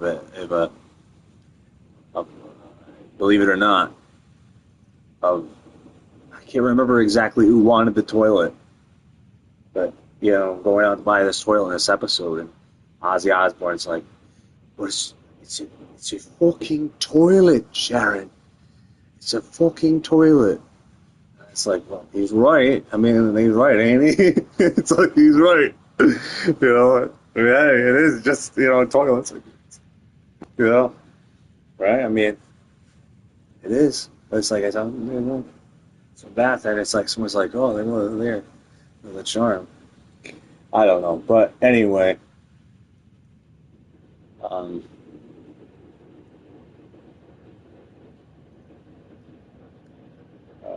I don't even know if I ever used one myself. I think they call them something with a "t" in it, right? But I can't remember. I can't recall. I think that I did once in a hotel, but, you know, I could live without it personally. Live with it or live without it is how I feel when I look at even any object. You know, so I just don't understand. You know, some people are so materialistic. I feel like the more materialistic I my character becomes, the more anchored and in prison I become, is when I start to feel like I'm babysitting, like at the point that I'm like, I might as well just let everything go. It's like I'm not taking any of my physical objects to the grave. It's realistic, It's at the end of the day, it's easier to forget that everything everybody owns is still an experience, right? It's still and why don't I go to the movies? Why do I get movies? That's a very fucking good question. I mean, more, there was a part of me, I feel like I would have went to the movies all the fucking time, but I just am not, I think, and then I don't even know where my physical copies of my movies went, the ones that I still had, that I don't even know what happened to them. I went looking for ones that I remember having that I didn't get rid of them. They disappeared, so I don't know what happened to them. And the digital ones, it's just a matter of licenses. True. Licenses that I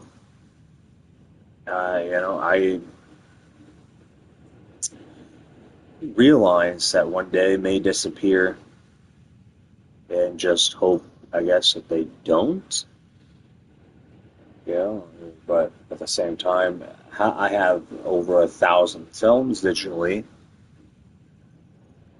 and which ones disappear?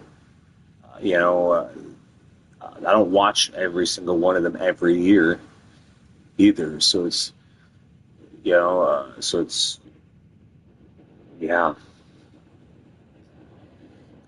would I even know if something disappeared? I feel like I know that something did, and I just don't know what it was. I don't remember what it was, or I don't know what it was. My psychic side said yes. I feel it in me that I have definitely lost a lot more, not just things that I have seen, but somewhere, not just digitally, but also physically. And what remains? Harry Potter books? Like, for real? Like, those things survived a freaking fire. A book collection. I'm thinking when I had lost a lot in a fire many, many years ago, some, books that you would think of, wouldn't have thought would survive a fire.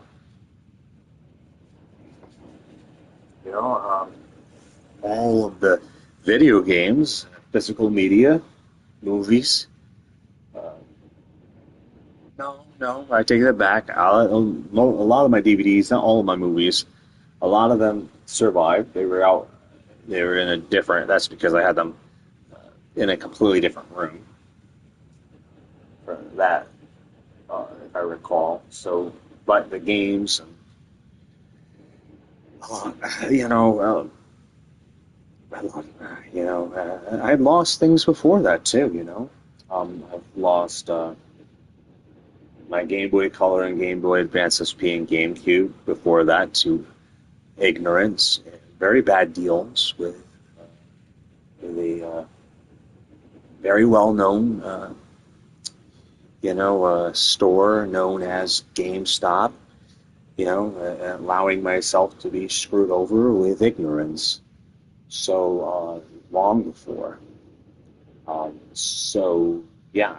how many games I had that I had to trade, couldn't keep as a kid, that I, to get rid of, but I wanted to experience other things.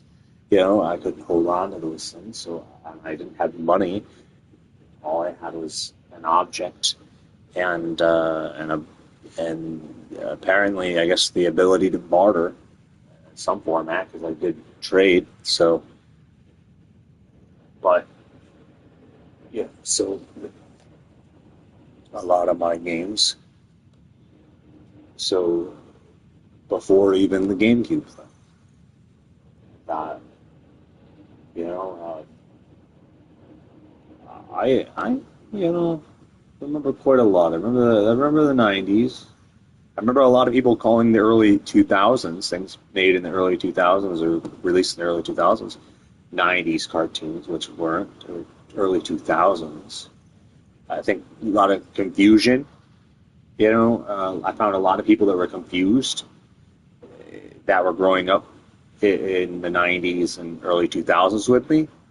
When I saw that, when people were saying 90s, it's like 2000s, and then, you know, a lot of that stuff was actually early 2000s. If you go back and start digging, you know, well, release-wise. You know, but I think, like, you know, you start looking at stuff like that, it's, you know, like, you know, video games existed before, you know, consoles, you know, before the 70s. So it's, you know, so I mean, just like movies existed before VHS tapes existed. So it's, you know, if you go back, it's like how far you're willing to go to study and learn. Like, you know, it's, I think it was very interesting the moment that someone first decided to make movies available to the public, more accessible. You know, instead of, can you imagine if everything was only based in a museum and you couldn't even access anything unless you went to the museum? And all museums had movie theaters, and it was only one way to experience it. You know, something like that. But a lot of things get lost. True.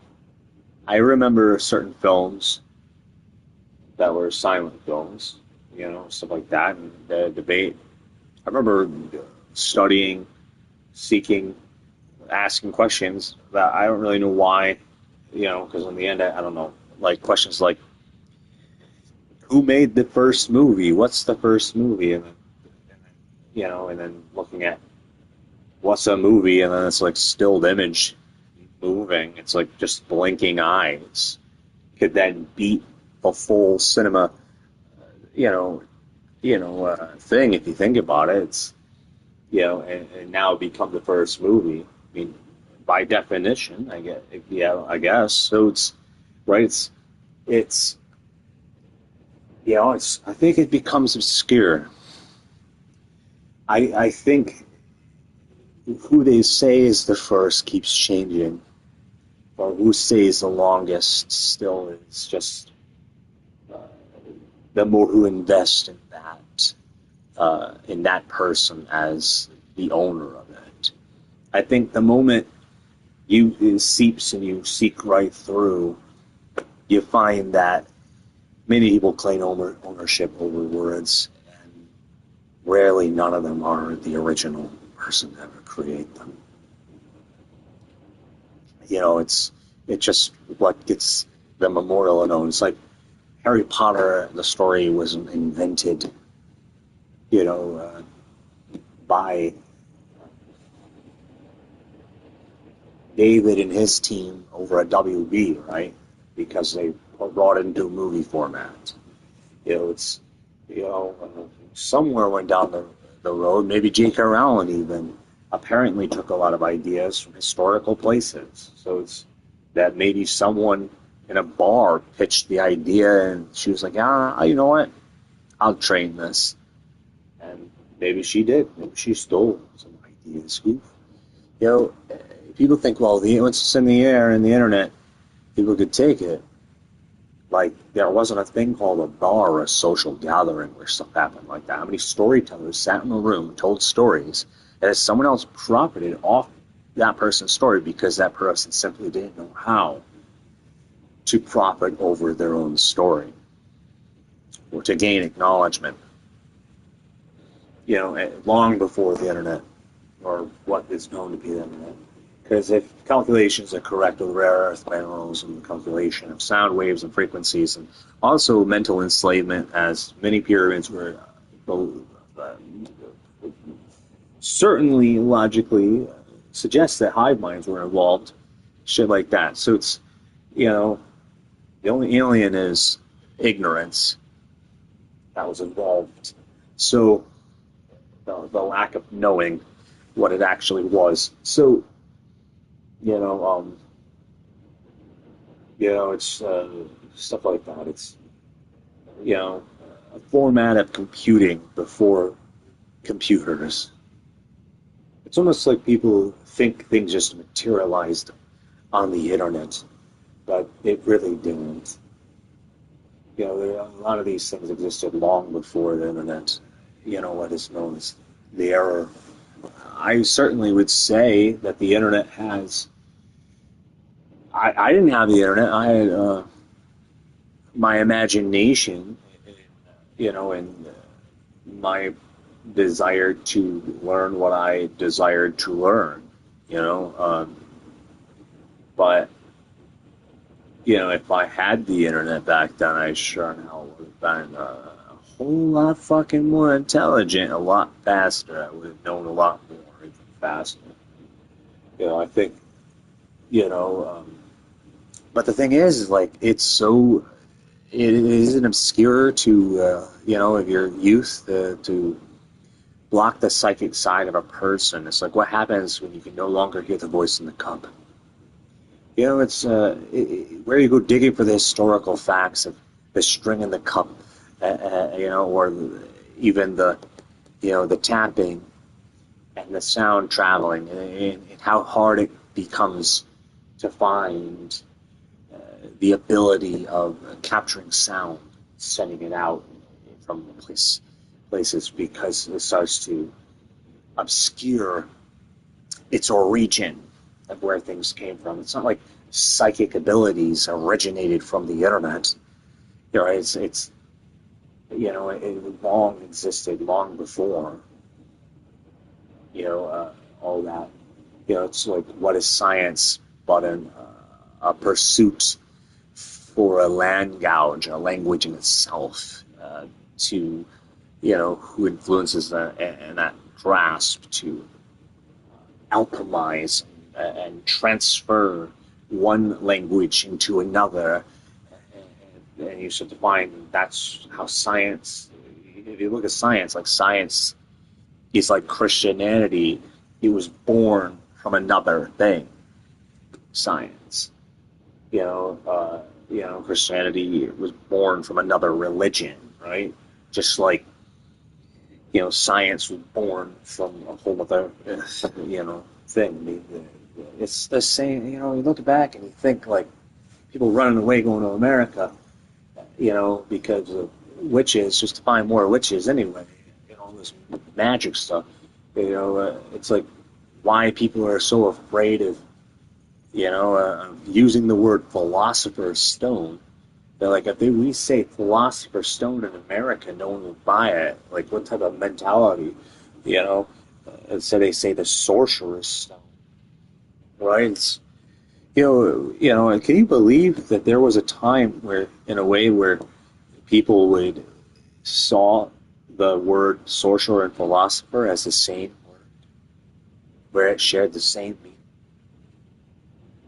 before it was torn apart and dissected, and after the words were created. Languages. It's translation. That's what science is. It's just translation. The more you dig, the more you realize. That's what science is. It's translation. It's not like,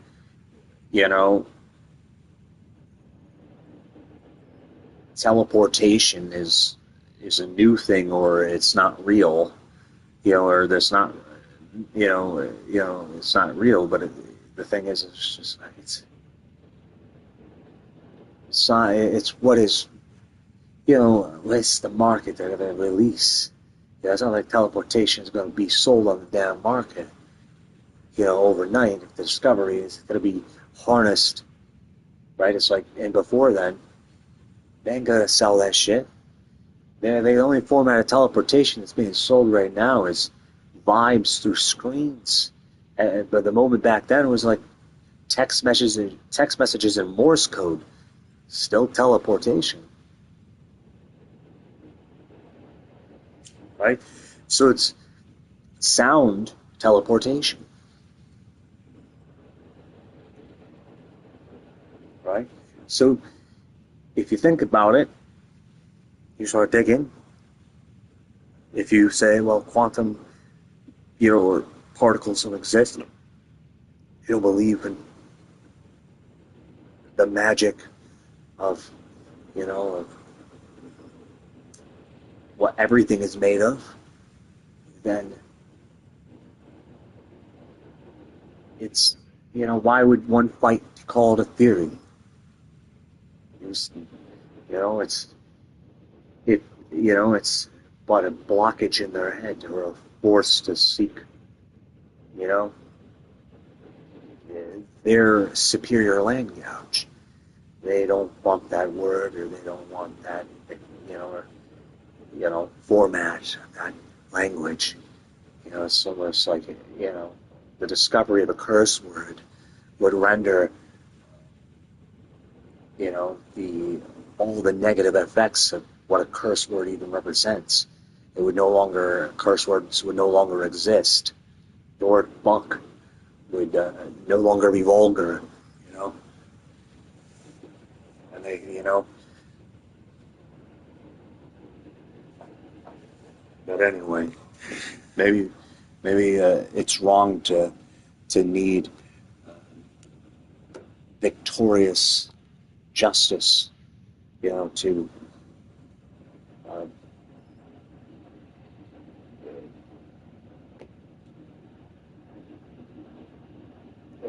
figure out how to reunite with me, or something. I don't know. I still think there, that I am, blindly hurting someone that I'm not intentionally seeking to hurt. That also could be hurting me. That makes any sense.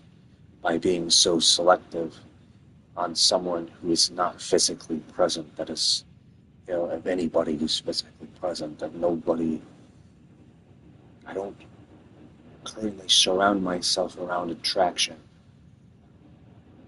I currently surround myself around darkness, obscurities, trolls, and other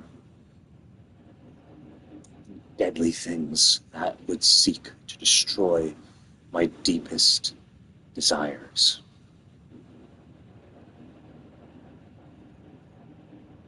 Everything that's good for me. In other words.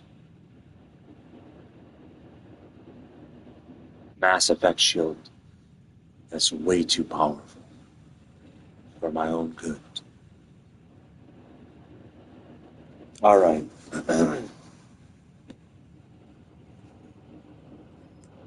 We'll see where the future takes me. It takes anyone. For now, I will obey one voice, it's not a voice, but one vision, and that is make sure my ass arrives at the Game Awards in Los Angeles at the Peacock Theater on December 11th, 2025 to watch not just Claire Obscure Expedition 33 win Game of the Year,